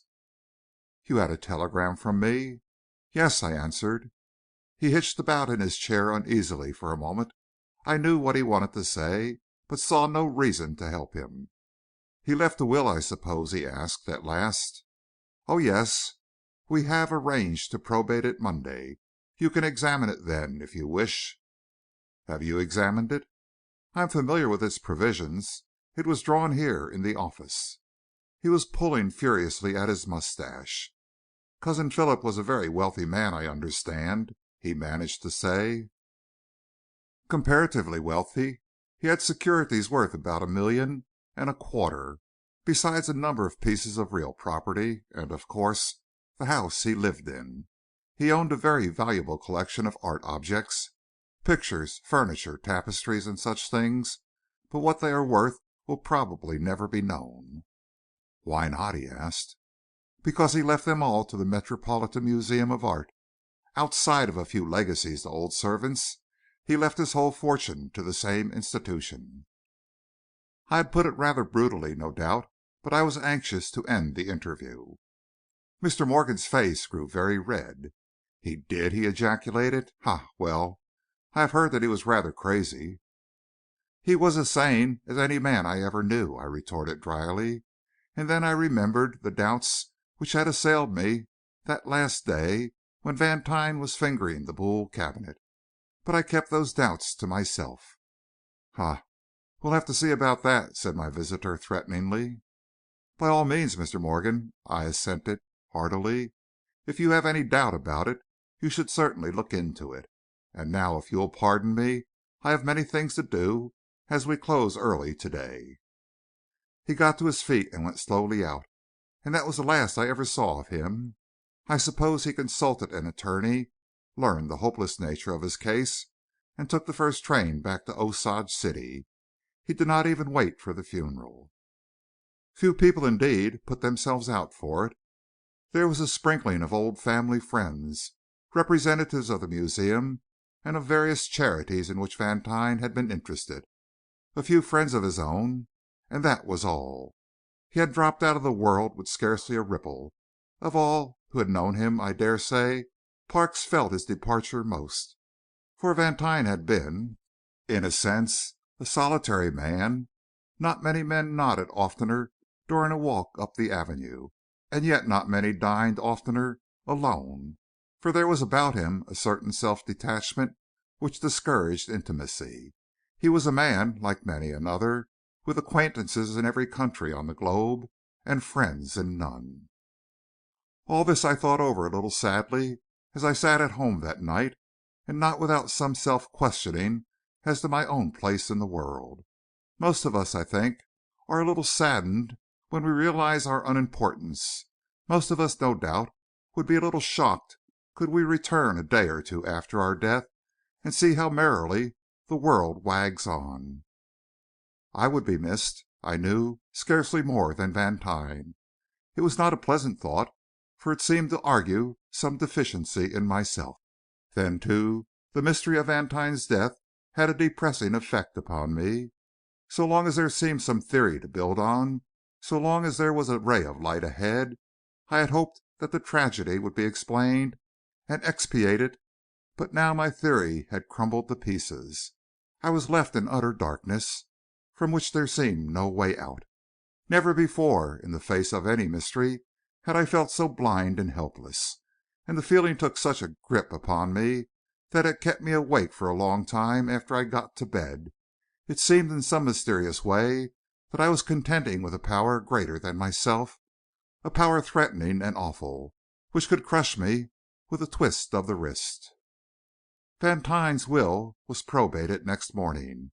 He had directed that his collection of art objects be removed to the museum, and that the house and such portions of its contents as the museum did not care for be sold for the museum's benefit. I had already notified Sir Caspar Purdon Clarke of the terms of the will, and the museum's attorney was present when it was read. He stated that he had been requested to ask me to remain in charge of things for a week or two, until arrangements for the removal could be made. It would also be necessary to make an inventory of Vantine's collection, and the assistant director of the museum was to get this under way at once. I acquiesced in all these arrangements, but I was feeling decidedly blue when I started back to the office. Vantine's collection had always seemed to me somehow a part of himself, more especially a part of the house in which it had been assembled. It would lose much of its beauty and significance ticketed and arranged stiffly along the walls of a museum. And then the thought came to me that it would be a splendid thing for New York if this old house and its contents could be kept intact as an object lesson to the nervous and hurrying younger generation of the easier and more finished manner of life of the older one. Something after the fashion of that beautiful old Plantin Moretus mansion in Antwerp is a rebuke to those present-day publishers who reckon literature a commodity along with soap and cheese. That, of course, it would be impossible to do. The last barrier to the commercial invasion of the Avenue would be removed. That heroic rear guard of the old order of things would be destroyed. In a year or two, a monster of steel and stone would rise on the spot where 3 generations of Vantines had lived their lives, and the collection, so unified and coherent, to which the last Vantine had devoted his life, would be merged and lost in the vast collection of the museum. It was a sad ending. "Gentlemen to see you," said the office boy, as I sat down at my desk, and a moment later M. Félix Armand was shown in to me. I have only to close my eyes to call again before me that striking personality, for Félix Armand was one of the most extraordinary men I ever had the pleasure of meeting. Ruddy-faced, bright-eyed, with a dark full beard and waving hair almost jet black, hair that crinkled about his ears in a way that I can describe by no other words than fascinating. He gave the impression of tremendous strength and virility. There was about him, too, an air of culture not to be mistaken, the air of a man who had traveled much, seen much, mixed with many people, high and low, the air of a man at home anywhere in any society. It was impossible for me, by mere words, to convey an adequate idea of his vivid personality, but I confess that from the first moment I was both impressed and charmed by him, and I am still impressed, more perhaps than at first, now that I know the whole story. But you shall hear. "I speak English very badly," he said as he sat down. "If you speak French—" "Not half so well as you speak English," I laughed. "I can tell that from your first sentence." "In that event I will do the best I can," he said, smiling, "and you must pardon my blunders. First, Mr. Lester, on behalf of Armand et Fils, I must ask your pardon for this mistake, so inexcusable." "It was a mistake, then?" I asked. "One most embarrassing to us. We cannot find for it an explanation. Believe me, Mr. Lester, it is not our habit to make mistakes. We have a reputation of which we are very proud. But the cabinet which was purchased by Mr. Vantine remained in our warehouse, and this other one was boxed and shipped to him. We are investigating most rigidly." "Then Mr. Vantine's cabinet is still in Paris?" "No, Mr. Lester. The error was discovered some days ago, and the cabinet belonging to Mr. Vantine was shipped to me here. It should arrive next Wednesday on La Provence. I shall myself receive it and deliver it to Mr. Vantine." "Mr. Vantine is dead," I said. "You did not know?" He sat staring at me for a moment as though unable to comprehend. "Did I understand that you said Mr. Vantine is dead?" he stammered. I told him briefly as much as I knew of the tragedy, while he sat regarding me with an air of stupefaction. "It is curious you saw nothing of it in the papers," I added. "They were full of it." "I have been visiting friends in Quebec," he explained. "It was there that the message from our house found me, commanding me to hasten here. I started at once and reached this city Saturday. I drove here directly from the station, but was so unfortunate as to miss you." "I am sorry to have caused you so much trouble," I said. "But my dear Mr. Lester," he protested, "it is for us to take trouble. A blunder of this sort we feel as a disgrace. My father, who is of the old school, is most upset concerning it. But this death of Mr. Vantine, it is a great blow to me. I have met him many times. He was a real connoisseur, and we have lost one of our most valued patrons. You say that he was found dead in a room at his house?" "Yes, and death resulted from a small wound on the hand, into which some very powerful poison had been injected." "That is most curious. In what manner was such a wound made?" "That we don't know. I had a theory." "Yes?" he questioned, his eyes gleaming with interest. "A few hours previously, another man had been found in the same room, killed in the same way." "Another man?" "A stranger who had called to see Mr. Vantine. My theory was that both this stranger and Mr. Vantine had been killed while trying to open a secret drawer in the Boule Cabinet. Do you know anything of the history of that cabinet, Monsieur Armand?" "We believe it to have been made for Madame de Montespan by Monsieur Boule himself," he answered. "It is the original of one now in the Louvre, which is known to have belonged to the Grand Louis." "That was Mr. Vantine's belief," I said. "Why he should have arrived at that conclusion I do not know." "Mr. Vantine was a connoisseur," said Monsieur Armand, quietly. "There are certain indications which no connoisseur could mistake." "It was his guess at the history of the cabinet," I explained, "which gave me the basis for my theory. A cabinet belonging to Madame de Montespan would, of course, have a secret drawer, and since it was made in the days of de Brinvilliers and La Voisin, what more natural than that it should be guarded by a poisoned mechanism?" "What more natural, indeed!" breathed my companion, and I fancied that he looked at me with a new interest in his eyes. "It is good reasoning, Mr. Lester." "It seemed to explain a situation for which no other explanation has been found," I said, "and it had also the merit of picturesqueness." "It is unique," he agreed eagerly, his eyes burning like two coals of fire, so intense was his interest. "I have been from boyhood," he added, noticing my glance, "a lover of tales of mystery. They have for me a fascination I cannot explain. There is something in my blood, something that responds to them. I feel sometimes that I would have made a great detective or a great criminal, instead of which I am merely a dealer in curios. You can now understand how I am fascinated by a story so outré as this." "Perhaps you can assist us," I suggested, "for that theory of mine has been completely disproved." "Disproved? In what way?" he demanded. "The secret drawer has been found." "Comment!" he cried, his voice sharp with surprise. "Found? The secret drawer has been found?" "Yes, and there was no poisoned mechanism guarding it." He breathed deeply for an instant, then pulled himself together with a little laugh. "Really," he said, "I must not indulge myself in this way. It is a kind of intoxication. But you say the drawer was found, and that there was no poison. Was the drawer empty?" "No, there was a packet of letters in it." "Delicious! Love letters, of a certainty. Billets doux from the great Louis to the Montespan, perhaps." "No, unfortunately, they were of a much more recent date. They have been restored to their owner.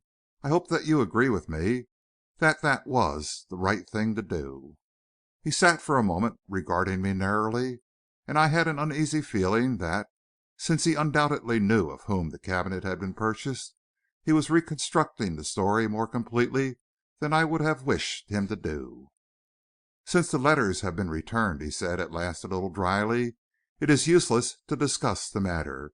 But no doubt I should approve if all the circumstances were known to me, especially if it was to assist a lady." "It was," I said, and I saw from his face that he understood. "Then you did well," he said. "Has no other explanation been found for the death of Mr. Vantine and of this stranger?" "I think not. The coroner will hold his inquest to morrow. He has deferred it in the hope that some new evidence would be discovered." "And none has been discovered?" "I have heard of none." "You do not even know who the stranger was?" "Oh, yes, we have discovered that. He was a worthless fellow named Drouet." "A Frenchman?" "Yes, living in an attic in the Rue de Huchet at Paris." M. Armand had been gazing at me intently, but now his look relaxed, and I fancied that he drew a deep breath, as a man might do when relieved of a burden. At the back of my brain a vague and shadowy suspicion began to form, a suspicion that perhaps M. Armand knew more of this affair than he had yet acknowledged. "You did not by any chance know him?" I asked carelessly. "No, I think not. But there is one thing I do not understand, Mr. Lester, and you will pardon me if I am indiscreet, but I do not understand what this Drouet, as you call him, was doing in the house of Mr. Vantine." "He was trying to get possession of the letters," I said. "Oh, so it was that," and my companion nodded. "And in trying to get those letters he was killed?" "Yes. But what none of us understand, M. Armand, is how he was killed. Who or what killed him? How was the poison administered? Can you suggest an explanation?" He sat for a moment staring thoughtfully out of the window. "It is a nice problem," he said, "a most interesting one. I will think it over, Mr. Lester. Perhaps I may be able to make a suggestion. I do not know. But, in any event, I shall see you again Wednesday. If it is agreeable to you, we can meet at the house of Mr. Vantine and exchange the cabinets." "At what time?" "I do not know with exactness. There may be some delay in getting the cabinet from the ship. Perhaps it would be better if I called for you." "Very well," I assented. "Permit me to express again my apologies that such a mistake should have been made by us. Really, we are most careful, but even we sometimes suffer from careless servants.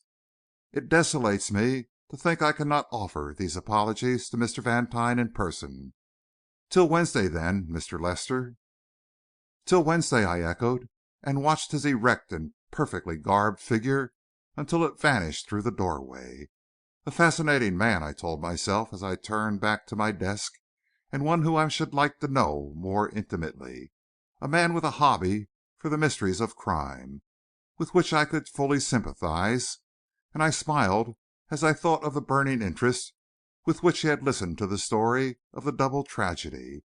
How naïvely he had confessed his thought that he would have made a great detective, or a great criminal, and here he was only a dealer in curios. Well, I had had the same thought more than once, and here I was, a merely not too successful lawyer. Decidedly, M. Armand and myself had much in common. Chapter 17.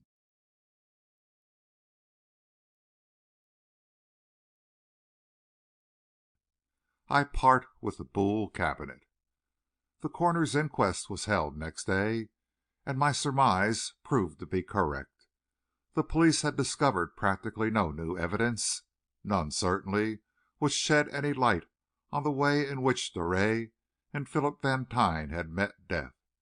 Each of the witnesses told his story much as I have told it here, and it was evident that the jury was bewildered by the seemingly inextricable tangle of circumstances.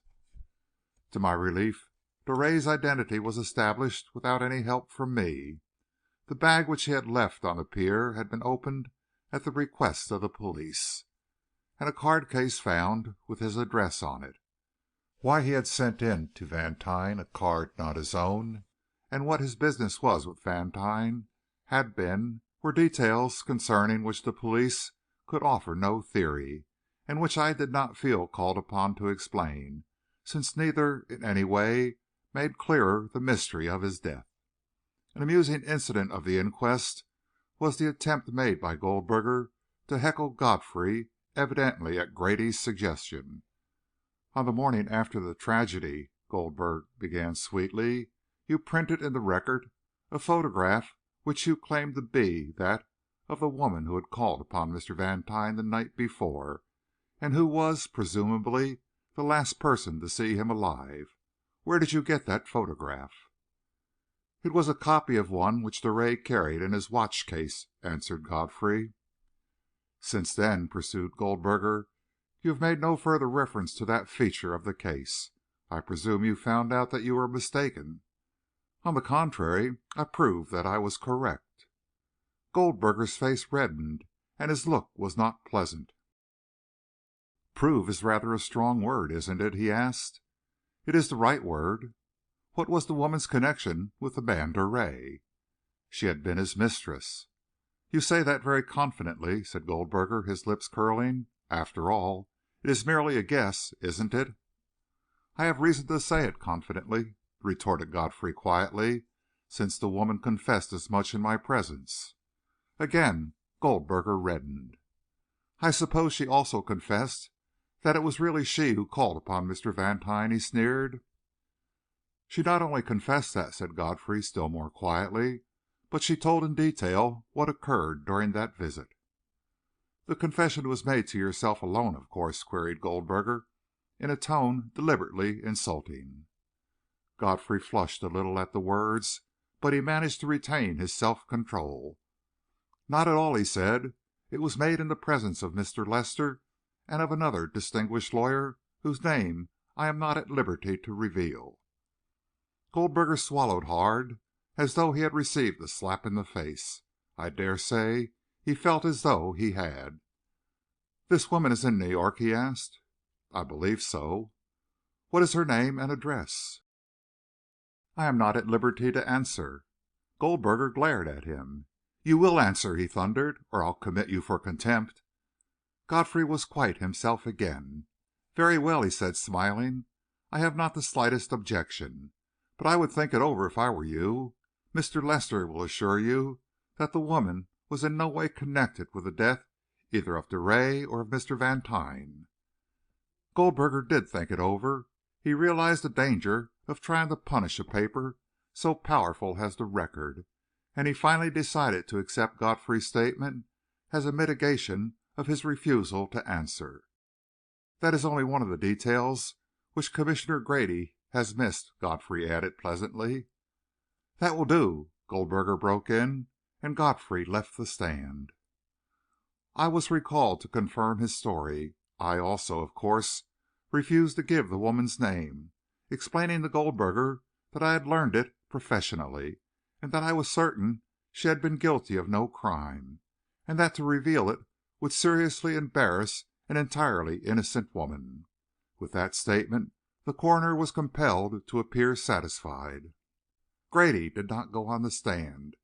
He was not even at the inquest.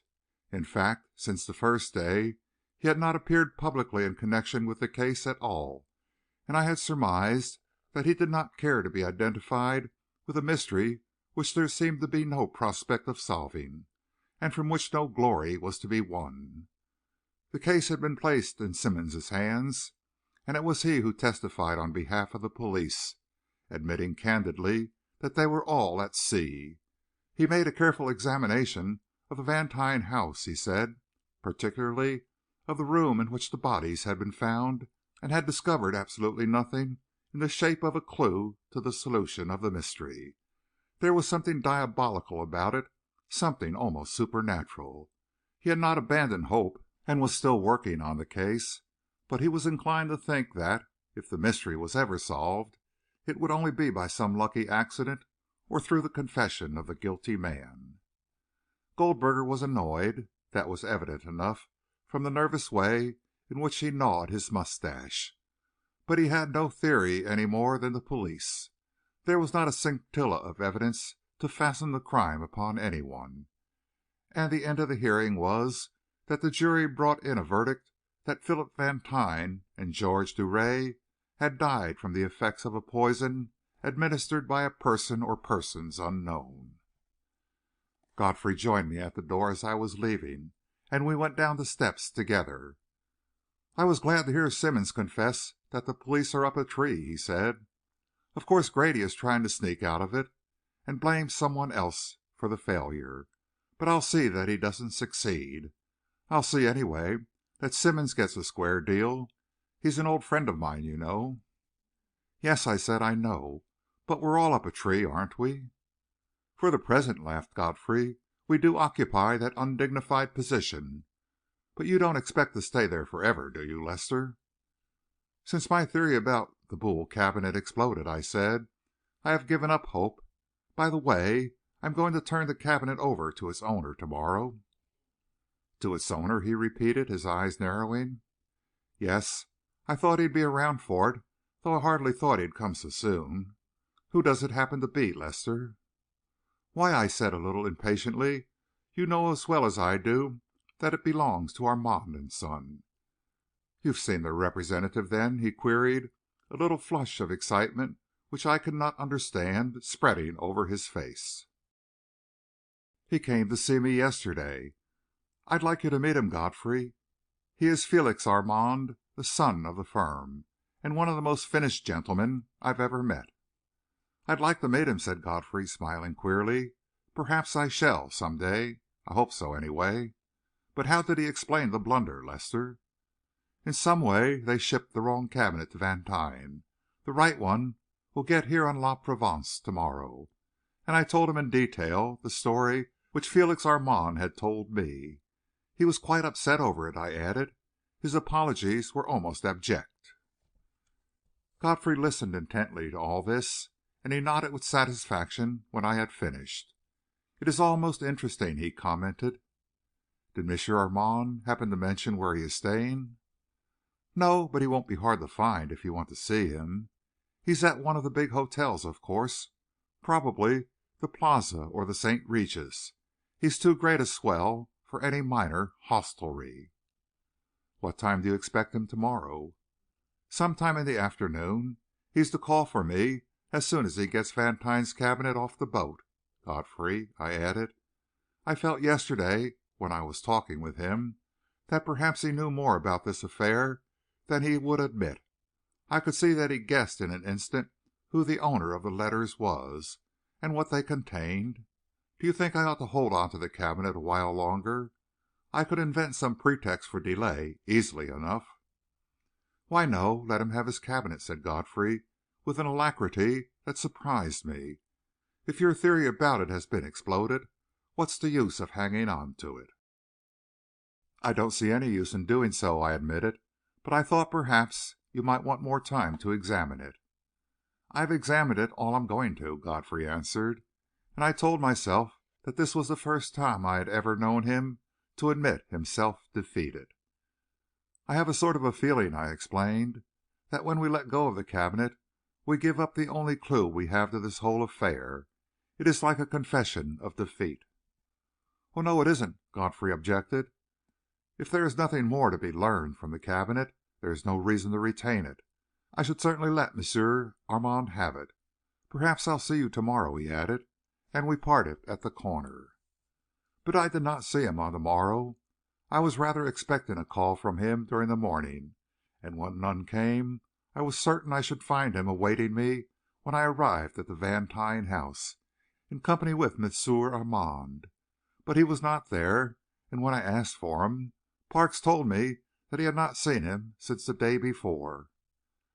I confess that Godfrey's indifference to the fate of the cabinet surprised me greatly. Besides, I was hoping that he would wish to meet the fascinating Frenchman. More fascinating, if possible, than he had been on Monday, and I soon found myself completely under his spell. There had been less delay than he had anticipated in getting the cabinet off the boat and through the customs, and it was not yet 3 o'clock when we reached the Vantine house. "I haven't seen Mr. Godfrey," Parks repeated, "but there are others here as it fair breaks my heart to see." He motioned toward the door of the music room, and stepping to it, I saw the inventory was already in progress. The man in charge of it nodded to me, but I did not go in, for the sight was anything but a pleasant one. "The cabinet is in the room across the hall," I said to M. Armand, and led the way through the ante room into the room beyond. Parks switched on the lights for us, and my companion glanced with surprise at the heavy shutters covering the windows. "We put those up for protection," I explained. "We had an idea that some one would try to enter. In fact, one evening we did find a wire connecting with the burglar alarm cut, and later on saw some one peering in through the hole in that shutter yonder." "You did?" M. Armand queried quickly. "Would you recognize the man if you were to meet him again?" "Oh, no. You see, the hole is quite small. There was nothing visible except a pair of eyes. Yet I might know them again, for I never before saw such eyes, so bright, so burning. It was the night that Godfrey and I were trying to find the secret drawer, and those eyes gleamed like fire as they watched us." M. Armand was gazing at the cabinet, apparently only half listening. "Ah, yes, the secret drawer," he said. "Will you show me how it's operated, Mr. Lester? I am most curious about it." I placed my hand upon the table and pressed the 3 points which the veiled lady had shown us. The first time I got the order wrong, but at the second trial the little handle fell forward with a click, and I pulled the drawer open. "There it is," I said. "You see how cleverly it is constructed, and how well it is concealed. No one would suspect its existence." He examined it with much interest, pushed it back into place, and then opened it himself. "Very clever indeed," he agreed. "I have never seen another so well concealed, and the idea of opening it only by a certain combination is most happy and original. Most secret drawers are secret only in name. A slight search reveals them, but this one—" He pushed it shut again and examined the inlay around it. "My friend and I went over the cabinet very carefully and could not find it," I said. "Your friend? I think you mentioned his name." "Yes, his name is Godfrey." "A man of the law like yourself?" "Oh, no, a newspaper man. But he had been a member of the detective force before that. He is extraordinarily keen, and if anybody could have found that drawer he could, but that combination was too much for him." M. Armand snapped the drawer back into place with a little crash. "I am glad, at any rate, that it was discovered," he said. "I will not conceal from you, Mr. Lester, that it adds not a little to the value of the cabinet." "What is its value?" I asked. "Mr. Vantine wanted me to buy it for him, and named a most extravagant figure as the limit he was willing to pay." "Really?" M. Armand answered, after an instant's hesitation. "I would not care to name a figure, Mr. Lester, without further consultation with my father. The cabinet is quite unique, the most beautiful, perhaps, that Monsieur Boule ever produced. Did you discover Madame de Montespan's monogram?" "No. Mr. Vantine said he was sure it existed, but Godfrey and I did not look for it." M. Armand opened the doors which concealed the central drawers.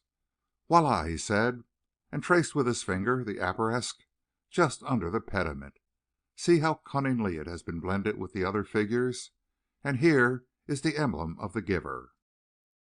He pointed to a tiny golden sun with radiating rays on the base of the pediment, just above the monogram. "Le roi soleil." "Le roi soleil," I repeated. "Of course. We were stupid not to have discerned it. That tells the whole story, doesn't it? What is it, Parks?" I added, as that worthy appeared at the door. "There's a van outside, sir," he said, "and a couple of men are unloading a piece of furniture. Is it all right, sir?" "Yes," I answered. "Have them bring it in here, and ask the man in charge of the inventory to step over here a minute. Mr. Vantine left his collection of art objects to the Metropolitan Museum," I explained to M. Armand, "and I should like the representative of the museum to be present when the exchange is made." "Certainly," he assented. "That is very just." Parks was back in a moment, piloting 2 men who carried between them an object swathed in burlap, and the Metropolitan man followed them in. "I am Mr. Lester," I said to him, "Mr. Vantine's executor, and this is Monsieur Félix Armand, of Armand and Son, of Paris. We are correcting an error which was made just before Mr. Vantine died. That cabinet yonder was shipped him by mistake in place of one which he had bought. Monsieur Armand has caused the right one to be sent over, and will take away the one which belongs to him. I have already spoken to the museum's attorney about the matter, but I wish you to be present when the exchange was made." "I have no doubt it's all right, sir," the museum man hastened to assure me. "You, of course, have personal knowledge of all this?" "Certainly. Mr. Vantine himself told me the story."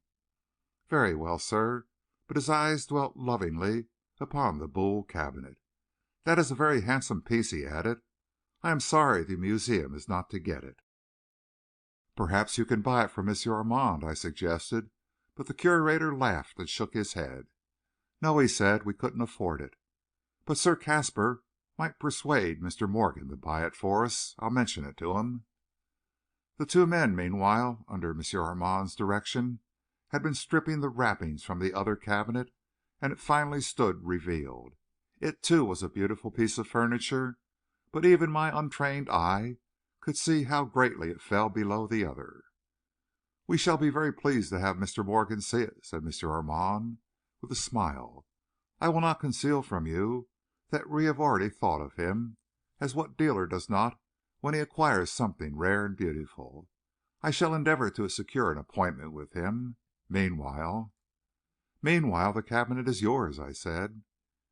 He made a little deprecating gesture, and then proceeded to have the cabinet very carefully wrapped in the burlap which had been around the other one. I watched it disappear under the rough covering with something like regret, for already my eyes were being opened to its beauty. Besides, I told myself again, with it would disappear the last hope of solving the mystery of Philip Vantine's death.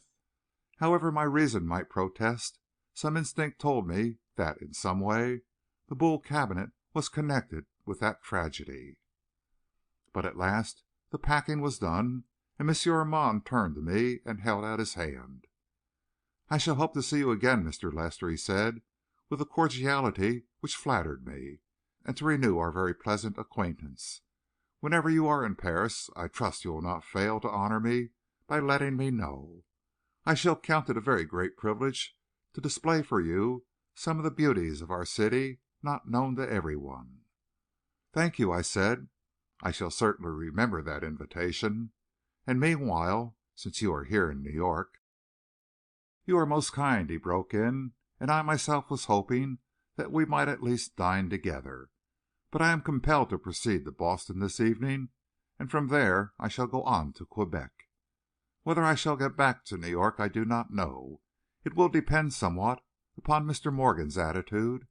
We would scarcely entrust a business so delicate to our dealer. If I do get back, I shall let you know." "Please do," I urged. "It will be a very great pleasure to me. Besides, I am still hoping that some solution of this mystery may occur to you." He shook his head with a little smile. "I feel it is too difficult for a novice like myself," he said. "It is impenetrable to me. If a solution is discovered, I trust you will inform me. It is certain to be most interesting." "I will," I promised, and we shook hands again. Then he signed to the two men to take up the cabinet, and he himself laid a protecting hand upon it as it was carried through the door and down the steps to the van which was backed up to the curb. It was lifted carefully inside. The two men clambered in beside it. The driver spoke to the horses, and the van rolled slowly away up the avenue. M. Armand watched it for a moment, then mounted into the cab which was waiting, waved a last farewell to me, and followed after the van. We watched it until it turned westward at the first cross street. "Mr. Godfrey's occupation will be gone," said Parks, with a little laugh. "He had fairly lived with that cabinet for the past 3 or 4 days. He was here last night for quite a while." "Last night?" I echoed, surprised. "I was sure he would be here to day," I added, reflecting that Godfrey might have decided to have a final look at the cabinet. "He half promised to be here, but I suppose something more important detained him. The next instant I was jumping down the steps two at a time, for a cab in which two men were sitting came down the avenue and rolled slowly around the corner in the direction taken by the van. And just as it disappeared, one of its occupants turned towards me and waved his hand, and I recognized Jim Godfrey. End of chapter 18.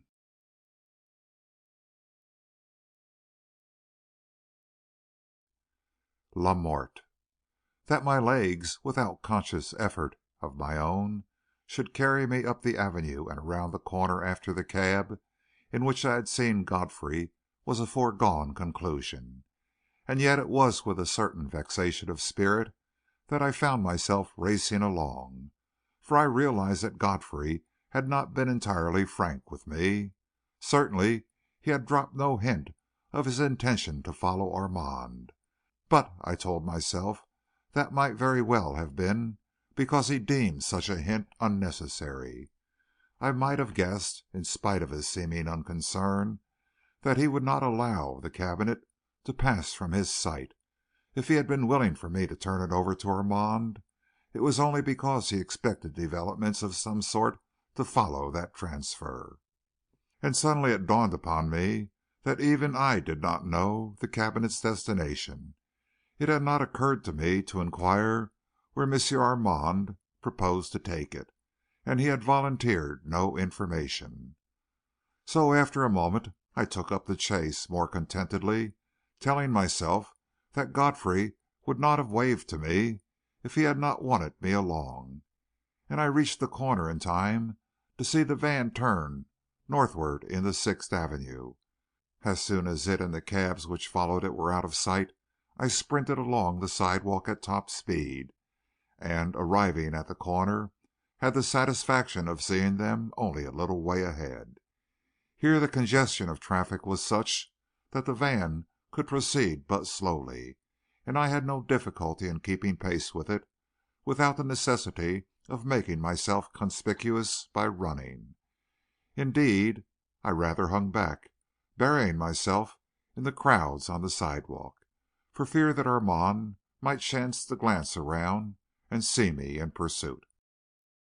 I saw that Godfrey and Simmonds had the same fear, for the cab in which they were drew up at the curb and waited there until the van had got some distance ahead. At 16th Street it turned westward again, and then northward into 7th Avenue. What could Armand be doing in this part of town, I asked myself. Did he propose to leave that priceless cabinet in this dingy quarter? And then I paused abruptly and slipped into an area way, for the van had stopped some distance ahead and was backing up to the curb. Looking out discreetly, I saw the cab containing Armand stop also, and that gentleman alighted and paid the driver. The other cab rattled on at a good pace and disappeared up the avenue. Then the two porters lifted out the cabinet and, with Armand showing them the way, carried it into the building before which the van had stopped. They were gone perhaps 5 minutes, from which I argued that they were carrying it upstairs. Then they reappeared, with Armand accompanying them. He tipped them, and went out also to tip the driver of the van. Then the porters climbed aboard, and it rattled away out of sight. Armand stood for a moment on the steps, looking up and down the avenue, then disappeared indoors. An instant later I saw Godfrey and another man, whom I recognized as Simmonds, come out of a shop across the street and dash over to the house into which the cabinet had been taken. They were standing on the doorstep when I joined them. It was a dingy building, entirely typical of the dingy neighborhood. The ground floor was occupied by a laundry, which the sign on the front window declared to be French, and the room which the window lighted extended the whole width of the building, except for a door which opened presumably on the stairway leading to the upper stories. Godfrey's face was flaming with excitement as he turned the knob of this door gently, gently. The door was locked. He stopped and applied an eye to the keyhole. "The key is in the lock," he whispered. Simmonds took from his pocket a pair of slender pliers and passed them over. Godfrey looked up and down the street, saw that for the moment there was no one near, inserted the pliers in the keyhole, grasped the end of the key, and turned it slowly. "Now," he said, softly opened the door and slipped inside. I followed, and Simmonds came after me like a shadow, closing the door carefully behind him. Then we all stopped, and my heart at least was in my mouth, for from somewhere overhead came the sound of a man's voice talking excitedly. Even in the semi-darkness I could see the look of astonishment and alarm on Godfrey's face, as he stood for a moment motionless, listening to that voice. I also stood, with ears astrain, but I could make nothing of what it was saying. Then suddenly I realized that it was speaking in French. And yet it was not Armand's voice, of that I was certain. Fronting us was a narrow stair mounting steeply to the story overhead, and after that moment's amazed hesitation, Godfrey sat down on the bottom step and removed his shoes, motioning us to do the same. Simmonds obeyed phlegmatically, but my hands were trembling so with excitement that I was in mortal terror lest I drop one of my shoes. But I managed to get them both off without mishap, and to set them softly on the floor at the stair foot. When at last I looked up with a sigh of relief, Godfrey and Simmonds were stealing slowly up the stair, revolver in hand. I followed them, but I confess my knees were knocking together, for there was something weird and chilling in that voice going on and on. It sounded like the voice of a madman. There was something about it at once ferocious and triumphant. Godfrey paused an instant at the stairhead, listening intently. Then he moved cautiously forward toward an open door from which the voice seemed to come, motioning us at the same time to stay where we were. And as I knelt, bathed in perspiration, I caught one word, repeated over and over: "Revanche! Revanche! Revanche!" Then the voice fell to a sort of low growling, as of a dog which worries its prey, and I caught a sound as of ripping cloth. Godfrey, on hands and knees, was peering into the room. Then he drew back and motioned us forward. I shall never forget the sight which met my eyes as I peeped cautiously around the corner of the door. The room into which I was looking was lighted only by the rays which filtered between the slats of a closed shutter.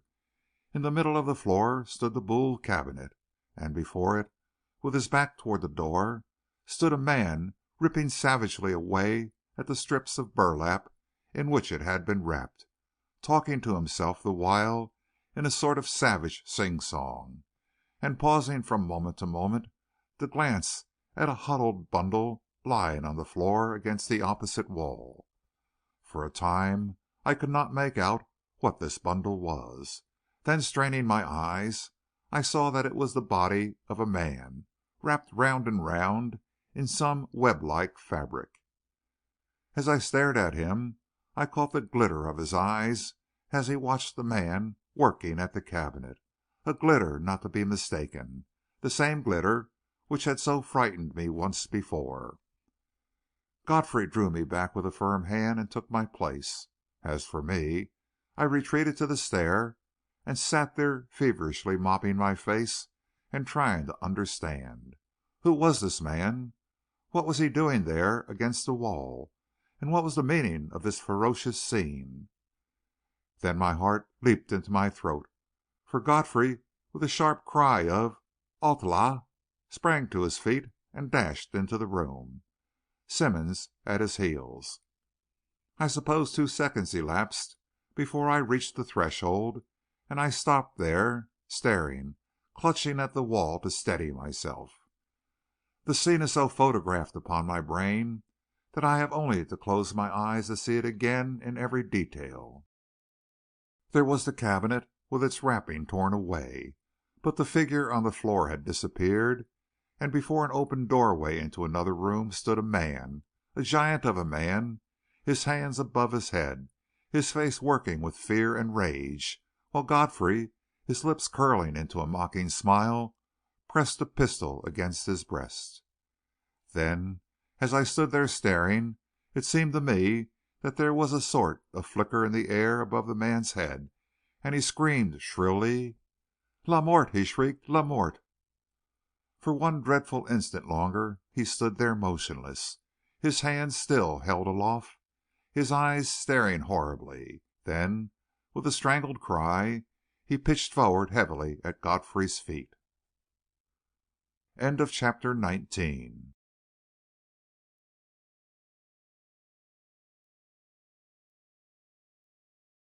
The Escape. I have a confused remembrance of Godfrey stooping for an instant above the body, staring at it, and then with a sharp cry hurling himself through that open doorway.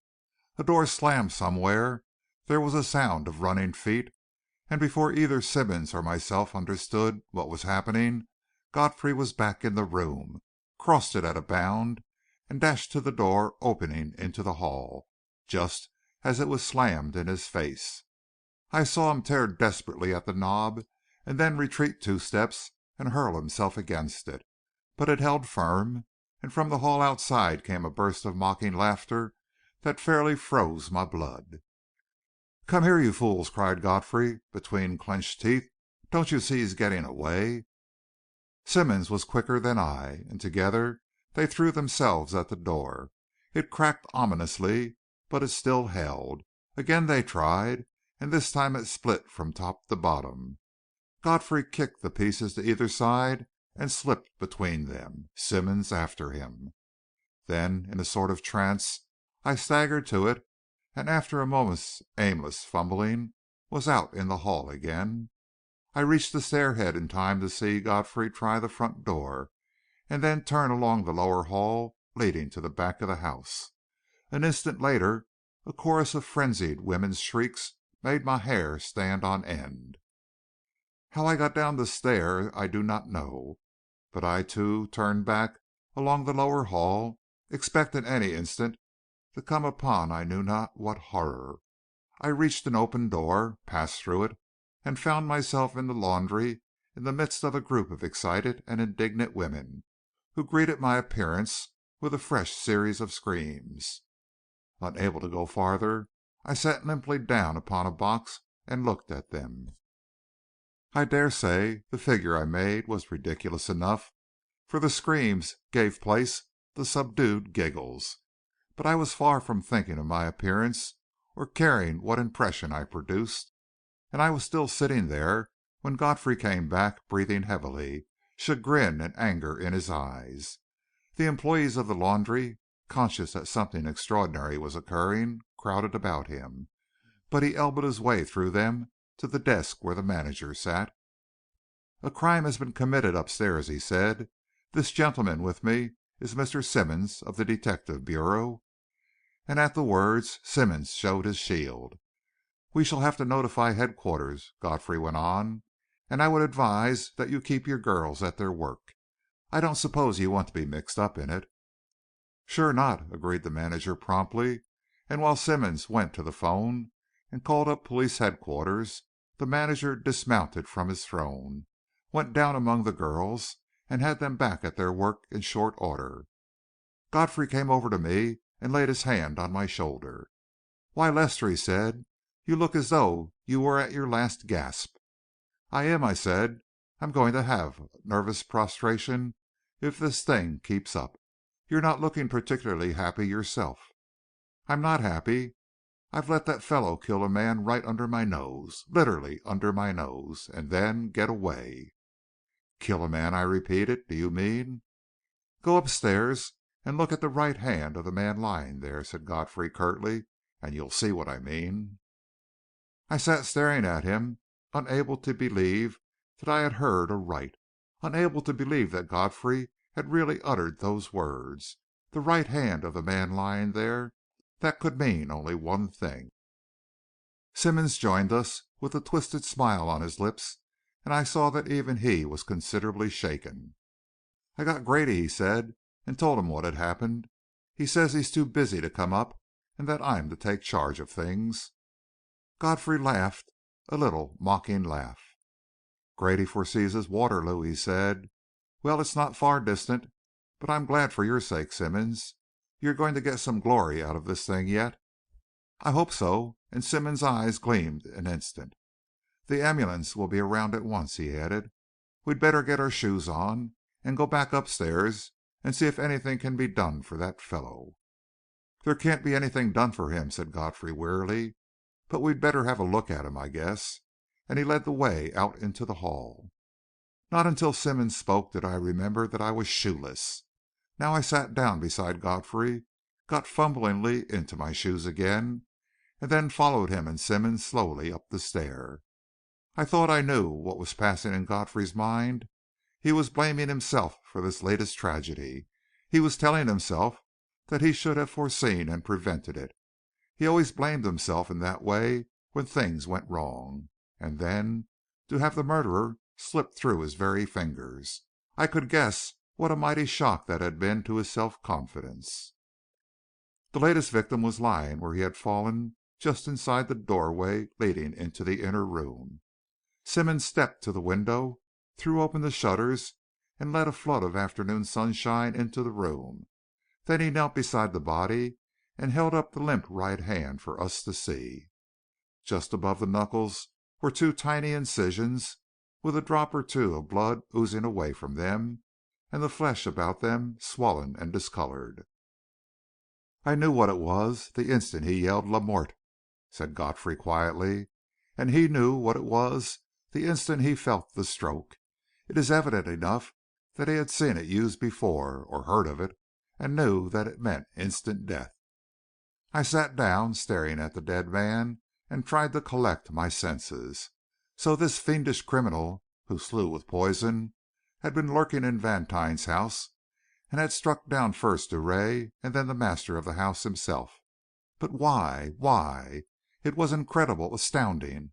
My brain reeled at the thought, and yet it must be true. I looked again at the third victim, and saw a man roughly dressed, with bushy black hair and tangled beard, a very giant of a man, whose physical strength must have been enormous, and yet it had availed him nothing against the tiny pinprick on the hand. And then a sudden thought brought me bolt upright. "But Armand!" I cried. "Where's Armand?" Godfrey looked at me with a half pitying smile. "What, Lester?" he said. "Don't you understand even yet? It was your fascinating Monsieur Armand who did that," and he pointed to the dead man. I felt as though I had been struck a heavy blow upon the head. Black circles whirled before my eyes. "Go over to the window," said Godfrey peremptorily, "and get some fresh air." Mechanically I obeyed, and stood clinging to the window sill, gazing down at the busy street where the tide of humanity was flowing up and down, all unconscious of the tragedy which had been enacted so close at hand. And at last the calmness of all these people, the sight of the world going quietly on as usual, restored me a portion of my self-control. But even yet I did not understand. "Was it Armand?" I asked, turning back into the room, "who lay there in the corner?" "Certainly it was," Godfrey answered. "Who else could it be?" "Godfrey," I cried, remembering suddenly, "did you see his eyes as he lay there watching the man at the cabinet?" "Yes, I saw them." "They were the same eyes?" "The same eyes." "And the laugh did you hear that laugh?" "Certainly I heard it." "I heard it once before," I said, "and you thought it was a case of nerves." I fell silent a moment, shivering a little at the remembrance. "But why did Armand lie there so quietly?" I asked at last. "Was he injured?" Godfrey made a little gesture toward the corner. "Go see for yourself," he said. Something lay along the wall on the spot where I had seen that figure, and as I bent over it I saw that it was a large net, finely meshed but very strong. "That was dropped over Armand's head as he came up the stairs," said Godfrey, "or flung over him as he came into the room. Then the dead man yonder jumped upon him and trussed him up with those ropes." Pushing the net aside, I saw upon the floor a little pile of severed cords. Yes, I agreed, he would be able to do that. Have you noticed his size, Godfrey? He was almost a giant. He couldn't have done it if Armand hadn't been willing that he should, retorted Godfrey curtly. You see, he had no difficulty in getting away, and he held up the net and pointed to the great rents in it. He cut his way out while he was lying there. I ought to have known. I ought to have known he wasn't bound, that he was only waiting, but it was all so sudden. He threw the net down upon the floor with a gesture of disgust and despair. Then he stopped in front of the Boule Cabinet and looked at it musingly, and after a moment his face brightened. The burlap wrapping had been almost wholly torn away, and the cabinet stood, more insolently beautiful than ever, it seemed to me, under the rays of the sun, which sparkled and glittered and shimmered as they fell upon it. "But we'll get him, Simmonds," said Godfrey, and his lips broke into a smile. "In fact, we've got him now. We have only to wait, and he'll walk into our arms. Simmonds, I want you to lock this cabinet up in the strongest cell around at your station, and carry the key yourself." "Lock it up?" stammered Simmonds, staring at him. "Yes," said Godfrey, "lock it up. That's our one salvation." His face was glowing. He was quite himself again, alert, confident of victory. "You're in charge of this case, aren't you? Well, lock it up, and give your reasons to nobody." "That'll be easy," laughed Simmonds. "I haven't got any reasons." "Oh, yes, you have," and Godfrey bent upon him a gaze that was positively hypnotic. "You will do it because I want you to, and because I tell you that, sooner or later, if you keep this cabinet safe where no one can get at it, the man we want will walk into our hands. And I'll tell you more than that, Simmonds. If we do get him, I'll have the biggest story I ever had, and you will be world famous. France will make you a Chevalier of the Legion of Honor. Simmonds, mark my words. Don't you think the ribbon would look well in your buttonhole?" Simmonds was staring at the speaker as though he thought he had suddenly gone mad. Indeed, the thought flashed through my own brain that the disappointment, the chagrin of failure, had been too much for Godfrey. He burst into laughter as he saw our faces. "No, I'm not mad," he said more soberly, "and I'm not joking. I'm speaking in deadly earnest, Simmonds, when I say that this fellow is the biggest catch we could make. He's the greatest criminal of modern times. I repeat it, Lester, this time without qualification. And now, perhaps, you'll agree with me." And with Armand so finished, so poised, so distinguished in my mind, and the body of his latest victim before my eyes, I nodded gloomily. "But who is he?" I asked. "Do you know who he is, Godfrey?" "There's the ambulance," broke in Simmonds, as a knock came at the street door, and he hurried down to open it. "Come on, Lester," and Godfrey hooked his arm through mine. "There's nothing more we can do here. We'll go down the back way. I've had enough excitement for the time being, haven't you?"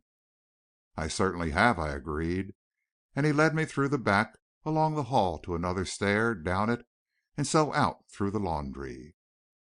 "But, Godfrey, who is this man?" I repeated. "Why did he kill that poor fellow up there? And why did he kill Drouet and Vantine? How did he get into the Vantine house? What is it all about?" "Ah," he said, looking at me with a smile, "that's the important question. What is it all about? But we can't discuss it here in the street. Besides, I want to think it over, Lester, and I want you to think it over. If I can, I'll drop in tonight to see you, and we can thrash it out. Will that suit you?" "Yes," I said, "and for heaven's sake, don't fail to come." End of chapter 20.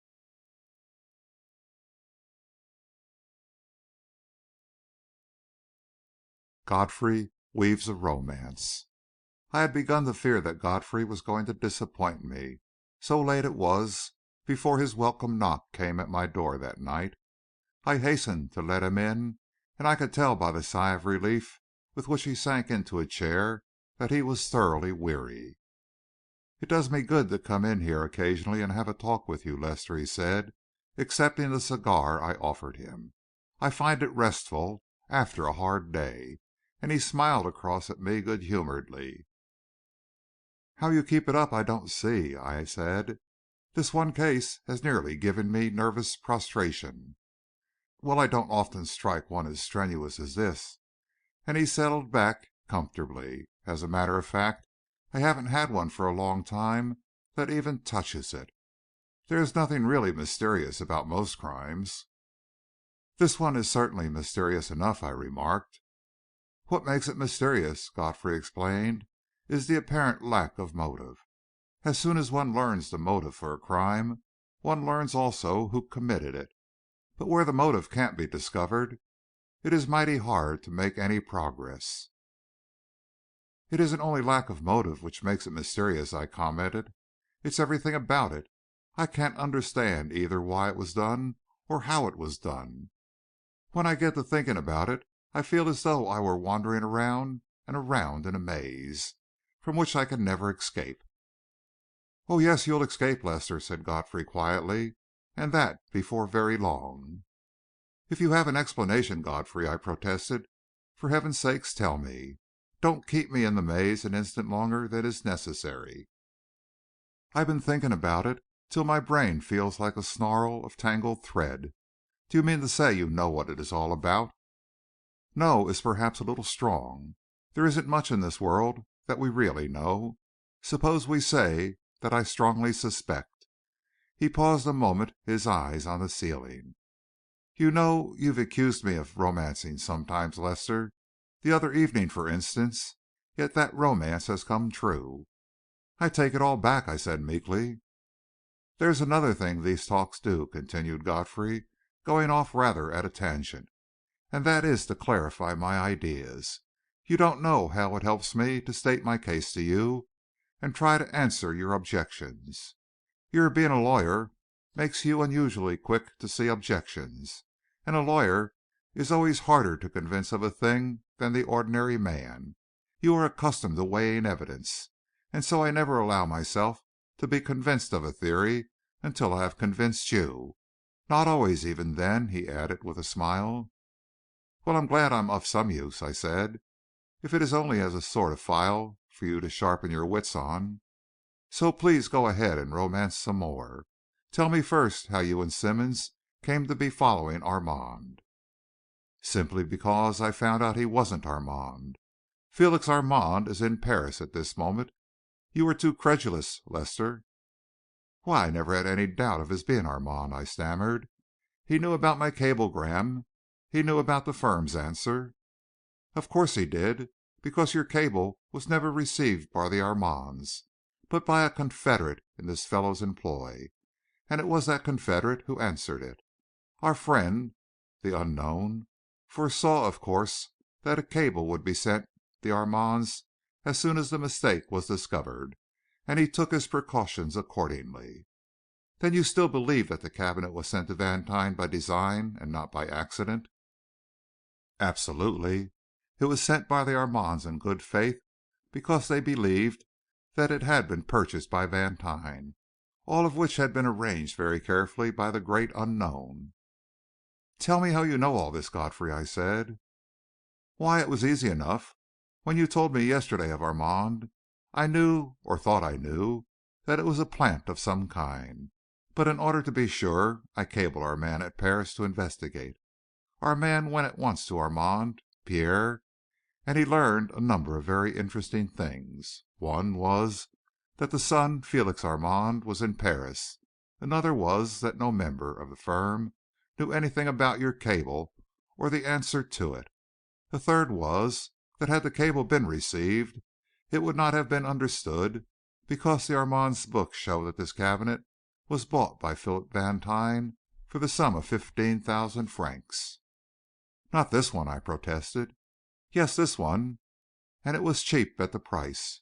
Of course the Armands knew nothing about the Montespan story. They were simply selling at a profit." "But I don't understand," I stammered. "Vantine told me himself that he did not buy that cabinet."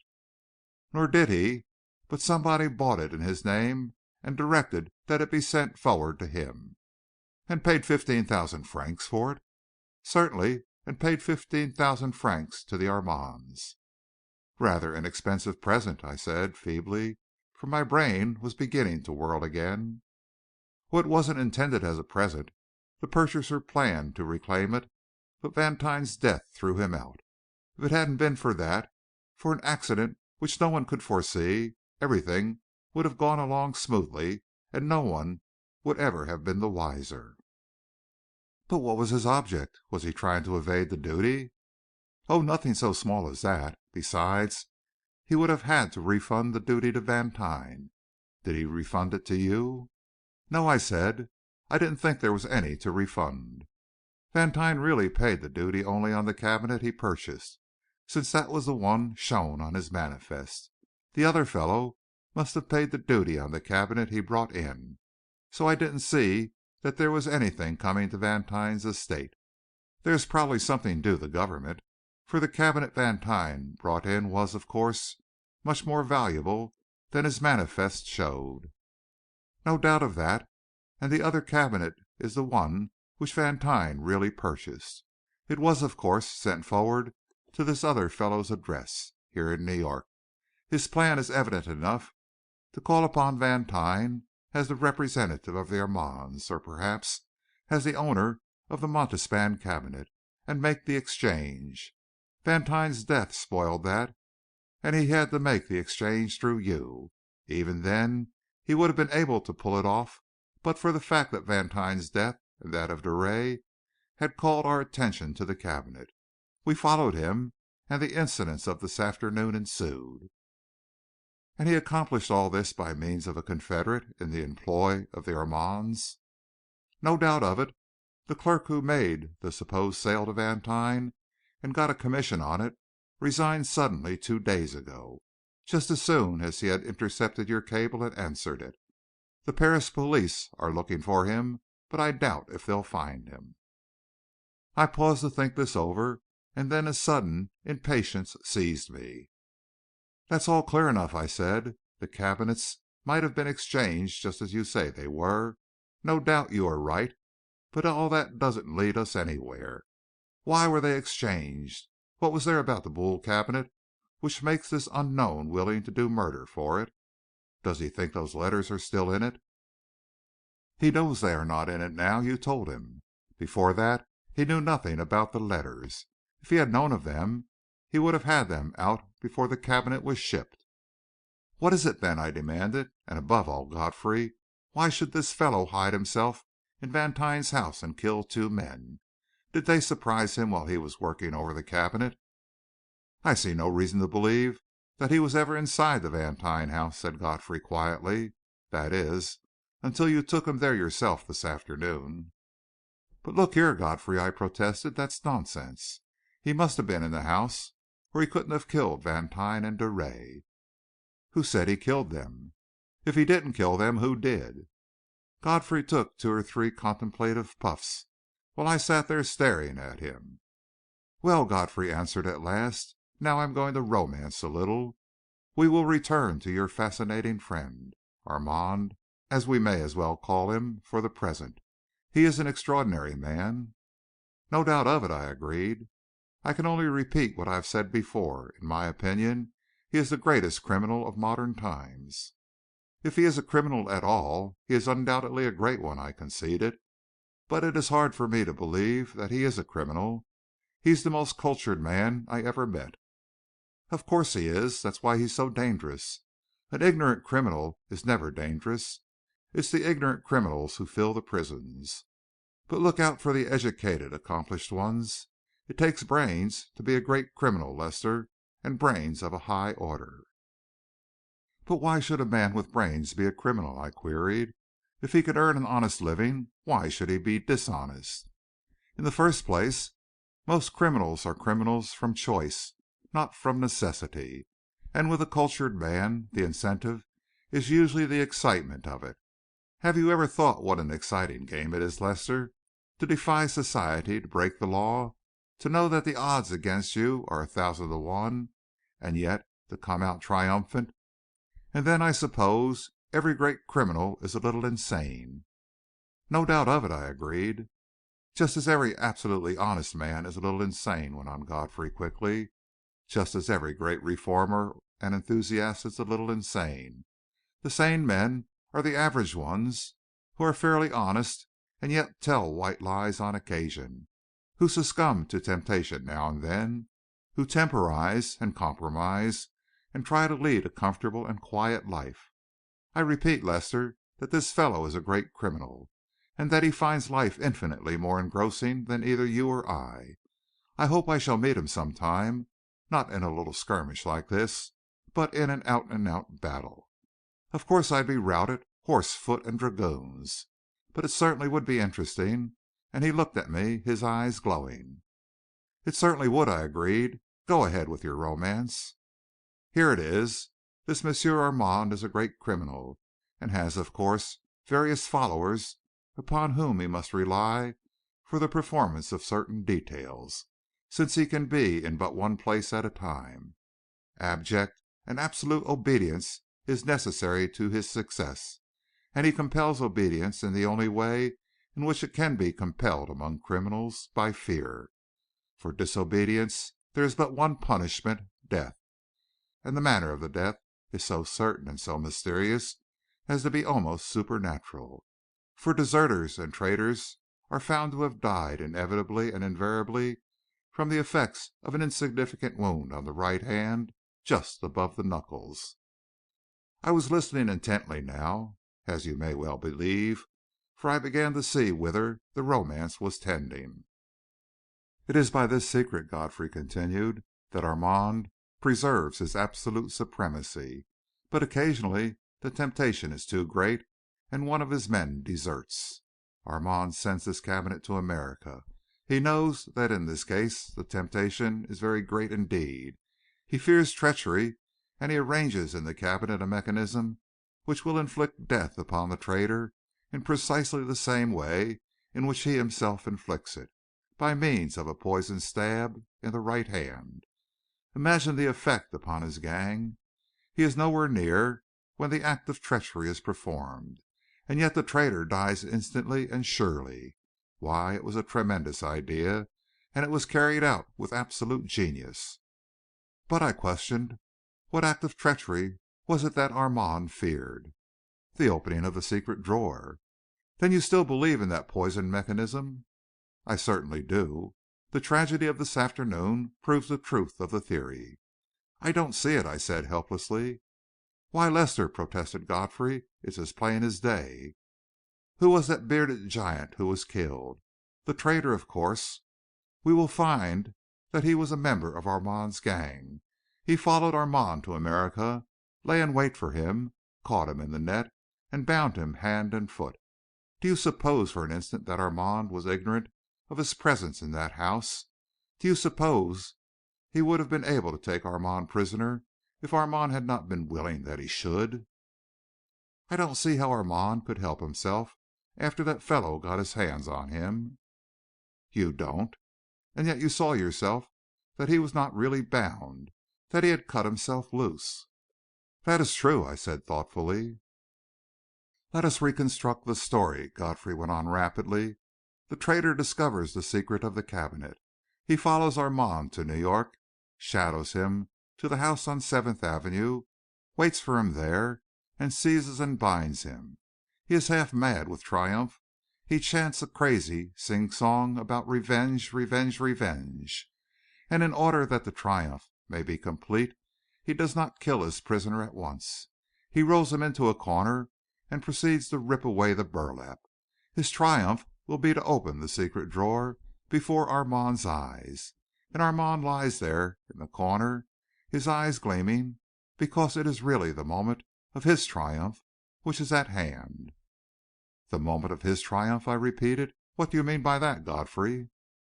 "I mean that, the instant the traitor opened the drawer, he would be stabbed by the poison mechanism. It was for that Armand waited." I lay back in my chair with a gasp of amazement and admiration. I had been blind not to see it.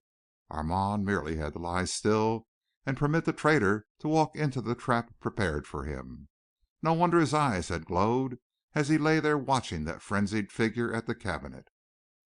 "It was not until the last moment," Godfrey went on, "when the traitor was bending above the cabinet, feeling for the spring, that I realized what was about to happen. There was no time for hesitation. I sprang into the room. Armand vanished in an instant, and the giant also tried to escape, but I caught him at the door. I had no idea of his danger. I had no thought that Armand would dare linger, and yet he did. Now that it is too late, I understand. He had to kill that man. There were no two ways about it. Whatever the risk, he had to kill him. But why? I asked. Why? To seal his lips. If we had captured him, do you suppose Armand's secret would have been safe for an instant? So he had to kill him. He had to kill him with the poisoned barb. And he did kill him, and got away into the bargain. Never in my life have I felt so like a fool as when that door was slammed in my face. Perhaps he had that prepared too, I suggested timidly, ready to believe anything of this extraordinary man. Perhaps he knew that we were there all the time. Of course he did, assented Godfrey grimly. Why else would there be a snap lock on the outside of the door? And to think that I didn't see it. To think that I was fool enough to suppose that I could follow him about the streets of New York without his knowing it. He knew from the first that he might be followed and prepared for it. "But it's incredible," I protested feebly. "It's incredible." "Nothing is incredible in connection with that man." "But the risk! Think of the risk he ran." "What does he care for risks? He despises them, and rightly. He got away, didn't he?" "Yes," I said, "he got away.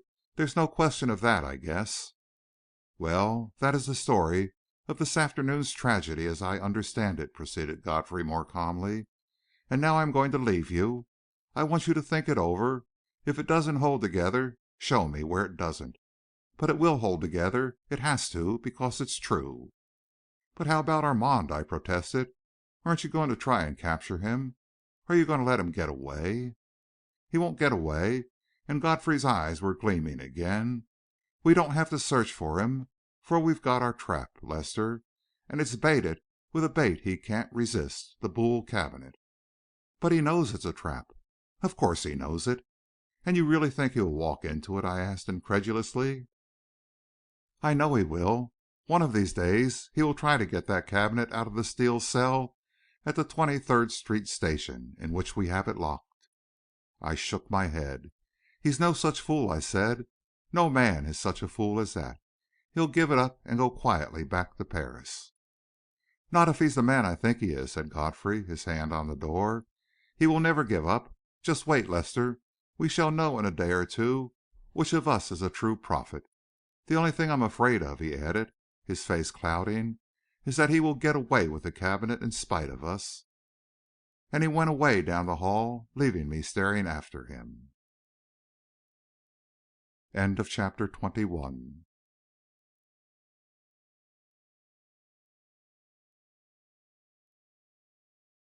Crochard, the Invincible. It seemed for once that Godfrey was destined to be wrong. For days passed, and nothing happened. Nothing, that is, in so far as the cabinet was concerned. There was an inquest, of course, over the victim of the latest tragedy, and once again I was forced to give my evidence before a coroner's jury. I must confess that, this time, it made me appear considerable of a fool, and the papers poked sly fun at the attorney who had walked blindly into a trap which, now that it was sprung, seemed so apparent. The Bertillon measurements of the victim had been cabled to Paris, and he had been instantly identified as a fellow named Morel, well known to the police as a daring and desperate criminal. In fact, M. Lupin considered the matter so important that he cabled next day that he was sending Inspector Pigot to New York to investigate the affair further, and to confer with our bureau as to the best methods to be taken to apprehend the murderer. Inspector Pigot, it was added, would sail at once for Havre on la Savoie. Meanwhile, Grady's men, with Simmonds at their head, strained every nerve to discover the whereabouts of the fugitive. A net was thrown over the entire city, but while a number of fish were captured, the one which the police particularly wished for was not among them. Not a single trace of the fugitive was discovered. He had vanished absolutely, and after a day or two Grady asserted confidently that he had left New York. For Grady had come back into the case again, goaded by the papers, particularly by the Record. Two efforts which he must have considered superhuman. The remarkable nature of the mystery, its picturesque and unique features, the fact that three men had been killed within a few days in precisely the same manner, and the absence of any reasonable hypotheses to explain these deaths, all this served to rivet public attention. Every amateur detective in the country had a theory to exploit, and far-fetched enough most of them were. Grady did a lot of talking in those days, explaining in detail the remarkable measures he was taking to capture the criminal, but the fact remained that three men had been killed, and that no one had been punished, that a series of crimes had been committed, and that the criminal was still at large, and seemed likely to remain so, and naturally enough, the papers, having exhausted every other phase of the case, were soon echoing public sentiment that something was wrong somewhere, and that the detective bureau needed an overhauling, beginning at the top. The Boule Cabinet remained locked up in the cell at the 23rd Street station, and Simmonds kept the key in his pocket. I know now that he was as much in the dark concerning the cabinet as the general public was, and the general public was very much in the dark indeed, for the cabinet had not figured in the accounts of the first two tragedies at all, and only incidentally in the reports of the latest one. As far as it was concerned, the affair seemed clear enough to most of the reporters, as an attempt to smuggle into the country an art object of great value. Such cases were too common to attract the special attention. But Simmonds had come to see that Grady was tottering on his throne. He realized, perhaps, that his own head was not safe, and he made up his mind to pin his faith to Godfrey as the only one at all likely to lead him out of the maze. And Godfrey laid the greatest stress upon the necessity of keeping the cabinet under lock and key. So under lock and key it was kept. As for Grady, I do not believe that, even at the last, he realized the important part the cabinet had played in the drama. But while the Boule Cabinet failed to focus the attention of the public, and while most of the reporters promptly forgot all about it, I was amused at the pains which Godfrey took to inform the fugitive as to its whereabouts and as to how it was guarded. Over and over again, while the other papers wondered at his imbecility, he told how it had been placed in the strongest cell at the 23rd Street station, a cell whose bars were made of chrome nickel steel which no saw could bite into, a cell whose lock was worked not only by a key but by a combination, known to one man only, a cell isolated from the others, standing alone in the middle of the third corridor, in full view of the officer on guard, so that no one could approach it day or night without being instantly discovered, a cell whose door was connected with an automatic alarm over the sergeant's desk in the front room, a cell, in short, from which no man could possibly escape, and which no man could possibly enter unobserved. Of the Boule Cabinet itself, Godfrey said little, save in his story for the denouement, which he seemed so sure would come. But the details which I have given above were dwelt upon in the Record, until happening to meet Godfrey on the street one day, I protested that he would only succeed in frightening the fugitive away altogether if he still had any designs on the cabinet, which I very much doubted. But Godfrey only laughed. "There's not the slightest danger of frightening him away," he said. "This fellow isn't that kind. If I'm right in sizing him up, he's the sort of daredevil whom an insuperable difficulty only attracts. The harder the job, the more he is drawn to it. That's the reason I am making this one just as hard as I can." "But a man would be fooled to attempt to get to that cabinet," I protested. "It's simply impossible." "It looks impossible, I'm free to admit," he agreed. "But just the same, I wake every morning cold with fear, and run to the phone to make sure the cabinet's safe. If I could think of any further safeguards, I would certainly employ them." I looked at Godfrey searchingly, for it seemed to me that he must be jesting. He smiled as he caught my glance. "I was never more in earnest in my life, Lester," he said. "You don't appreciate this fellow as I do. He's a genius. Nothing is impossible to him. He disdains easy jobs. When he thinks a job is too easy, he makes it harder, just as a sporting chance.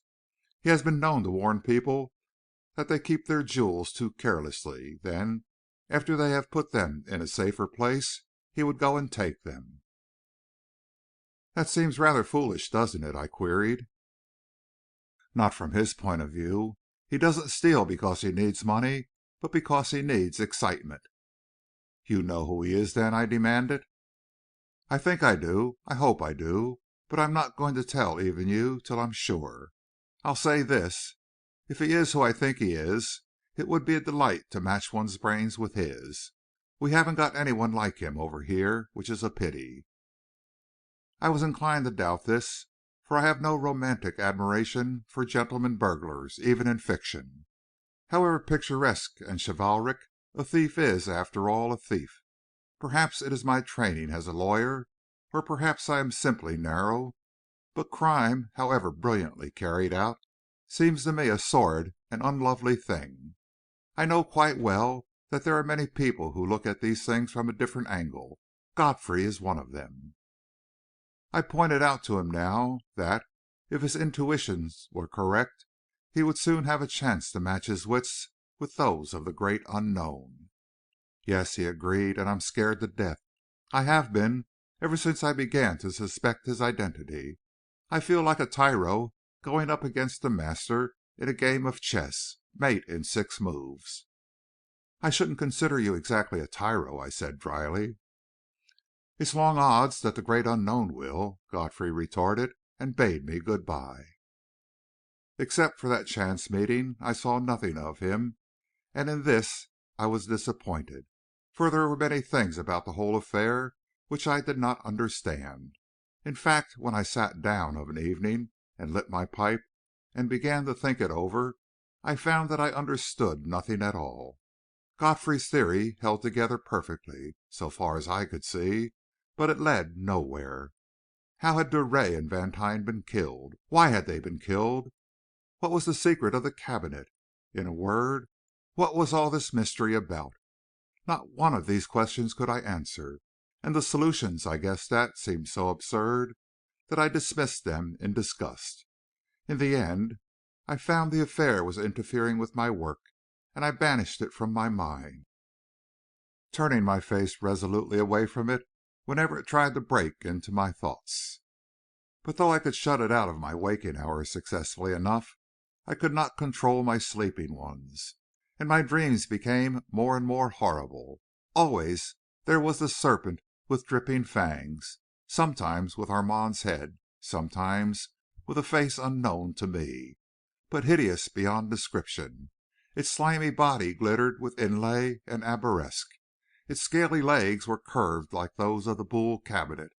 Sometimes the golden sun glittered on its forehead like a great eye. Over and over again I saw this monster slay its 3 victims, and always, when that was done, it raised its head and glared at me, as though selecting me for the 4th. But I shall not try to describe those dreams. Even yet I cannot recall them without a shudder. It was while I was sitting moodily in my room one night, debating whether or not to go to bed, weary to exhaustion, and yet reluctant to resign myself to a sleep from which I knew I should wake shrieking, that a knock came at the door, a knock I recognized, and I arose joyfully to admit Godfrey. I could see by the way his eyes were shining that he had something unusual to tell me, and then as he looked at me his face changed. "What's the matter, Lester?" he demanded. "You look fagged out. Working too hard?" "It's not that," I said. "I can't sleep. This thing has upset my nerves, Godfrey. I dream about it, have regular nightmares." He sat down opposite me, concern and anxiety in his face. "That won't do," he protested. "You must go away somewhere. Take a rest, and a good long one." "A rest wouldn't do me any good as long as this mystery is unsolved," I said. "It's only by working that I can keep my mind off of it." "Well," he smiled, "just to oblige you, we'll solve it first, then." "Do you mean you know?" I know who the great unknown is, and I'm going to tell you presently. Day after tomorrow, Wednesday, I'll know all the rest. The whole story will be in Thursday morning's paper. Suppose you arrange to start Thursday afternoon." I could only stare at him. He smiled as he met my gaze. "You're looking better already," he said, "as though you were taking a little more interest in life," and he helped himself to a cigar. "Godfrey," I protested, "I wish you would pick out somebody else to practise on. You come up here and explode a bomb just to see how high I'll jump. It's amusing to you, no doubt, and perhaps a little instructive, but my nerves won't stand it." "My dear Lester," he broke in, "that wasn't a bomb. That was a simple statement of fact." "Are you serious?" "Perfectly so." "But how do you know?" "Before I answer any questions, I want to ask you one. Did you by any chance mention me to the gentleman known to you as Monsieur Félix Armand?" "Yes," I answered, after a moment's thought, "I believe I did. I was telling him about our trying to find the secret drawer. I mentioned your name, and he asked who you were. I told him you were a genius at solving mysteries." Godfrey nodded. "That," he said, "explains the one thing I didn't understand. Now go ahead with your questions." "You said a while ago that you would know all about this affair day after to morrow." "Yes." "How do you know you will?" "Because I have received a letter which sets the date." And he took from his pocket a sheet of paper and handed it over to me. "Read it." The letter was written in pencil, in a delicate and somewhat feminine hand, on a sheet of plain, unruled paper. With an astonishment which increased with every word, I read this extraordinary epistle: "My dear Mr. Godfrey, I have been highly flattered by your interest in the affair of the cabinet Boule, and admire most deeply your penetration in arriving at a conclusion so nearly correct regarding it. I must thank you also for your kindness in keeping me informed of the measures which have been taken to guard the cabinet, and which seem to me very complete and well thought out. I have myself visited the station and inspected the cell, and I find that in every detail you were correct. It is because I so esteem you as an adversary that I tell you in confidence that it is my intention to regain possession of my property on Wednesday next, and that, having done so, I shall beg you to accept a small souvenir of the occasion. I am, my dear sir, most cordially yours, Jacques Crochard, the Invincible. I looked up to find Godfrey regarding me with a quizzical smile. "Of course it's a joke," I said. Then I looked at him again. "Surely, Godfrey, you don't believe this is genuine?" "Perhaps we can prove it," he said quietly. "That is one reason I came up. Didn't Armand leave a note for you the day he failed to see you?" "Yes, on his card. I have it here." And with trembling fingers I got out my pocketbook and drew the card from the compartment in which I had carefully preserved it. One glance at it was enough. The penciled line on the back was unquestionably written by the same hand which wrote the letter. "And now you know his name," Godfrey added, tapping the signature with his finger. "I have been certain from the first that it was he." I gazed at the signature without answering. I had, of course, read in the papers many times of the gargantuan exploits of Crochard, the Invincible, as he loved to call himself, and with good reason. But his achievements, at least as the papers described them, seemed too fantastic to be true. I had suspected more than once that he was merely a figment of the Parisian space writers, a sort of reserve for the dull season, or else that he was a kind of scapegoat saddled by the French police with every crime which proved too much for them. Now, however, it seemed that Crochard really existed. I held his letter in my hand. I had even talked with him, and as I remembered the fascination, the finish, the distinguished culture of Monsieur Félix Armand, I understood something of the reason for his extraordinary reputation. "There can be no two opinions about him," said Godfrey, reaching out his hand for the letter and sinking back into his chair to contemplate it. "Crochard is one of the greatest criminals who ever lived, full of imagination and resource, and with a sense of humor most acute. I have followed his career for years. It was this fact that gave me my first clue. He killed a man once before, just as he killed this last one. The man had betrayed him to the police. He was never betrayed again." "What a fiend he must be!" I said, with a shudder. But Godfrey shook his head quickly. "Don't get that idea of him," he protested earnestly. "Up to the time of his arrival in New York he had never killed any man except that traitor. Him he had a certain right to kill, according to thieves' ethics, anyway. His own life had been in peril scores of times, but he has never killed a man to save himself. Put that down to his credit." "But Drouet and Vantine," I objected. "An accident for which he was in no way responsible," said Godfrey promptly. "You mean he didn't kill them?" "Most certainly not. The last man he did kill was a traitor like the first. Crochard, I think, reasons like this: to kill an adversary is too easy. It is too brutal. It lacks finesse. Besides, it removes the adversary, and without adversaries Crochard's life would be of no interest to him. After he had killed his last adversary, he would have to kill himself." "I can't understand a man like that," I said. "Well, look at this," said Godfrey, and tapped the letter again. "He honors me by considering me an adversary. Does he seek to remove me? On the contrary, he gives me a handicap. He takes off his queen in order that it may be a little more difficult to mate me." "But surely, Godfrey," I protested, "you don't take that letter seriously? If he wrote it at all, he wrote it merely to throw you off the track. If he says Wednesday, he really intends to try for the cabinet to morrow." "I don't think so. I told you he would think me only a tyro. And beside him, that is all I am. Do you know where he wrote the letter, Lester? Right in the Record office. This is a sheet of our copy paper.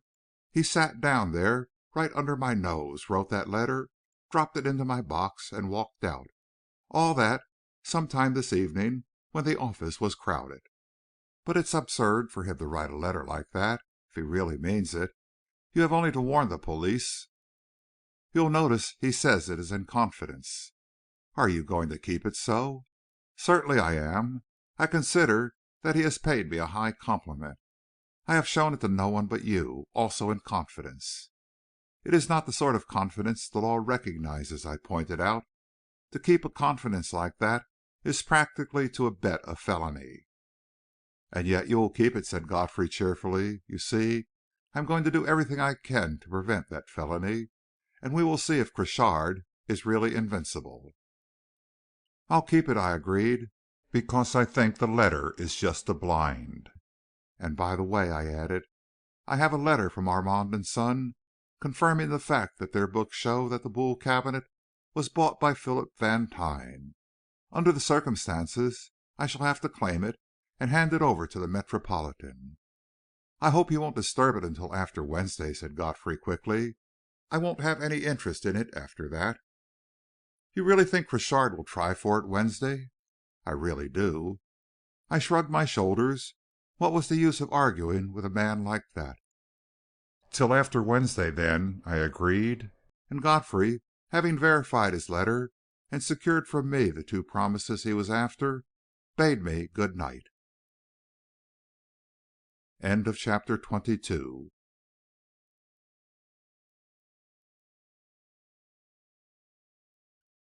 We meet Monsieur Pigot. I was just getting ready to leave the office the next afternoon when Godfrey called me up. "How are you feeling today, Lester?" he asked. "Not as fit as I might," I said. "Have you arranged to start on that vacation Thursday?" "I don't think that's a good joke, Godfrey." "It isn't a joke at all. I want you to arrange it.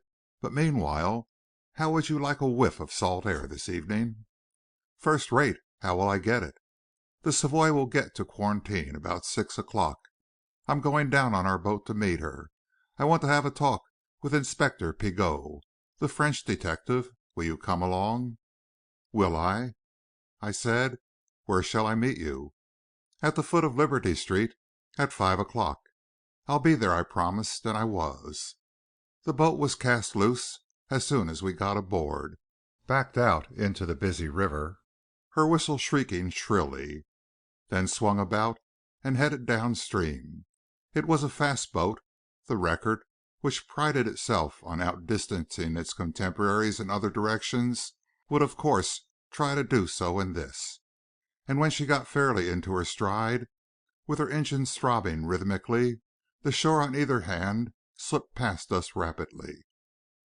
The New York skyline, as seen from the river, is one of the wonders of the world, and I stood looking at it until we swung out into the bay. There were 2 other men on board, the regular ship reporters, I suppose, and Godfrey had gone into the cabin with them to talk over some detail of the evening's work. So I went forward to the bow, where I would get the full benefit of the salt breeze, with the taste of it on my lips. The Statue of Liberty was just ahead, and already the great searchlight in her torch was winking across the water. Craft innumerable crossed and recrossed, their lights reflected in the waves, and far ahead, a little to the left, I could see the white glow against the sky which marked the position of Coney Island. Godfrey joined me presently, and we stood for some time looking at this scene in silence. "It's a great sight, isn't it?" he said at last. "Hello, look at that boat," he added, as a yacht, coming down the bay, drew abreast of us and then slowly forged ahead. "She can go some, can't she? This boat of ours is no slouch, you know. But just look how that one walks away from us. I wonder who she is. What boat is that, Captain?" he called to the man on the bridge. "Don't know, sir," answered the captain, after a look through his glasses. "Private yacht. Can't make out her name. There's a flag or something hanging over her stern. She's flying the French flag. There come the other press boats behind us, sir," he added. "And there's the Savoy just slowing down at Quarantine." Far ahead we could see the great hull of the liner, dark against the horizon and crowned with row upon row of glowing lights. "One doesn't appreciate how big those boats are until one sees them from the water," I remarked. "Isn't she immense?" "And yet she's not an especially big boat either," said Godfrey. "To swing in under the really big ones like the Olympic is an experience to remember." The Savoy had by this time slowed down until she was just holding her own against the tide, and one of her lower ports swung open. A moment later a boat puffed up beside her, made fast, and 3 or 4 men clambered aboard and disappeared through the port. "There go the doctors," said Godfrey, "and there is that French boat going alongside." The tug from Quarantine dropped astern, and the French yacht took her place. After a short colloquy, one man from her was helped aboard the Savoy. Then it was our turn, and after what seemed to me a tremendous swishing and swirling, at imminent risk of collision, we swung up to the open port. A line was flung out and made fast, and a moment later Godfrey and I and the other 2 men were aboard the liner. My companions exchanged greetings with the officer in charge of the open port, and then we hurried forward along a narrow corridor, smelling of rubber and heated metal, then up stair after stair, until at last we came to the main companionway. Here the 2 men left us, to seek certain distinguished passengers, I suppose, whose view upon the questions of the day were, presumably, anxiously awaited by an expectant public. Godfrey stopped in front of the purser's office and passed his card through the little window to the man inside the cage. "I should like to see Monsieur Pigot of the Paris Service du Sûreté," he said. "Perhaps you will be so kind as to have a steward take my card to him." "That is unnecessary, sir," replied the purser, courteously. "That is Monsieur Pigot yonder, the gentleman with the white hair, with his back to us. You will have to wait for a moment, however. The gentleman speaking with him is from the French consulate, and has but this moment come aboard."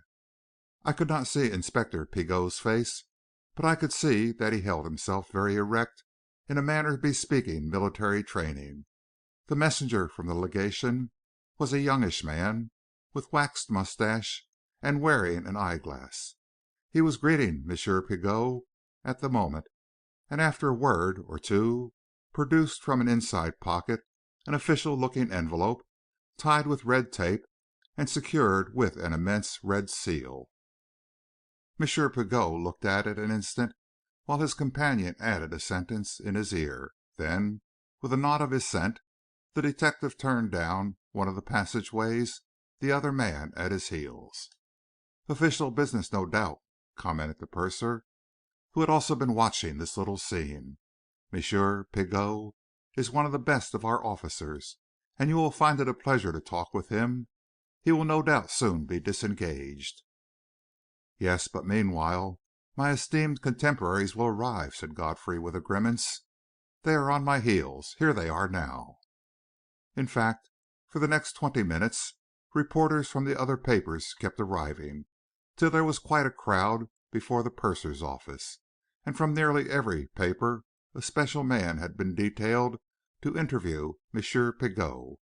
Evidently all the papers were alive to the importance of the subject. There was some good-natured chaffing, and then one of the stewards was bribed to carry the cards of the assembled multitude to M. Pigot's stateroom, with the request for an audience. The steward went away laughing, and came back presently to say that M. Pigot would be pleased to see us in a few minutes. But when 5 minutes more passed and he did not appear, impatience broke out anew. The lords of the press were not accustomed to be kept waiting. "I move we storm his capsule," suggested the world man. And just then M. Pigot himself stepped out into the companionway. In an instant he was surrounded. "My good friends of the press," he said, speaking slowly, but with only the faintest accent, and he smiled around at the faces bent upon him, "you will pardon me for keeping you in waiting, but I had some matters of the first importance to attend to, and also my bag to pack. Steward," he added, "you will find my bag outside my door. Please bring it here, so that I may be ready to go ashore at once." The steward hurried away, and M. Pigot turned back to us. "Now, gentlemen," he went on, "what is it that I can do for you?" It was to Godfrey that the position of spokesman naturally fell. "We wish first to welcome you to America, M. Pigot," he said, "and hope that you will have a pleasant and interesting stay in our country." "You are most kind," responded the Frenchman, with a charming smile. "I am sure that I shall find it most interesting, especially your wonderful city, of which I have heard many marvelous things." "And in the next place," continued Godfrey, "we hope that with your assistance our police may be able to solve the mystery surrounding the death of 3 men recently killed here, and to arrest the murderer. Of themselves they seem to be able to do nothing." M. Pigot spread out his hands with a little deprecating gesture. "I also hope we may be successful," he said. "But if your police have not been, my poor help will be of little account. I have a profound admiration for your police. The results which they accomplish are wonderful, when one considers the difficulties under which they labor." He spoke with an accent so sincere that I was almost convinced he meant every word of it. But Godfrey only smiled. "It is a proverb," he said, "that the French police are the best in the world. You, no doubt, have a theory in regard to the death of these men."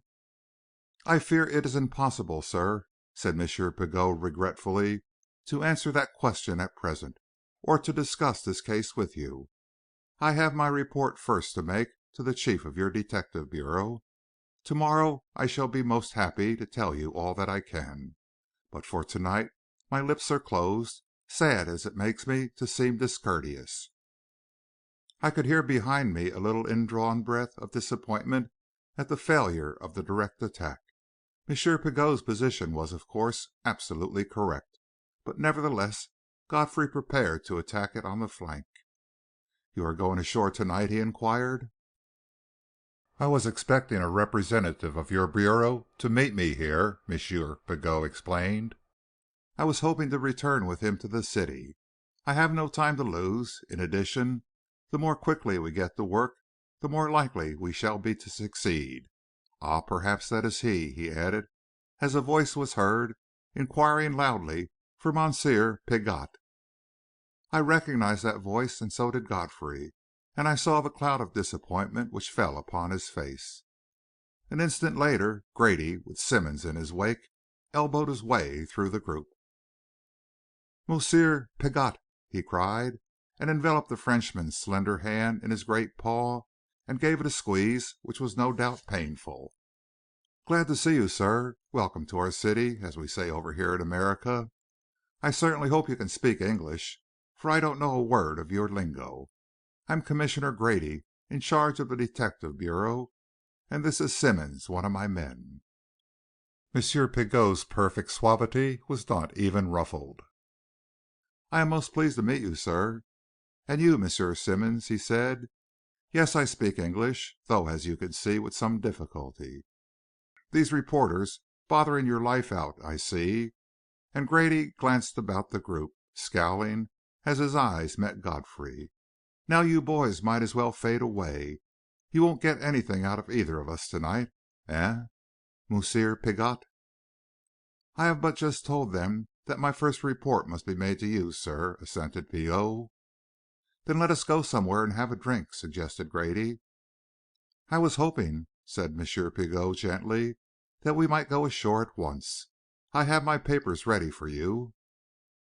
"All right," agreed Grady.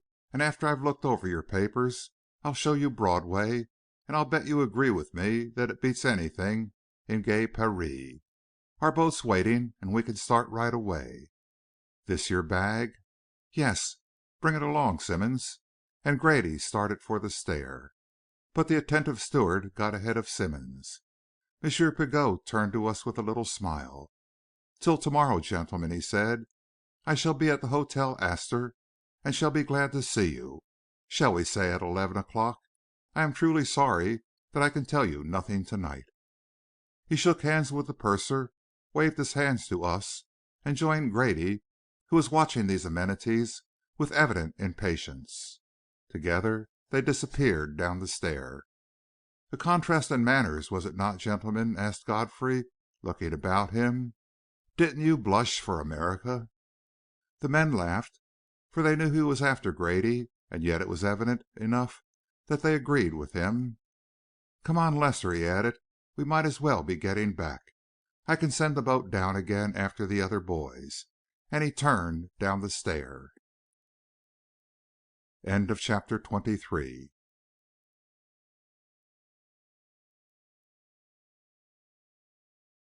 The Secret of the Cabinet. Godfrey bade me good-bye at the dock and hastened away to the office to write his story, which I could guess would be concerned with the manners of Americans, especially with Grady's. As for me, that whiff of salt air had put an unaccustomed edge to my appetite, and I took a cab to Murray's, deciding to spend the remainder of the evening there, over a good dinner. Except in a certain mood, Murray's does not appeal to me. The pseudo-Grecian temple in the corner, with water cascading down its steps, the make-believe clouds which float across the ceiling, the tables of glass lighted from beneath, all this ordinarily seems trivial and banal. But occasionally, in an esoteric mood, I like Murray's, and can even find something picturesque and romantic in the bright gowns and gleaming shoulders and handsome faces seen amid these bizarre surroundings. And then, of course, there is always the cooking, which leaves nothing to be desired. I was in the right mood tonight for the enjoyment of the place, and I ambled through the dinner in a fashion so leisurely and trifled so long over coffee and cigarette that it was far past 10 o'clock when I came out again into 42nd Street. After an instant's hesitation, I decided to walk home, and turned back toward Broadway, already filling with the after theatre crowd. Often as I have seen it, Broadway at night is still a fascinating place to me, with its blazing signs, its changing crowds, its clanging street traffic, its bright shop windows. Grady was right in saying that gay Paree had nothing like it, nor has any other city that I know. It is indeed unique and thoroughly American. And I walked along it that night in the most leisurely fashion, savoring it to the full, pausing now and then for a glance at a shop window, and stopping at the Hoffman House, now denuded, alas, of its bouguereau, to replenish my supply of cigarettes. Reaching Madison Square at last, I walked out under the trees, as I almost always do, to have a look at the Flatiron Building, white against the sky. Then I glanced up at the Metropolitan Tower, higher, but far less romantic in appearance, and saw by the big illuminated clock that it was nearly 11:30. I crossed back over Broadway at last and turned down 23rd Street in the direction of the Marathon, when, just at the corner, I came face to face with three men as they swung around the corner in the same direction, and, with a little start, I recognized Grady and Simmonds, with M. Pigot between them. Evidently Grady had felt it incumbent upon himself to make good his promise in the most liberal manner and to display the wonders of the Great White Way from end to end, the ceremony, no doubt, involving the introduction of the stranger to a number of typical American drinks. And the result of all this was Grady's legs wobbled perceptibly. As a matter of racial comparison, I glanced at M. Pigot's, but they seemed in every way normal. "Hello, Lester," said Simmonds, in a voice which showed that he had not wholly escaped the influences of the evening's celebration. And even Grady condescended to nod, from which I inferred that he was feeling very unusually happy. "Hello, Simmonds," I answered, and as I turned westward with them, he dropped back and fell into step beside me. "Pigot is certainly a wonder," he said. "A regular sport. Wanted to see everything and taste everything. He says Paris ain't in the same class with this town." "Where are you going now?" I asked. "We're going round to the station. Pigot says he's got a sensation up his sleeve for us. It's got something to do with that cabinet." "With the cabinet?" "Yes, that shiny thing Godfrey got me to lock up in his cell." "Simmonds," I said seriously, "does Godfrey know about this?" "No," said Simmonds, looking a little uncomfortable.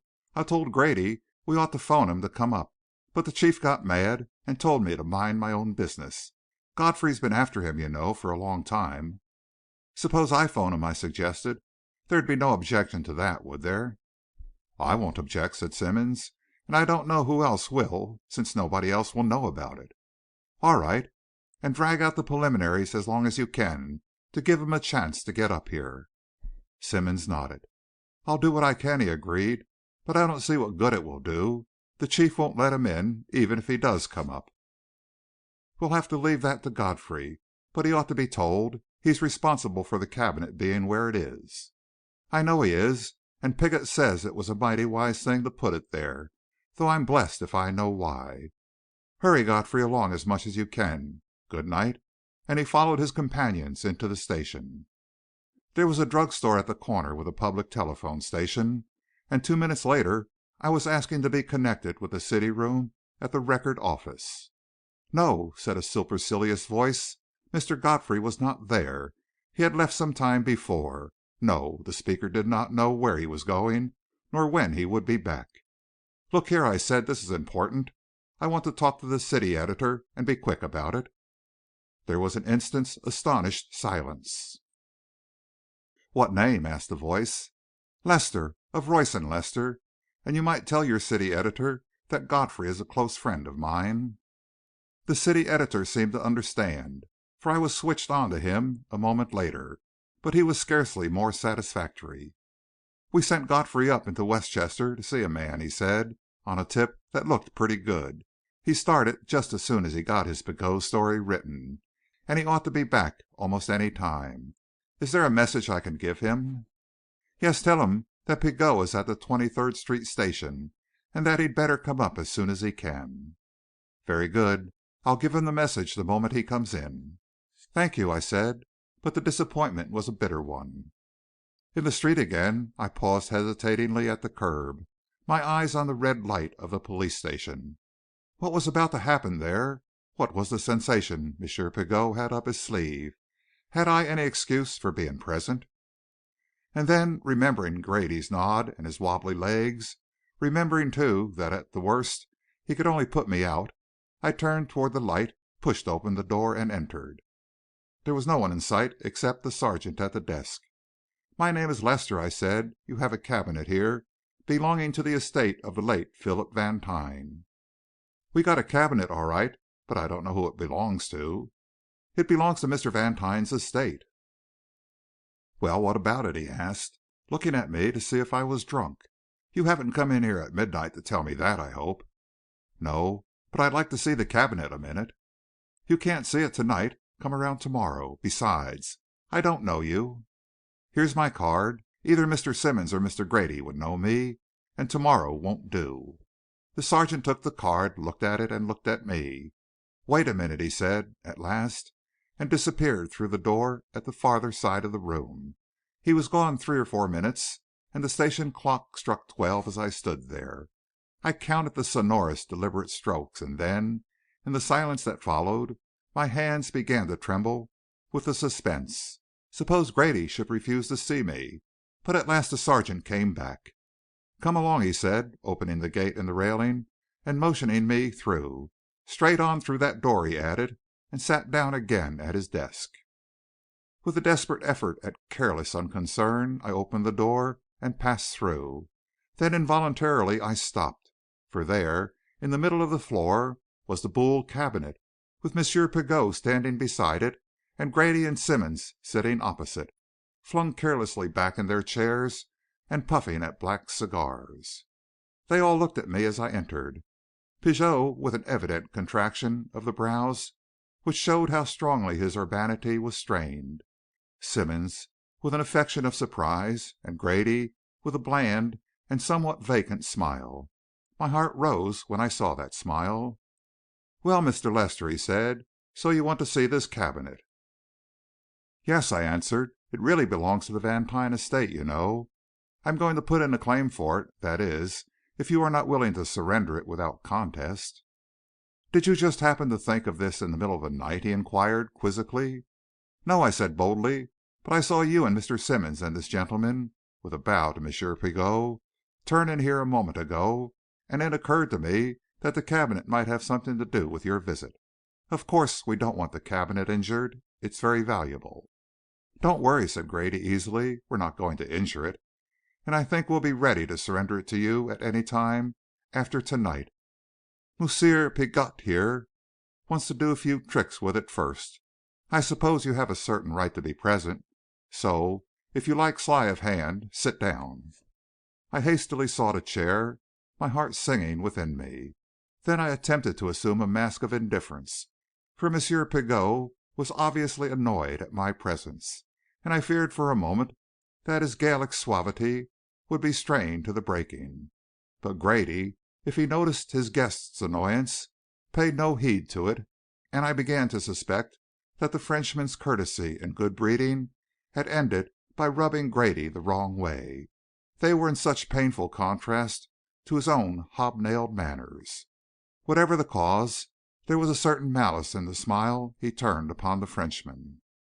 "And now, Monsieur Pigot," he said, settling back in his chair a little farther, "we're ready for the show."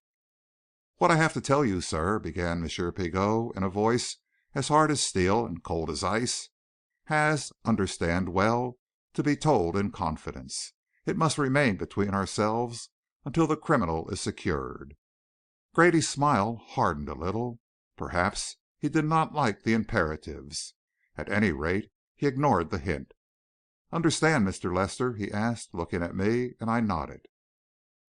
I saw Pigot's eyes flame and his face flush with anger, for Grady's tone was almost insulting. For an instant I thought that he would refuse to proceed, but he controlled himself.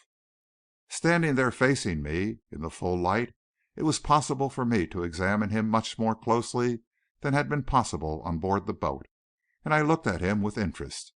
He was typically French, smooth shaven, with a face seamed with little wrinkles and very white, eyes shadowed by enormously bushy lashes, and close cropped hair as white as his face.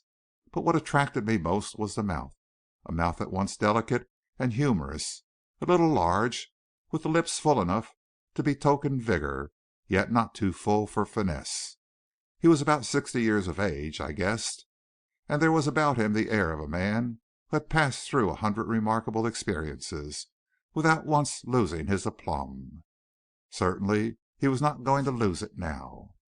"The story which I have to relate," he began, in his careful English, clipping his words a little now and then, "has to do with the theft of the famous Michaelovitch Diamonds. You may perhaps remember the case."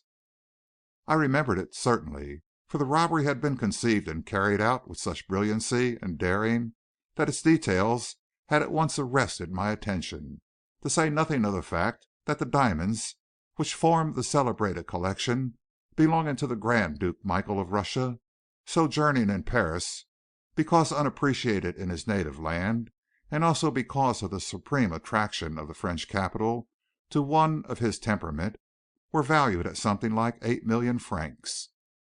The theft, continued M. Pigot, was accomplished in a manner at once so bold and so unique that we were certain it could be the work of but a single man, a rascal named Crochard, who calls himself also the Invincible. A rascal who has given us very great trouble, but whom we have never been able to convict. In this case we had against him no direct evidence. We subjected him to an interrogation, and found that he had taken care to provide a perfect alibi. So we were compelled to release him. We knew that it would be quite useless to arrest him unless we should find some of the stolen jewels in his possession. He appeared as usual upon the boulevards, at the cafés, everywhere. He laughed in our faces.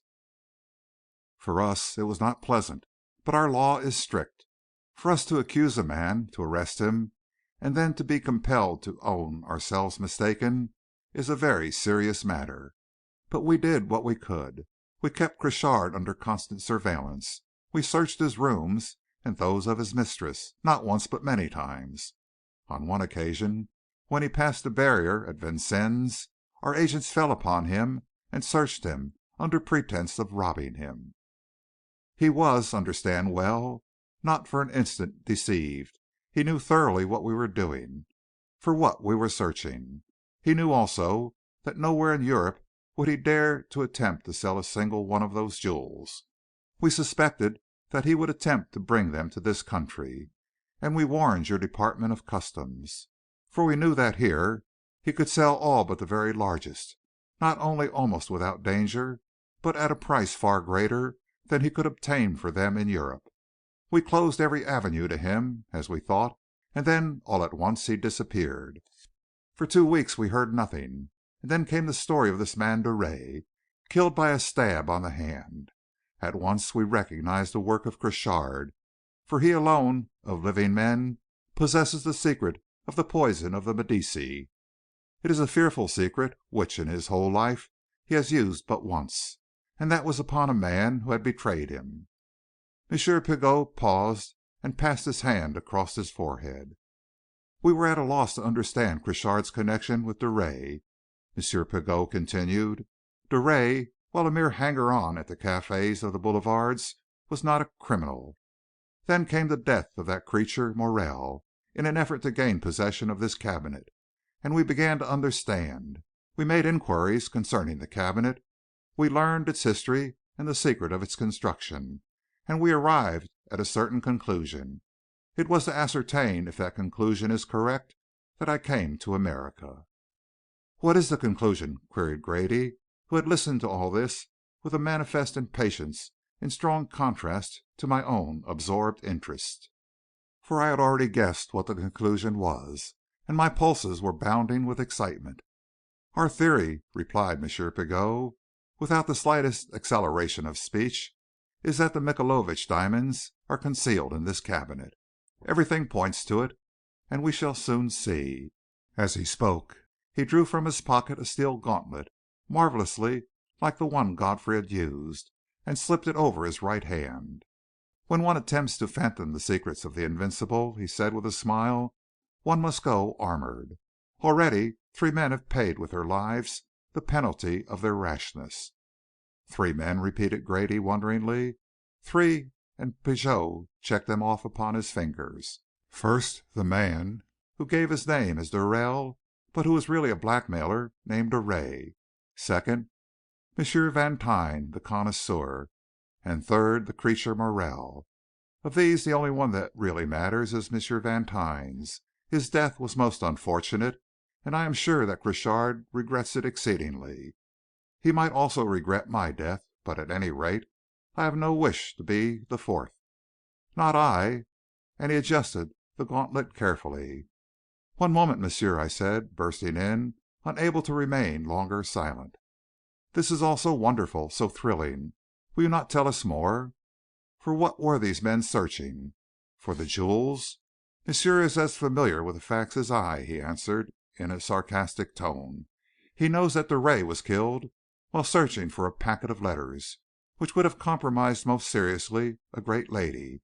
He knows that M. Vantine was killed while endeavoring to open the drawer after its secret had been revealed to him by the maid of that same great lady, who was hoping to get a reward for them. Morel met death directly at the hands of Crochard because he was a traitor and deserved it." More and more fascinated, I stared at him. What secrets were safe, I asked myself, from this astonishing man? Or was he merely piecing together the whole story from such fragments as he knew? "But even yet," I stammered, "I do not understand. We have opened the secret drawer of the cabinet. There was no poison. How could it have killed Drouet and Mr. Vantine?" "Very simply," said M. Pigot, coldly. "Death came to Drouet and M. Vantine because the maid of Madame la Duchesse mistook her left hand for her right. The drawer which contains the letters is at the left of the cabinet. See," and he pressed a series of springs and caught the little handle and pulled the drawer open. "You will notice that the letters are gone, for the drawer was opened by Madame la Duchesse herself in the presence of M. Lestr, who very gallantly permitted her to resume possession of them. The drawer which Drouet and M. Vantine opened," and here his voice became a little strident under the stress of great emotion, "is on the right side of the cabinet, exactly opposite the other, and opened by a similar combination. But there is one great difference. About the first drawer there is nothing to harm anyone. The other is guarded by the deadliest poison the world has ever known. Observe me, gentlemen." Impelled by an excitement so intense as to be almost painful, I had risen from my chair and drawn near to him. As he spoke, he bent above the desk and pressed 3 fingers along the right edge. There was a sharp click, and a section of the inlay fell outward, forming a handle, just as I had seen it do on the other side of the desk. M. Pigot hesitated an instant. Any man would have hesitated before that awful risk. Then, catching the handle firmly with his armored hand, he drew it quickly out. There was a sharp clash as of steel on steel, and the drawer stood open. End of chapter 24.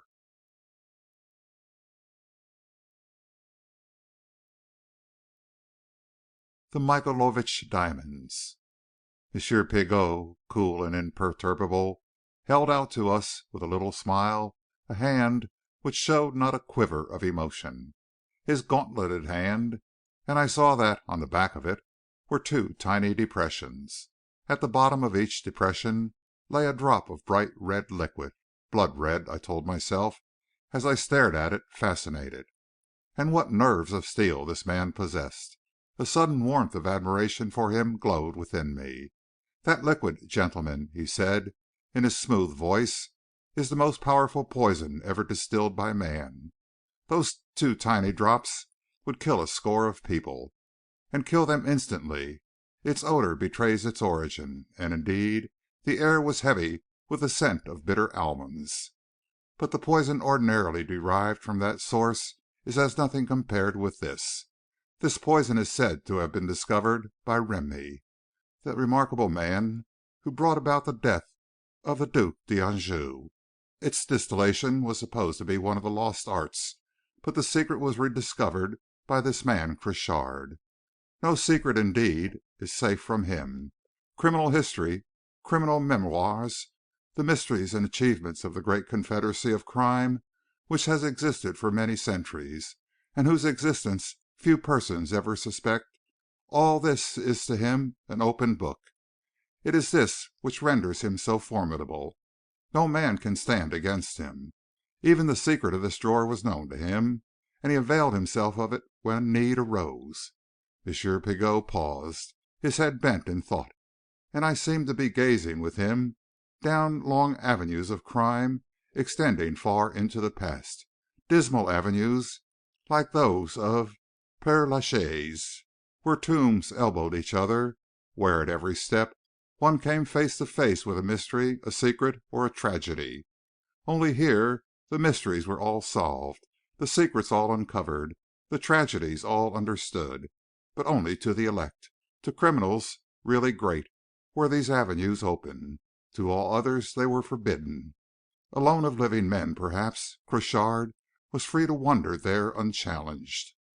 Some such vision as this, I say, passed before my eyes, and I had a feeling that Monsieur Pigot shared in it, but after an instant he turned back to the cabinet.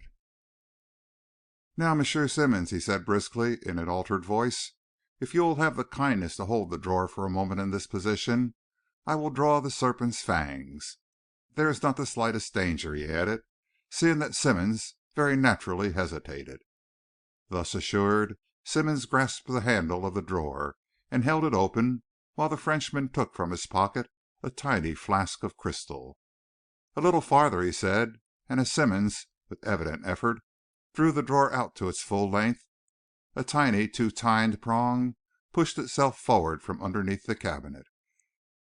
"There are the fangs," said M. Pigot. He held the mouth of the flask under the first one and then the other, passing his other hand carefully behind and above them. "The poison is held in place by what we in French call attraction capillaire. I do not know the English, but I drive it out by introducing the air behind it. Ah, you see?" He stood erect and held the flask up to the light. It was half full of the red liquid. "Enough to decimate France," he said, screwed the stopper carefully into place, and put the flask in his pocket. "Release the drawer, if you please, monsieur," he added to Simmons. It sprang back into place on the instant, the arabesque handle snapping up with a little click. "You will observe its ingenuity," said M. Pigot. "It is really most clever. For whenever the hand struck by the poison fangs loosened its hold on the drawer sprang shut as you see, and everything was as before, except that one man more had tasted death. Now I open it. The fangs fall again. They strike the gauntlet. But for that, they would pierce the hand. But death no longer follows. By turning this button, I lock the spring, and the drawer remains open. The man who devised this mechanism was so proud of it that he described it in a secret memoir for the entertainment of the Grand Louis. There is a copy of that memoir among the archives of the Bibliothèque Nationale. The original is owned by Crochard. It was he who connected that memoir with his cabinet, who rediscovered the mechanism, rewound the spring, and renewed the poison. No doubt the stroke with the poisoned fangs, which he used to punish traitors, was the result of reading that memoir. "This Crochard, or whatever his name is, seems to be a 'strordinary feller," observed Grady, relighting his cigar. "He is," agreed M. Pigot, quietly, "a most extraordinary man. But even he is not infallible. For since the memoir made no mention of the other secret drawer, the one in which Madame la Duchesse concealed her love letters, Crochard knew nothing of it. It was that fact which defeated his combinations, a pure accident which he could not foresee. And now, gentlemen, it shall be my pleasure to display before you some very beautiful brilliants. Not until that instant had I thought of what the drawer contained. I had been too fascinated by the poisoned fangs and by the story told so quietly but so effectively by the French detective. But now I perceived that the drawer was filled with little rolls of cotton, which had been pressed into it quite tightly. M. Pigot removed the first of these, unrolled it, and spread it out upon the desk, and instantly we caught the glitter of diamonds, diamonds so large, so brilliant, so faultlessly white, that I drew a deep breath of admiration. Even M. Pigot, evidently, as he prided himself upon his imperturbability, could not look at those gems wholly unmoved. A slow color crept into his cheeks as he gazed down at them, and he picked up one or two of the larger ones to admire them more closely. Then he unfolded roll after roll, stopping from time to time for a look at the larger brilliants. "These are from the famous necklace which the Grand Duke inherited from his grandmother," he said, calling our attention to a little pile of marvelous gems in one of the last packets. "Crochard, of course, removed them from their settings. That was inevitable. He could melt down the settings and sell the gold. But not one of these brilliants would be marketable in Europe for many years. Each of them is a marked gem. Here in America your police regulations are not so complete, but I fancy that, even here, he would have had difficulty in marketing this one." And he unfolded the last packet and held up to the light a rose-colored diamond, which seemed to me as large as a walnut, and aglow with lovely color. "Perhaps you have stopped to admire the Mazarin diamond in the Galerie of Apollo at the Louvre," said M. Pigot. "There is always a crowd about that case, and a special attendant is installed there to guard it, for it contains some articles of great value. But the Mazarin is not one of them, for it is not a diamond at all. It is paste, a paste facsimile of which this is the original. Oh, it's all quite honest," he added, as Grady snorted derisively. "Some years ago the directors of the Louvre needed a fund for the purchase of new paintings, needed also to clean and restore the old ones. They decided that it was folly to keep 3 millions of francs imprisoned in a single gem, when their Michelangelos and Da Vincis and Murillos were encrusted with dirt and fading daily. So they sought a purchaser for the Mazarin. They found one in the Empress of Russia, who had a craze for precious stones, and who at her death left this remarkable collection to her favorite son, who had inherited her passion. A paste replica of the Mazarin was placed in the Louvre for the crowds to admire, and everyone soon forgot that it was not really the diamond. For myself, I think the directors acted most wisely. And now," he added, with a gesture toward the glittering heaps, "what shall we do with all this?" "There's only one thing to do," said Grady, awakening suddenly as from a trance, "and that's to get them in a safe deposit box as quick as possible. There's no police safe I'd trust with 'em. Why, they'd tempt the angel Gabriel." And he drew a deep breath. "Can we find a box of safe deposit at this hour of the night?" asked M. Pigot, glancing at his watch. "It is almost 1:30. "That's easy in New York," said Grady. "We will take 'em over to the Day and Night Bank on Fifth Avenue. It never closes. Wait till I get something to put 'em in." He went out and came back presently with a small valise. "This will do," he said. "Stow 'em away, and I'll call up the bank and arrange for the box." Simmonds and Pigot rolled up the packets carefully and placed them in the valise, while I sat watching them in a kind of daze. And I understood the temptation which would assail a man in the presence of so much beauty. It was not the value of the jewels which shook and dazzled me. I scarcely thought of that. It was their seductive brilliance. It was the thought that, if I possessed them, I might take them out at any hour of the day or night and run my fingers through them and watch them shimmer and quiver in the light. "The Grand Duke Michael must have been considerably upset," remarked Simmonds, who, throughout all this scene, had lost no whit of his serenity of demeanor. "He has been like a madman," said M. Pigot, smiling a little at Simmonds's unemotional tone. "These jewels are a passion with him. He worships them. He never has parted with them, even for a day. Where he goes, they have gone.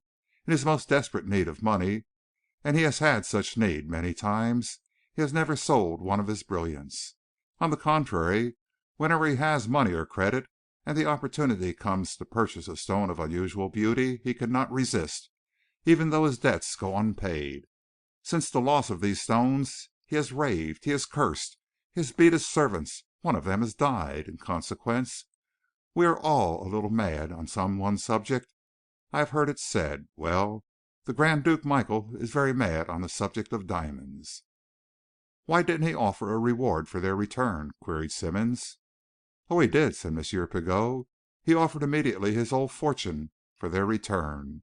But his fortune was not large enough to tempt Crochard, for the Grand Duke really has nothing but the income from his family estates, and you may well believe that he spends all of it. It will be a great joy to him that we have found them." The thought flashed through my mind that doubtless M. Pigot was in the way of receiving a handsome present. "There they are," said Simmonds, and closed the bag with a snap as Grady came in again. "I've arranged for the box," said Grady, "and one of our wagons is at the door. I thought we'd better not trust a taxi.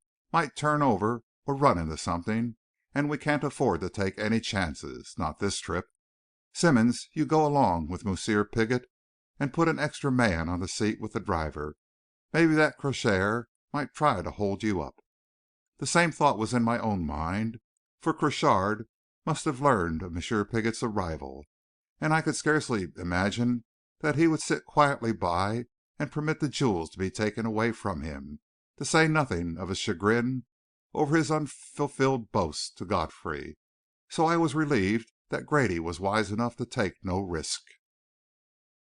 "You'd better get a receipt," Grady went on, "and arrange that the valise is to be delivered only when you and Monsieur Pigot appear together. That will be satisfactory, monsieur?" he added, turning to the Frenchman. "Entirely so, sir." "Very well, then. I'll see you in the morning. I congratulate you on the find. It was certainly great work." "I thank you, sir," replied M. Pigot, gravely. "Au revoir, monsieur," and with a bow to me, he followed Simmonds into the outer room. Grady sat down and got out a fresh cigar. "Well, Mr. Lester," he said, as he struck a match, "what do you think of these Frenchmen, anyway?" "They're marvelous," I said. "Even yet, I can't understand how he knew so much." "Maybe he was just guessing at some of it," Grady suggested. "I thought of that, but I don't believe anybody could guess so accurately. For instance, how did he know about those letters?" "Fact is," broke in Grady, "that's the first I heard of 'em. What is that story?" I told him the story briefly, carefully suppressing everything which would give him a clue to the identity of the veiled lady. There were certain details, I added, which I suppose were known to no one except myself and two other persons, and yet M. Pigot knew them. Then again, how did he know so certainly just how the mechanism worked? How did he know which roll of cotton contained that Mazarin diamond? You will remember that he told us what was in that roll before he opened it. Grady smiled good-naturedly and a little patronizingly. "That was the last roll, wasn't it?" he demanded. Since that big diamond hadn't shown up in any of the others, he knew it had to be in that roll. It was just one of the little plays for effect them Frenchies are so fond of. "Perhaps you are right," I agreed. "But it seemed to me that he handled that mechanism as though he were familiar with it. Of course, he may have prepared himself by studying the drawings which no doubt accompany the secret memoir. He may even have had a working model made." Grady nodded tolerantly. "Them fellows go to a lot of trouble over things like that," he said. "They like to slam their cards down on the table with a big hurrah, even when the cards ain't worth a damn." "He certainly held trumps this time, anyway," I commented. "And he played his hand superbly. He's an extraordinary man." "A great actor," Grady supplemented. "Them fellows always behave like they was on the stage, right in the spotlight. It makes me a little tired sometimes. Hello, who's that?" The front door had been flung open. There was an instant's colloquy with the desk sergeant, then a rapid step crossed the outer room, and Godfrey burst in upon us. He cast a rapid glance at the Boule Cabinet, at the secret drawer standing open, empty, and then his eyes rested upon Grady. "So he got away with it, did he?" he inquired. "Who in the hell do you think you are?" shouted Grady, his face purple. "Coming in here like this! Get out, or I'll have you thrown out." "Oh, I'll go," retorted Godfrey coolly. "I've seen all I care to see. Only I'll tell you one thing, Grady. You've signed your own death warrant to night." "What do you mean by that?" Grady demanded in a lower tone. "I mean that you won't last an hour after the story of this night's work gets out." Grady's color slowly faded as he met the burning and contemptuous gaze Godfrey turned upon him. As for me, an awful fear had gripped my heart. "Do you mean to say it wasn't Pigot?" stammered Grady at last. Godfrey laughed scornfully. "No, you blithering idiot," he said. "It wasn't Pigot. It was Crochard himself." And he stalked out, slamming the door behind him. End of chapter 25.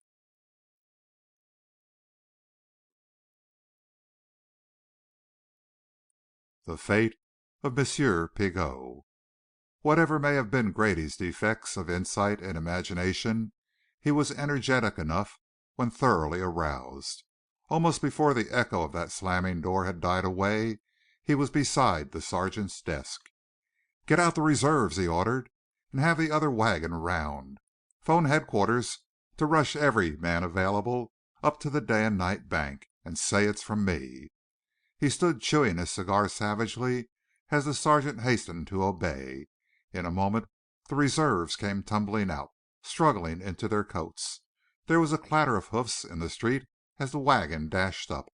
The reserves piled into it, permitting me to crowd in beside them. Grady jumped to the seat beside the driver, and we were off at a gallop, our gong waking the echoes of the silent street. I clung to the handrail as the wagon swayed back and forth or bounded into the air as it struck the car tracks, and stared out into the night, struggling to understand. Could Godfrey be right? But of course he was right. Some intuition told me that, and yet how had Crochard managed to substitute himself for the French detective? Where was Pigot? Was he lying somewhere in a crumpled heap, with a tiny wound upon his hand? But that could not be. Grady and Simmonds had been with him all the evening. And could that aged Frenchman with the white, fine, wrinkled skin be also the bronzed and virile personage whom I had known as Felix Armand? My reason reeled before the seeming impossibility of it, and yet somehow I knew that Godfrey was right. The wagon came to a stop so suddenly that I was thrown violently against the man next to me, and the reserves, leaping out, swept me before them. We were in front of the Day and Night Bank, and at a word from Grady, the men spread into a close cordon before the building. Another police wagon stood at the curb, with the driver still on the seat, but as Grady started toward it, a figure appeared at the door of the bank and shouted to us, shouted in inarticulate words which I could not understand. But Grady seemed to understand them, and went up the steps two at a time, with an agility surprising in so large a man, and which I was hard put to it to match. A little group stood at one side of the vestibule, looking down at someone extended on a cushioned seat, and an instant later I saw that it was Simmonds lying on his back, his eyes open and staring apparently at the ceiling. But at the second glance I saw that the eyes were sightless. Grady elbowed his way savagely through the group. "Where's Kelly?" he demanded. At the words, a white-faced man in uniform arose from a chair into which he had plainly dropped exhausted. "Oh, there you are!" and Grady glowered at him ferociously. "Now tell me what happened, and tell it quick." "Why, sir," stammered Kelly, "there wasn't anything happened. Only when we stopped out there at the curb and I got down and opened the door, there wasn't nobody in the wagon but Mr. Simmonds. I spoke to him and he didn't answer, and then I touched him and he kind of fell over. And then I rushed in here and phoned the station, but they said you'd already started for the bank, and then we went out and brought him in here, and that's all I know, sir." "You didn't hear anything? No sound of a struggle?" "Not a sound, sir. Not a single sound." "And you haven't any idea where the other man got out?" "No, sir." "Mr. Simmonds had a little valise with him. Did you notice it?" "Yes, sir, and I looked for it in the wagon, but it ain't there." Grady turned away with a curse as 4 or 5 men ran in from the street. The men from headquarters, I told myself. I could hear him talking to them in sharp, low tones. And then they departed as suddenly as they had come. The reserves also hurried away, and I concluded that Grady was trying to throw a net about the territory in which the fugitive was probably concealed. But my interest in that maneuver was overshadowed, for the time being, by my anxiety for Simmonds. I picked up his right hand and looked at it. Then I drew a deep breath of relief, for it was uninjured. "Has anyone sent for a doctor?" I asked. "Yes, sir," one of the bank attachés answered. "We telephoned for one at once. Here he is now," he added, as a little black-bearded man entered, carrying the inevitably identifying medicine case. The newcomer glanced at the body, waved us back, fell on one knee, stripped away the clothing from the breast, and applied his ear to the heart. Then he looked into the staring eyes, drew down the lids, and watched them snap up again, and then hastily opened his case. "Let's have some water," he said. "Then he's not dead?" I questioned, as one of the clerks sprang to obey. "Dead? No, but he's had a taste or whiff of something that has stopped the heart action."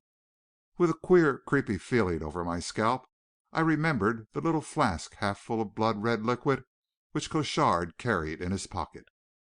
But he had not meant to murder this time. I remembered that Godfrey had said he never killed an adversary. The doctor worked briskly away, and at the end of a few minutes, Simmonds' eyes suddenly closed. He drew a long breath and sat erect. Then his eyes opened, and he sat swaying unsteadily and staring amazedly about him. "Best lie down again," said the doctor soothingly. "You're a little wobbly yet, you know." "Where am I?" gasped Simmonds. Then his eyes encountered mine. "Lester," he said. "Where is he? Pigot? Not—" He stopped short, looked once around at the gleaming marble of the bank, fumbled for something at his side, and fell senseless on the seat. I have no recollection of how I got back to the Marathon. I suppose I must have walked, but my first distinct remembrance is of finding myself sitting in my favorite chair, pipe in hand. The pipe was lit, so I suppose I must have lighted it mechanically, and I found that I had also mechanically changed into my lounging coat. I glanced at my watch and saw that it was nearly 4 o'clock. The top of my head was burning as though with fever, and I went into the bathroom and turned the cold water on it. The shock did me a world of good, and by the time I had finished a vigorous toweling, I felt immensely better. So I returned to my chair and sat down to review the events of the evening. But I found that somehow my brain refused to work, and black circles began to whirl before my eyes again. "I told Godfrey I couldn't stand any more of this," I muttered, and stumbled into my bedroom, undressed with difficulty, and turned out the light. Then, as I lay there, staring up into the darkness, a stinging thought brought me upright. Godfrey! Where was Godfrey? Was he on the track of Crochard? Was he daring a contest with him? Perhaps even at this moment. Scarcely knowing what I did, I groped my way to the telephone and asked for Godfrey's number, hoping against hope absurdly. And at last, to my intense surprise and relief, I heard his voice. Not a very amiable voice. "Hello," he said. "Godfrey," I began, "it's Lester. He got away." "Of course he got away. You didn't call me out of bed to tell me that, I hope." "Then you knew about it?" "I knew he'd get away. When the wagon got to the bank there was nobody inside but Simmonds. Simmonds went along, you know." "Was he hurt?" "He was unconscious, but he came around all right." "That's good. But Crochard wouldn't hurt him. He got away with the jewels, of course." "Of course," I assented, surprised that Godfrey should take it so coolly. "When you rushed out that way," I added, "I thought maybe you were going after him." "With him 20 minutes in the lead? I'm no such fool. He got away from me the other day with a start of about half a second." "I tried to get you," I explained, "as soon as Simmonds told me they were going to look at the cabinet. I phoned the office. The city editor said he had sent you out into Westchester." Godfrey laughed shortly. "It was a wild goose chase," he said, "cooked up by our friend Crochard. But even then I'd have got back if we hadn't punctured a tire when we were 5 miles from anywhere. I knew what was up, but there I was. Oh, he's made fools of us all, Lester. I told you he would." "Then you didn't get my message?" "Yes. They gave it to me when I phoned in that the Westchester business was a fake. I rushed for the station, though I knew I'd be too late." "But Godfrey," I said, "I can't understand even yet how he did it. Grady and Simmonds left the boat with Pigot and were with him all evening, showing him the sights. How did Crochard get into it? What did he do with Pigot? Where is Pigot?" "He's on the Savoy. I rushed the wireless down to her as soon as I left the station. They made a search and found Pigot bound and gagged under the berth in his stateroom." I could only gasp. "And to think I didn't suspect," added Godfrey bitterly. "We stood there and saw that yacht with the French flag walk away from us. We saw her put a man aboard the Savoy, and we saw that man talking to Pigot." "Yes," I said breathlessly, "yes." "Well, that man was Crochard. He got Pigot in his stateroom, gave him a whiff of the same stuff he used on Simmonds, no doubt, put him out of the way under the berth, got into his clothes, made up his face, put on a wig, and all that while we were kicking our heels outside waiting for him." "But it was a tremendous risk," I said. "There were so many people on board who knew Pigot. It would have to be a perfect disguise." "Crochard wouldn't stop for that, but it wasn't much of a risk. None of us had seen Pigot closely. All we had seen of him was the back of his head, and the passengers were all on deck watching the quarantine men. And yet, of course, the disguise was a perfect one. Crochard is an artist in that line, and he was, no doubt, thoroughly familiar with Pigot's appearance. He deceived the purser, but the purser wouldn't suspect anything. So it really was Crochard. But we ought to have suspected. We ought to have suspected everything, questioned everything. I ought to have looked up that visitor and found out what became of him. Instead of which, Crochard put Pigot's papers in his pocket, set his bag outside the stateroom door, and then came out calmly to meet his dear friends of the press. And I stood there talking to him like a little schoolboy. No wonder he thinks I'm a fool." "But nobody would have suspected," I gasped. "Why, that man is "A genius," said Godfrey. "An absolute and unquestioned genius. But I knew that all the time. I ought to have been on guard. You remember he said he would come to day?" "Yes." "And you didn't believe it." "I can't believe it yet." "There's one consolation. It will break Grady." "But, Godfrey," I said, "if you could have seen those diamonds, those beautiful diamonds, and to think that he should be able to get away with them from right under our noses!" "It's pretty bad, isn't it? But there's no use crying over spilt milk, Lester," he added in another tone. "I want you to be in your office at noon to morrow, or rather to day." "All right," I promised. "I'll be there. Don't fail me. There is one act of the comedy still to be played." "I'll be there," I said again, "but I'm afraid the last act will be an anticlimax. Look here, Godfrey." "Now go to bed," he broke in. "You're talking like a somnambulist. Get some sleep. Have you arranged for that vacation?" "Godfrey," I said, "tell me." "I won't tell you anything. Only I've got one more bomb to explode, Lester, and it's a big one. It will make you jump." I could hear him chuckling to himself. "Good night," he said, and hung up. End of chapter 26.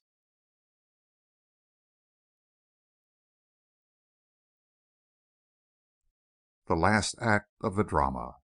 I overslept next morning so outrageously that it was not until I had got a seat in a subway express that I had time to open my paper. My first glance was for the big head that would tell of the diamond robbery, and then I realized that no morning paper would have a word of it. For the robbery was only a few hours old, and yet it seemed to me an age had passed since that moment when Godfrey had rushed in upon Grady and me. So the city moved on, as yet blissfully unconscious of the sensation which would be sprung with the first afternoon editions, and over which reporters and artists and photographers were even now, no doubt, laboring. I promised myself a happy half hour in reading Godfrey's story. It was then that I remembered the appointment for 12 o'clock. The last act of the drama was yet to be staged, Godfrey had said, and he had also spoken of a bomb, a big one. I wondered what it could be. One thing was certain. If Godfrey had prepared it, its explosion would be startling enough.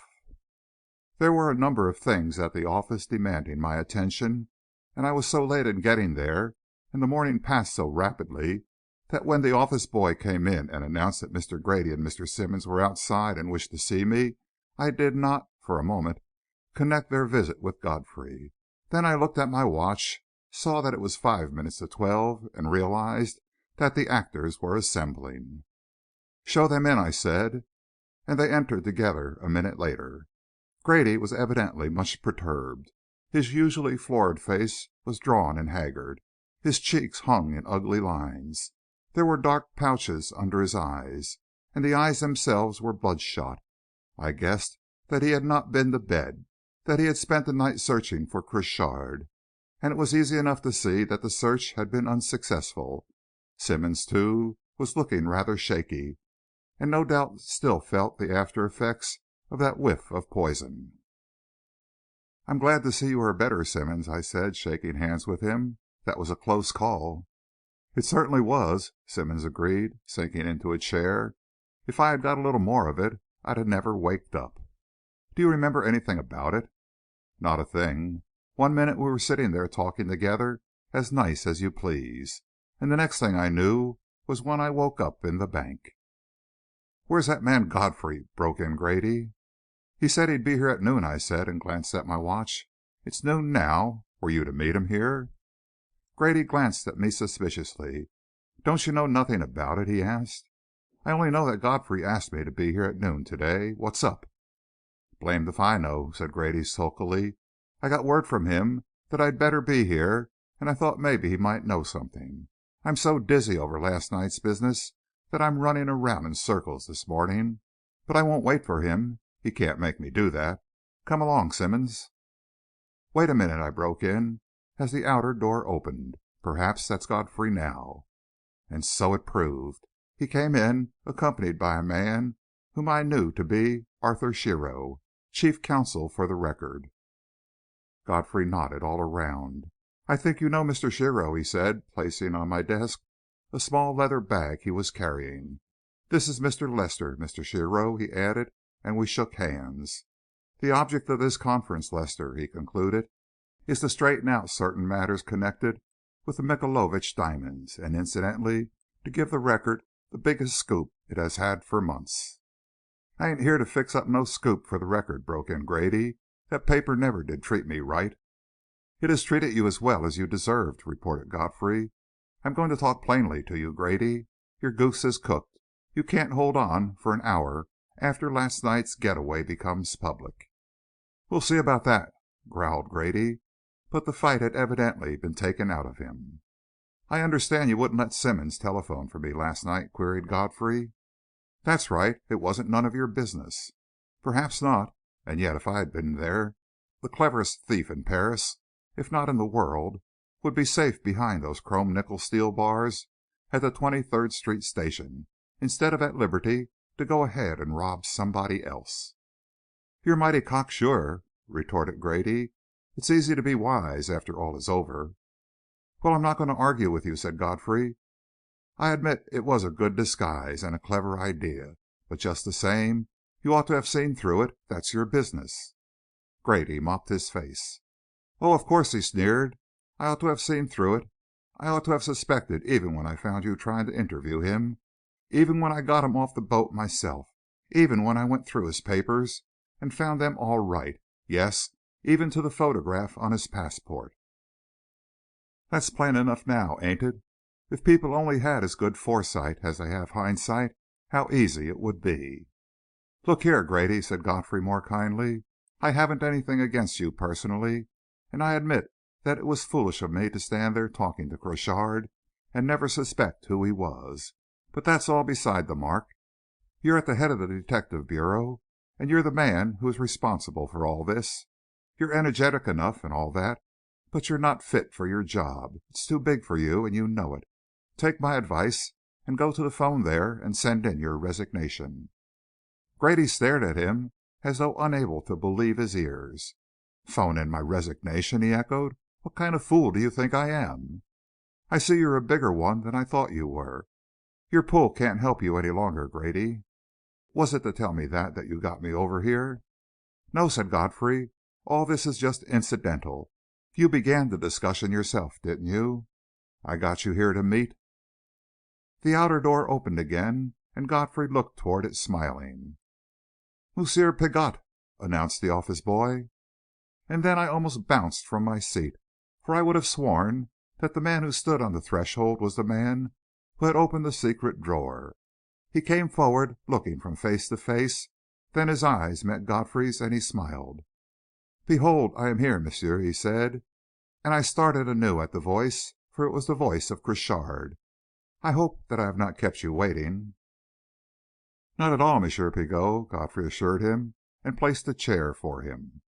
I could see Grady and Simmonds gripping the arms of their chairs and staring at the newcomer, their mouths open, and I knew the thought that was flashing through their brains. Was this Pigot? Or was the man who had opened the cabinet Pigot? Or was neither Pigot? Was it possible that this could be a different man than the one who had opened the cabinet? I confess that some such thought flashed through my own mind, a suspicion that Godfrey in some way was playing with us. Godfrey looked about at us, smiling as he saw our expressions. "I went down to the bay this morning and met the Savoy," he said. "I related to M. Pigot last night's occurrences, and begged him to be present at this meeting. He was good enough to agree. I assure you," he added, seeing Grady's look, "that this is M. Pigot of the Paris Service du Surete, and not Crochard." "Oh, yes," said M. Pigot, with a deprecating shrug. "I am myself, and greatly humiliated that I should have fallen so readily into the trap which Crochard set for me. But he is a very clever man." "It was certainly a marvelous disguise," I said. "It was more than that. It was an impersonation." "Crochard has had occasion to study me," explained M. Pigot, dryly, "and he is an artist in whatever he does. But some day I shall get him. Every pitcher to the well goes once too often. There is no hope of finding him here in New York?" "I'm afraid not," said Godfrey. "Don't be too sure of that," broke in Grady, ponderously. "I ain't done yet, not by no manner of means." "Pardon me for not introducing you, M. Pigot," said Godfrey. "This gentleman is Mr. Grady, who has been the head of our detective bureau.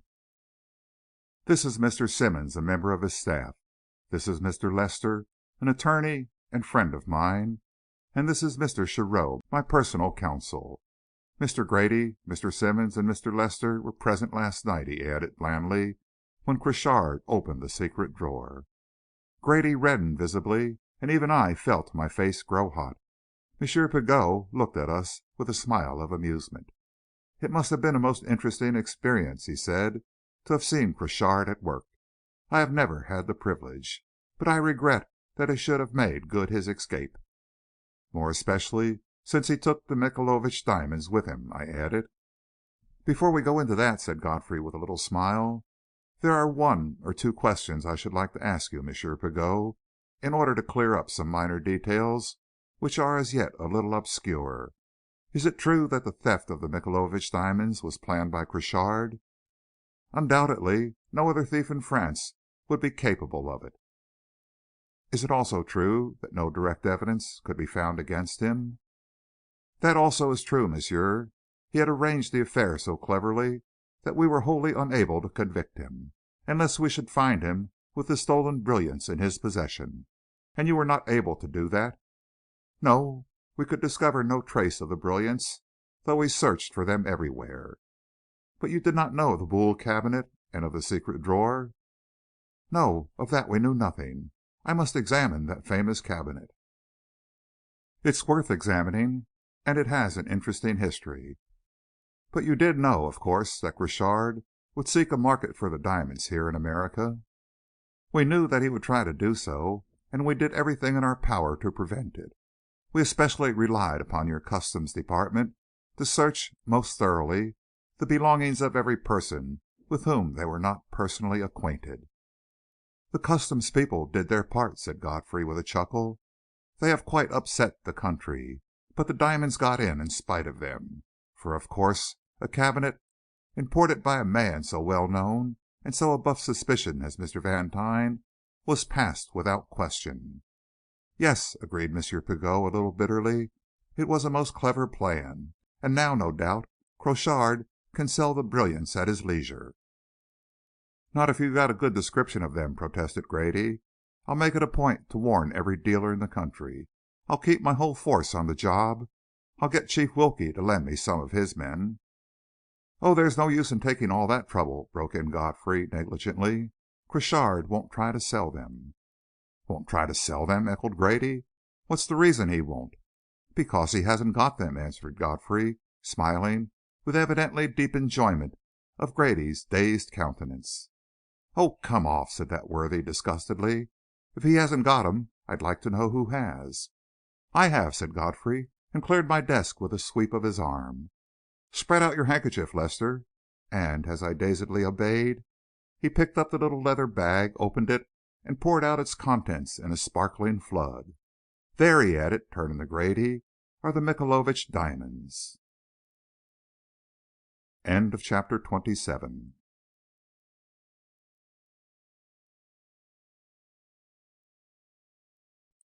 Crochard writes an epilogue. For an instant we gazed at the glittering heap with dazzled eyes. Then Grady, with an inarticulate cry, sprang to his feet and picked up a handful of the diamonds, as though to convince himself of their reality. "But I don't understand," he gasped. "Have you got Crochard, too?"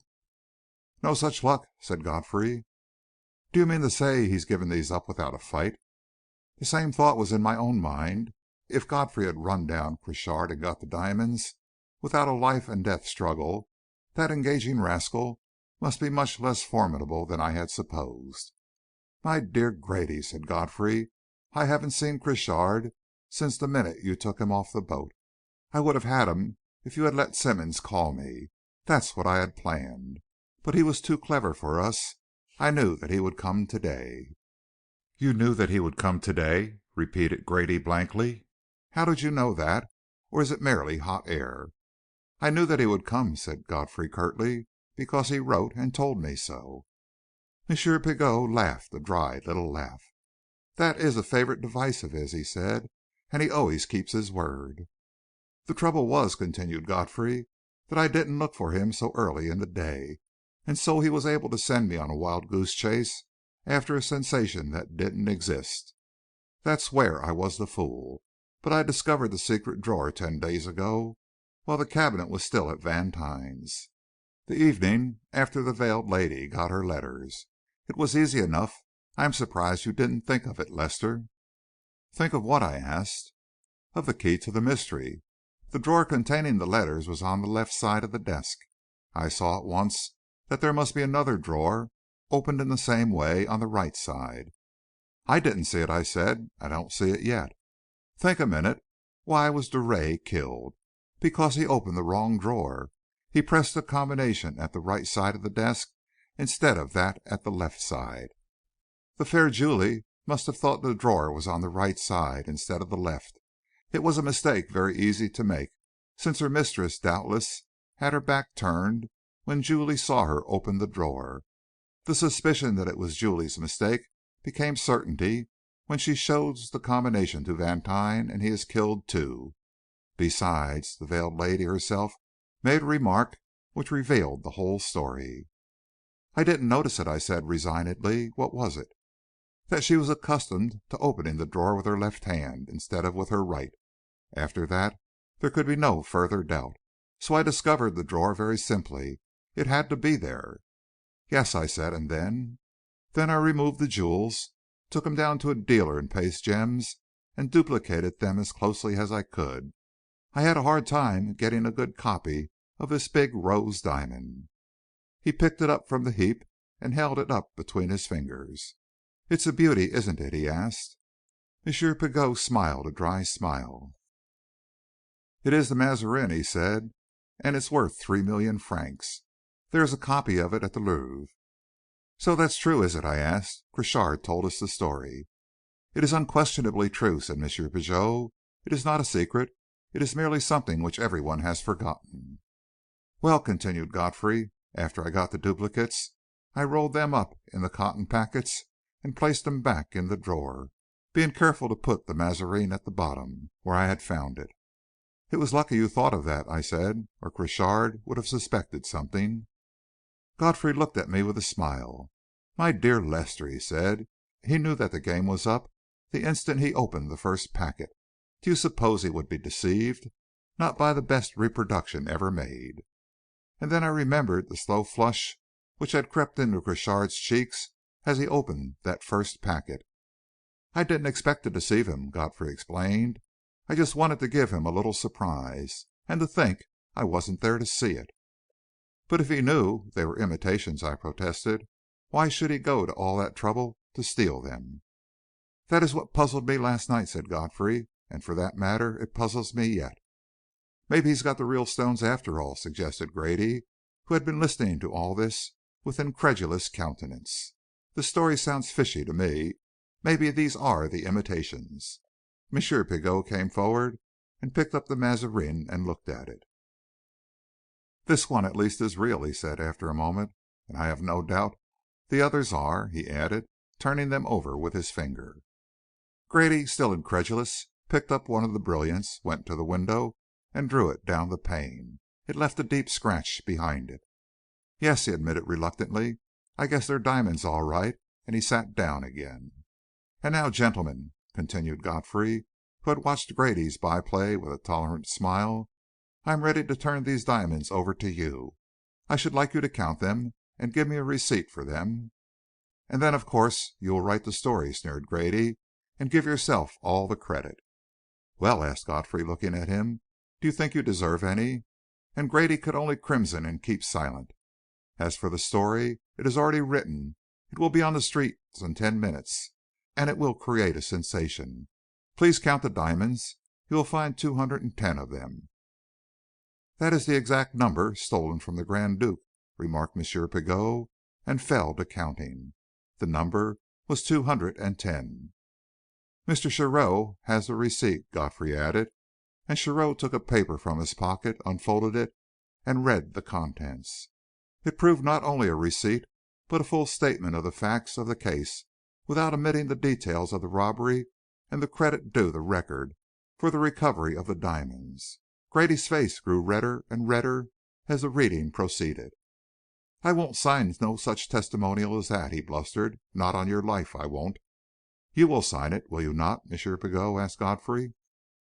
"Certainly," said the Frenchman. "It is a recognition of your service very well deserved," and he stepped forward and signed it with a flourish. "Now, Simmonds," said Godfrey. "No, you don't," broke in Grady. "Stay where you are, Simmonds. I forbid you to sign that. Remember, I'm your superior officer." "No, he's not, Simmonds," said Godfrey quietly. "He hasn't been an officer at all for an hour or more." Grady sprang to his feet, his eyes blazing, and strode toward Godfrey. "What do you mean by that?" he shouted. "I mean," said Godfrey, looking him squarely in the eye, "that Mr. Shearrow and myself had a talk with the mayor this morning, and laid before him certain evidence in our possession, this latest case among others, and that your resignation was accepted at noon to day." "My resignation?" snorted Grady. "I never wrote one." "Tell the public that if you want to," retorted Godfrey coldly. "That's your affair. You ought to have phoned it in when I told you to. Now, Simmonds." Grady stood glaring about him an instant like an enraged bull, and I half expected him to hurl himself on Godfrey. Instead, he crushed his hat upon his head, strode to the door, jerked it open, and banged it behind him. "Now, Simmonds," Godfrey repeated, as the echo died away, and Simmonds came forward and signed. I witnessed the signatures, and Godfrey, with more eagerness than he had shown in the whole affair, caught up the paper and sprang with it to the door. "Get that down to the office as quick as you can," he said to a man outside. "I'll phone instructions. That," he added, closing the door and turning back to us, "is my reward for all this, or rather, the Record's reward. And now, gentlemen, Mr. Shearrow has his car below, and I think we would better drive around to some safe deposit box with this plunder." It was perhaps 10 days afterward that Godfrey dropped in to see me one evening. I was just back from a week on Cape Cod, which had done me a world of good, and, I need hardly say, was glad to see him. "You're looking normal again," he said, surveying me as he sat down. "I was worried about you for a while." "I never felt better. I told you that all I needed was to have that mystery solved." "And it was solved on scheduled time, wasn't it?" he smiled, though not quite in the way I had anticipated. "Do you know, Lester," he added, "I am going to claim the cabinet." "On what grounds?" I demanded. "Because the man who owned it gave it to me," and he got a paper out of his pocketbook and handed it across to me. I opened it and recognized the delicate and feminine writing which I had seen once before. "My dear sir," the letter ran, "I find that I made the mistake of underestimating you, and I present you my sincere apologies. I trust that at some future time it may be my privilege to be again engaged with you. The result is certain to be most interesting. But at present I find I must return to Europe by La Bretagne, since, after the trouble I have taken, it is impossible that I should consent to part with the brilliants of His Highness the Grand Duke. As a slight souvenir of my high regard, I trust you will be willing to accept the cabinet Boule, which I am certain that good Monsieur Lester will surrender to you if you show him this letter. The cabinet is not only interesting in itself, but will be doubly so to you because of the part it has played in our little comedy, and I should like to know that it adorns a corner of your home. Till we meet again, dear sir, believe me, your sincere admirer, Crochard, the Invincible. "He's a good sport, isn't he?" asked Godfrey, as I silently handed the letter back to him. "What do you say about the cabinet?" "I suppose there is no doubt that Crochard bought it," I said. "So that it is mine now?" "Yes, but I am going to solicit a bribe." "Go ahead and solicit it." "I want a souvenir, too," I said. "I'd like awfully well to have that letter. Besides," I added, "it will be kind of a receipt, you know, if anybody ever questions my giving you the cabinet." Godfrey laughed and threw the letter across the table to me. "It's yours," he said, "and I'll send for the cabinet to morrow. I suppose it is still at the station?" "Yes, I haven't had time to put in a claim for it. But, Godfrey," I added, "when did La Bretagne sail?" "A week ago to day. She is due at Havre in the morning." "Did you warn them?" "Warn them of what?" "That Crochard is after the diamonds. They went back on La Bretagne, I suppose?" "Yes, and Pigot went with them, so why should I warn anyone? Surely they know that Crochard will get those diamonds if he can. It has become a sort of point of honor with him, I imagine. It is up to them to take care of them." "That oughtn't to be too difficult," I said. "The strong room of a liner is about the safest place on earth." "Yes," Godfrey agreed, and blew a meditative ring toward the ceiling. And presently he went away without saying anything more. But the more I thought of it, the more the inflection he had given the word seemed an interrogation rather than an affirmation. And when I opened my paper the next morning, I more than half expected to be greeted with a black headline announcing the looting of the strong room of La Bretagne. But there was no such headline, and with a sigh, half of relief and half of disappointment, I turned to the other news. But 2 weeks later a black headline did catch my eye. "Michaelovitch Jewels False. French detective takes back paste imitations from America. Fraud discovered when the Grand Duke Michael sends them to a jeweler to be reset." I had no need to read the article which followed, for I saw in a flash what had occurred. I saw, too, why Crochard had retained the paste jewels. He had a use for them. How or where the substitution had been made I could only guess, but one thing was certain. The 2 weeks which had elapsed before the theft was discovered had given him ample opportunity to dispose of his plunder. I felt sorry for the Grand Duke, sorrier still for that admirable Monsieur Pigot. But after all, one could not but admire the cleverness of the man who had despoiled them. Who, I wondered, had bought the Mazarin? Surely there was a diamond most difficult to sell. It could, of course, be cut up, but that would be sacrilege. That question was answered before long in an unexpected way, a way which filled many columns in the papers, which delighted the comedy-loving French, and which gave Crochard a unique advertisement. One morning, in the personal column of Le Matin, appeared a notice, of which this is the English: "To Monsieur the Director of the Museum of the Louvre. It has been my good fortune to come into possession of the rose diamond known as the Mazarin.